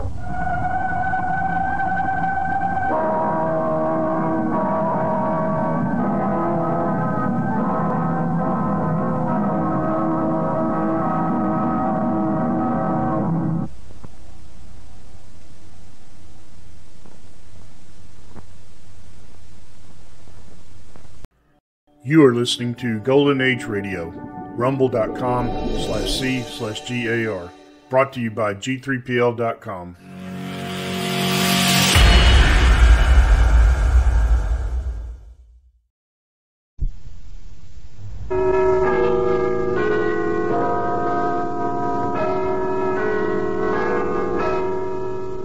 The Black Museum, a repository of death. Here in the grim stone structure on the Thames, which houses Scotland Yard, is a warehouse of homicide, where everyday objects, a goldfish bowl, an automatic gas range, a child's perambulator, all are touched by murder.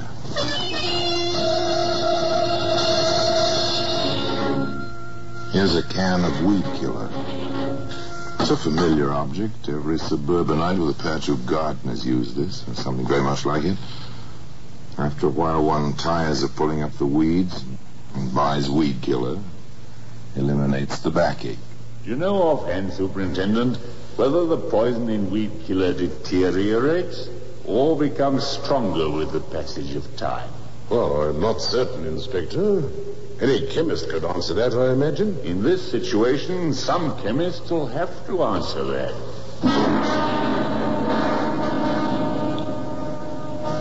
Well, today, that can of weed killer can be seen in the Black Museum.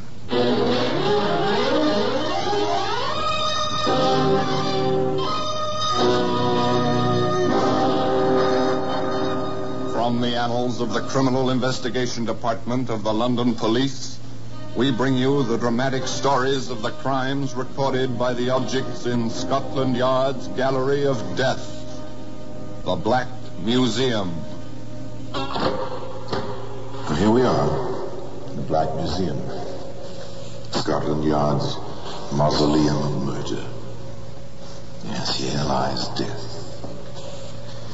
Here it is, preserved in objects which seem to reflect the horror of the crimes in which they once played their parts. Here's an arrow, full-feathered, tapered, cleanly steel-tipped. It's a graceful object made for flight and skill in an ancient art. Even in the act which brought it here, this weapon was thwarted. No arching bow sent it on its way. A powerful hand thrust sharply in the dark. And this arrow turned dagger and stabbed her life away. And here's a chalice, jeweled, lovely. It's a work of art. Hard to find it here. And yet this achievement of the goldsmith's skill carried murder within its curbing bowl. Yes. Now here we are. Here's the tin of weed killer. It's dried up now. Its contents are forever useless for any purpose.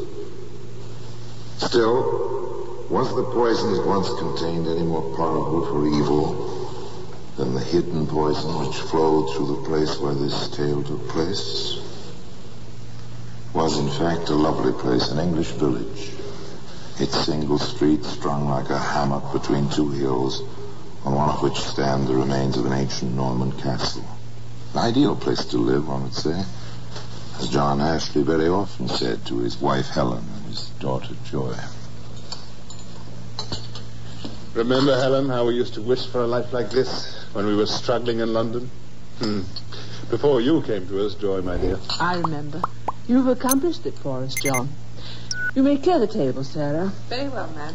From all the stories you told, Dad, I'll never marry a young lawyer. Oh, you might do worse. You might do worse at that. What's the matter, Helen? Oh, that pain again, John. Oh, it'll pass as soon as I've had some tea. I wish you'd see Dr. Gordon about this, Helen. It worries me. Oh, yes, a very nice place to live. And a nice family in the house on the slope of the hill. An occasional complaint, of course. Even an occasional disagreement, but everything quite normal. Except to certain people in the village below.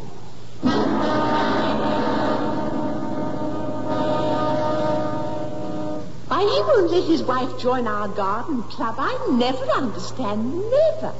And she does exactly as he tells her. And the way she's under his thumb, no woman would permit it unless she was deathly afraid of something.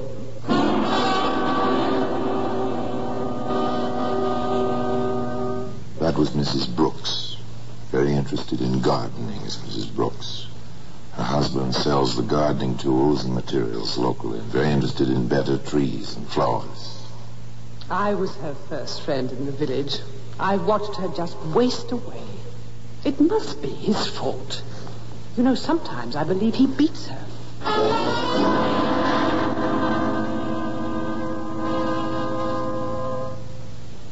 Miss Goodson, that was a worthy soul. If she read more books, perhaps she'd have less time on her hands. As it is, she has a bit too much time on her hands.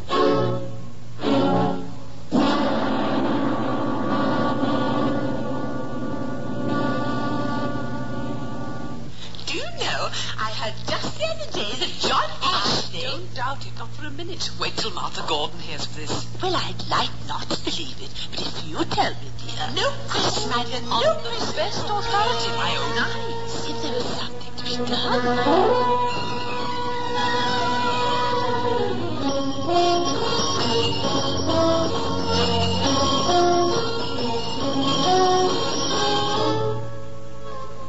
That was, well, the climate of public opinion, at least on the distaff side at the time of the Sunday luncheon in the Ashley household.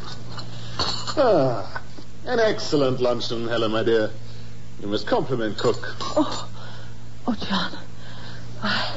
What? I think I'm going to faint. Helen. Mother! Oh, it's taking me to the side. I can't breathe. Oh, the pain.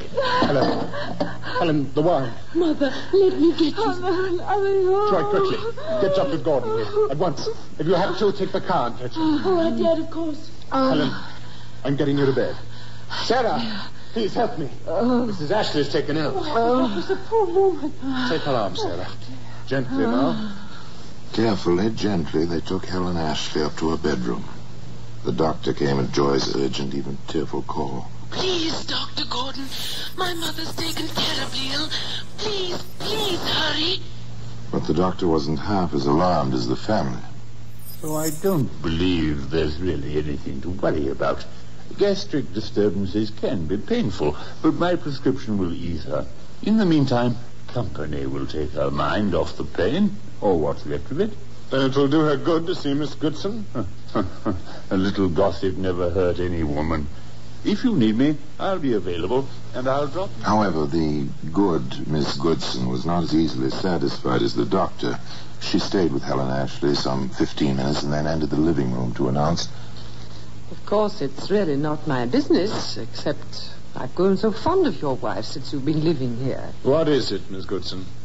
Well, since you ask, she's a lot more ill than you or David Gordon seem to think. I suggest a nurse at once. Do you really think so? But the doctor said... I don't use words lightly, Mr. Ashley. And I've been around illness all my life. I nursed my father for 10 years. I know sickness when I see it. And I know just the woman, Nurse Thomas. She's just a practical, but very efficient. Nurse Thomas came to the Ashley house at once and took charge of the patient. However, a little before 9 o'clock that evening... I'm sorry to disturb you, Mr. Ashley, but I have to leave now. Really, nurse? I was under the impression you would stay overnight at least. I can't. I have my children. They'll have had no dinner until I get home, and my mother, past 80, you know. Is my wife resting well? Quite easily. She complained that Dr. Gordon's medicine caught at the back of her throat, but, that means nothing. I'm sorry, but I'll have to leave. I'll be back first thing tomorrow. The Ashley household retired for the night. John left the nightlight burning in the bedroom.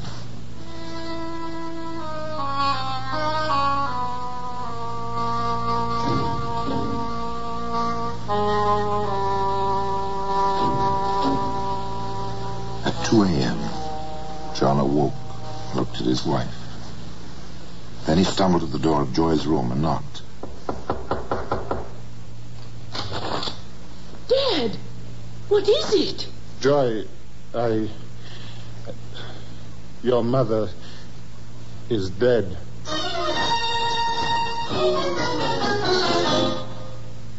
Helen Ashley passed away in her sleep. There was mourning in the house on the slope of the hill. In the village below. I knew it. I told him she was desperately ill. I told him. It's too bad. Such a nice little person. So sweet. How could she have married that man? I hope they find him out. Never even a civil good day to a person. Do you really suppose there is something suspicious? I wouldn't put it past him. Why, Nurse Thomas says...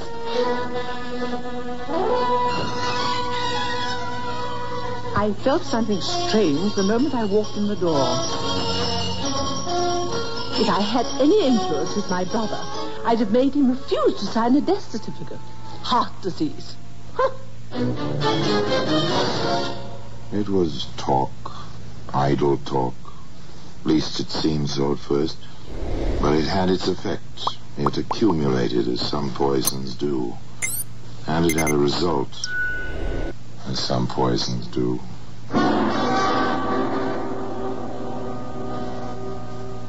Here's another of these letters, Superintendent. Oh, any signature this time? Yes, sir. That's a change. Who's it from? It's signed by Nurse Thomas.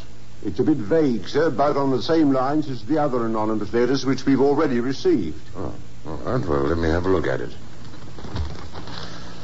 Dear Sir, I have come to the conclusion that it is my duty to draw your attention to the rumors which are common knowledge throughout the neighborhood concerning Mr. Ashley and the recent death of his wife, Helen. I can claim to have a personal knowledge of the case, as I was the nurse in charge. Now, what do you make of that, Sergeant? There's certainly nothing anonymous about this letter, sir. I feel that you should know my suspicions are shared by friends and neighbors of the Ashleys, and that all of us consider our duty that justice should be done. Yours truly, etc. That justice should be done.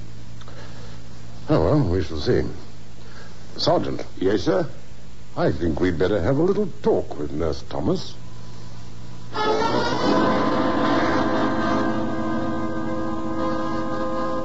So you believe, Nurse, that the police ought to look into this? I certainly do.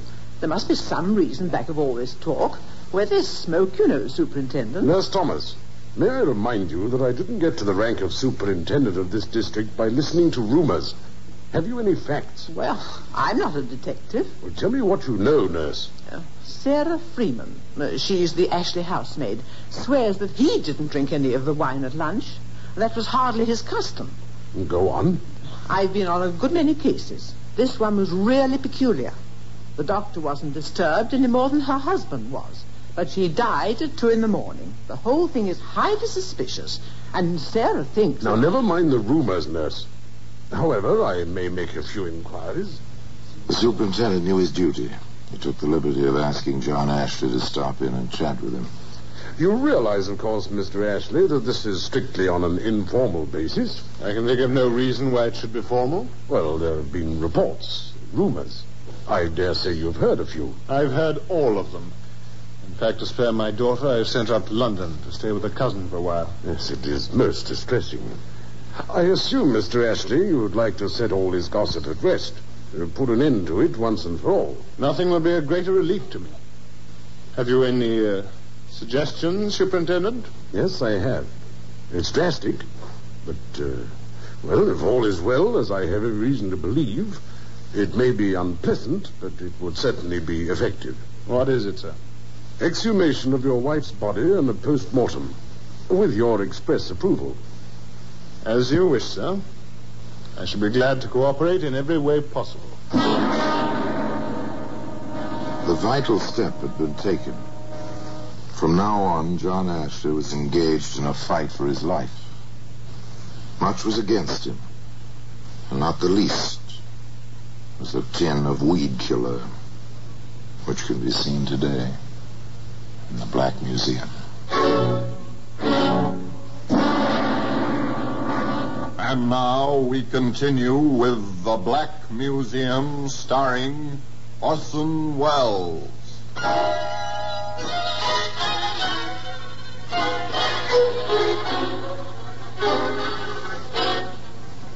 They did not permit Helen Ashley to rest for long. The exhumation order was signed and the post-mortem proceeded. Shortly thereafter, a coroner's inquest was held.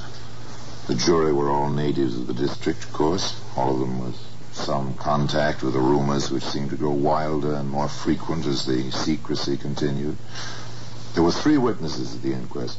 First, Dr. David Gordon himself. Yes, I performed the post-mortem and the subsequent analyses. What did he find? My findings were confirmed by the analyst for the Home Office, to whom I transmitted them through the Superintendent of Police, together with the necessary items for his own tests. And the report, Doctor? Helen Ashley's body contained 18 milligrams of arsenic, sufficient indeed to cause death. Mr. Brooks, purveyor of gardening tools and materials, being away on a business trip, Mrs. Brooks took the witness stand. Yes, when my husband is away, I run the business. I'm completely familiar with all his records. Oh, you are you? What about it? Well, less than 2 years ago, we sold a tin of weed killer to Mr. Ashley. The brand was that type which contains arsenic. The third and last witness was housemaid Sarah Freeman. Mr. Ashley was in the pantry where the wine was kept for 10 minutes at least that Sunday. I know because he held me up setting the table and all. Did she serve any particular item that day? There was the wine. It was Mrs. Ashley's favorite brand. She always took a glass with a big meal of the day. The bottle was open in the pantry. And, of course, Mr. Ashley did not drink any that Sunday. I offered it to him myself. He refused, and I poured some for the poor lady. The verdict of the coroner's jury is obvious, isn't it?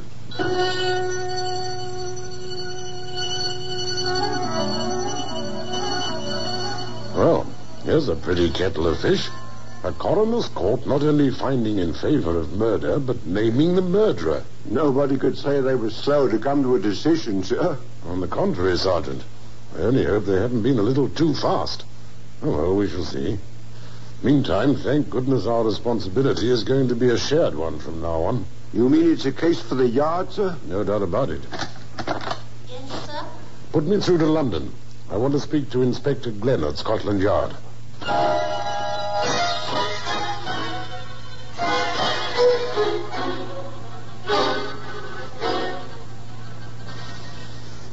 Glenn here? This is Superintendent Maxwell. You remember the case I sent you the papers on last week, Inspector? The Ashley case? Oh, yes. Any developments? There certainly are. If possible, I'd like you to come down here straight away. I'm glad Scotland Yard has come into this, Inspector. What with the verdict and all, we're hardly equipped down here to complete the evidence. The verdict, yes. We find that Helen Ashley died of acute arsenical poisoning and that the poison was administered by her husband, John Ashley. I've seen a few cases with more complete evidence in my time. Yeah, no doubt. So have I. But what can we do? Besides arrest Ashley and have him arraigned? Nothing, I'm afraid. Nothing at all. Well, he hardly seems the type to obstruct justice by running away. Far from obstructing justice, John Ashley helped the authorities in every way he could. I understand, Inspector. What did you say your name was? Glenn. Inspector William Glenn, CID. Yes, of course. I assume you'll be looking for the weed killer there's been so much talk about. Yes, we will. Yes, well, you'll find it in the garage with the gardening things. It's in there somewhere. Exactly where, I'm afraid I can't tell you. Thank you, Mr. Ashley. Now, if you're quite ready, shall we go along? Yes, why not? If you'll just precede me. It's quite warm out, I gather. I doubt if I need a top coat. No, and my car's at your door. There he is!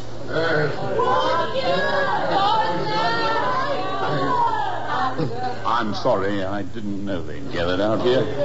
We could have used the back way. Oh, no matter. I can face them. I won't do anything but call names.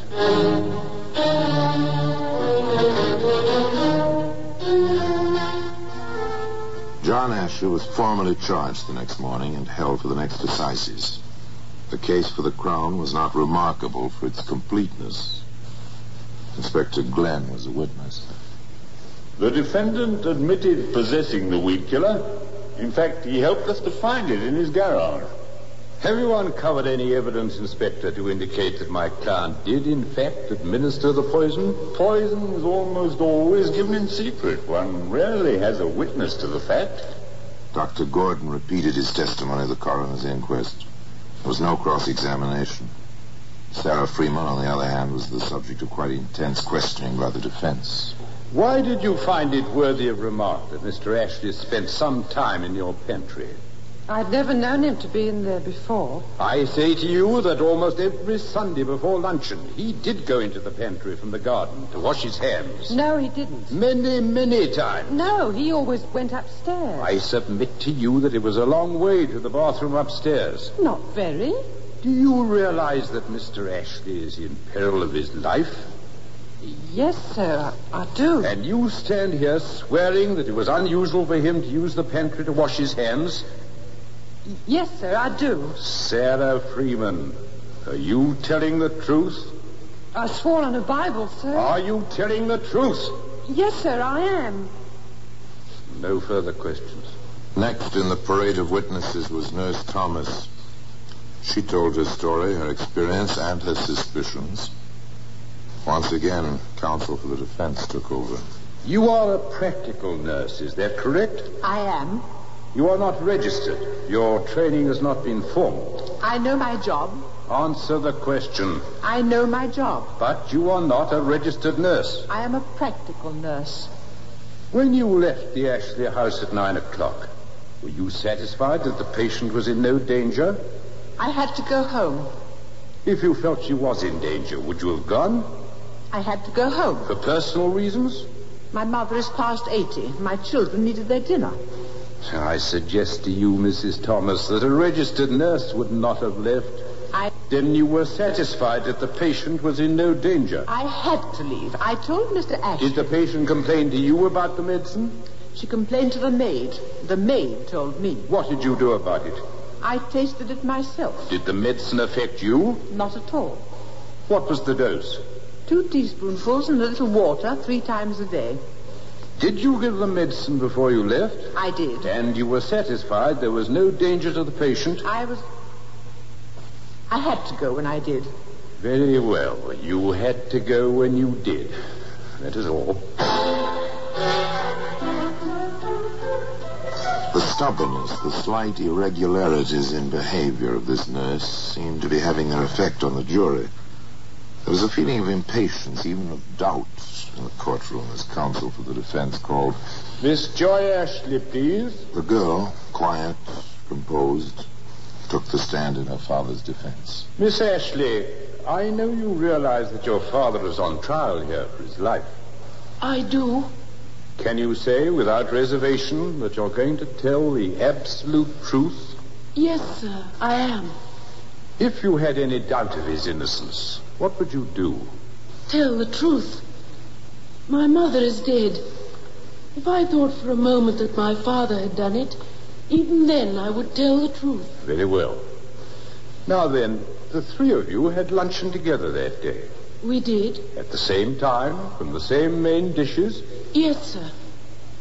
There has been some doubt cast on the contents of a certain bottle of wine.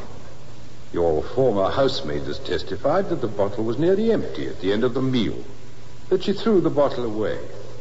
Was this common practice, do you know? It was. I see. Now then, what do you recall concerning the serving of that wine that day? Sarah, the maid, offered it to my father first, as she always did.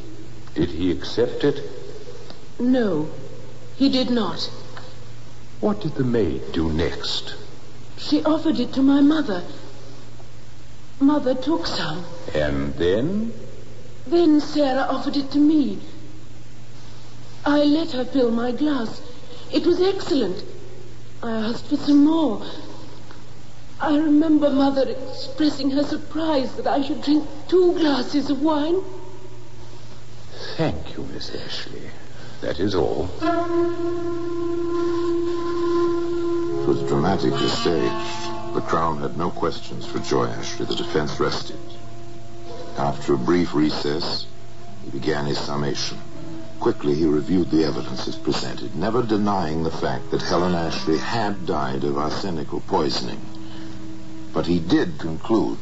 We have made no attempt to deny the scientific facts of this case. But I suggest to you, ladies and gentlemen of the jury, that at no time has my client's behavior even suggested guilt. More, I suggest that at no point has my honored colleague proved motive, much less the actual administration of the lethal dose. And I go on to suggest that there exists a reasonable doubt concerning my client's guilt in this matter. He has pleaded not guilty. I suggest that not guilty is the only proper verdict in the case of the Crown versus John Ashley. The jury was out for 3 hours. The verdict was brief. We find the prisoner not guilty. John Ashley was a free man.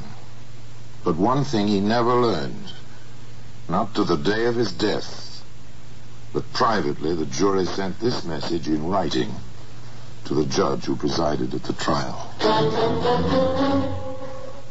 We are satisfied on the evidence that Helen Ashley received a dangerous dose of arsenic on Sunday, July 16th, but we are not satisfied that it was the immediate cause of her death.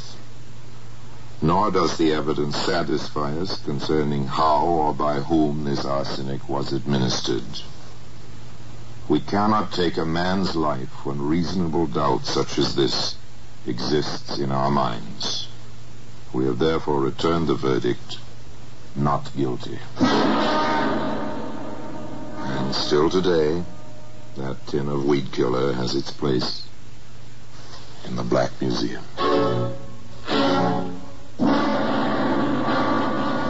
Here here in person is Orson Welles. Helen Ashley died of arsenical poisoning. There was no question about that. There was grave question as to how the poison was administered. But whether it was in the wine or the food or the medicine, no one knows. John Ashley died some few years after his trial in poverty, a weary, broken man. In his case, the doctors certified his death and no question was raised, save by those who remembered the charges against him and the wagging tongues of the gossips in the kindly-seeming English village where he'd made his home. Those who remembered had cause for thought. Could it be said that John Ashley died by gossip? Certainly not by any other poison. Now, until we meet next time, we meet in the same place and I tell you another story about the Black Museum. I remain, as always, obediently yours.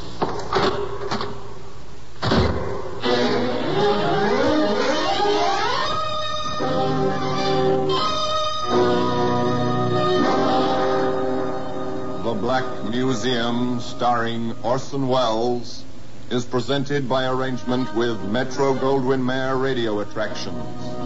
The program is written by Ara Marion, with original music composed and conducted by Sidney Torch.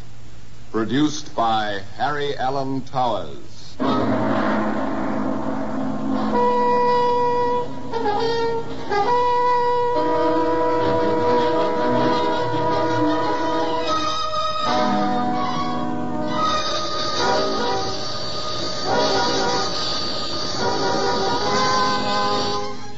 There's the Black Museum.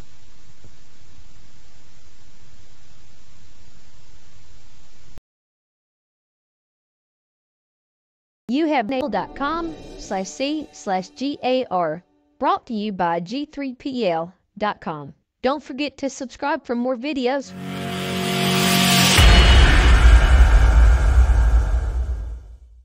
I would like to extend my sincere gratitude to Old Time Radio Research Group for their remarkable efforts in preserving and archiving the captivating world of old time radio programs.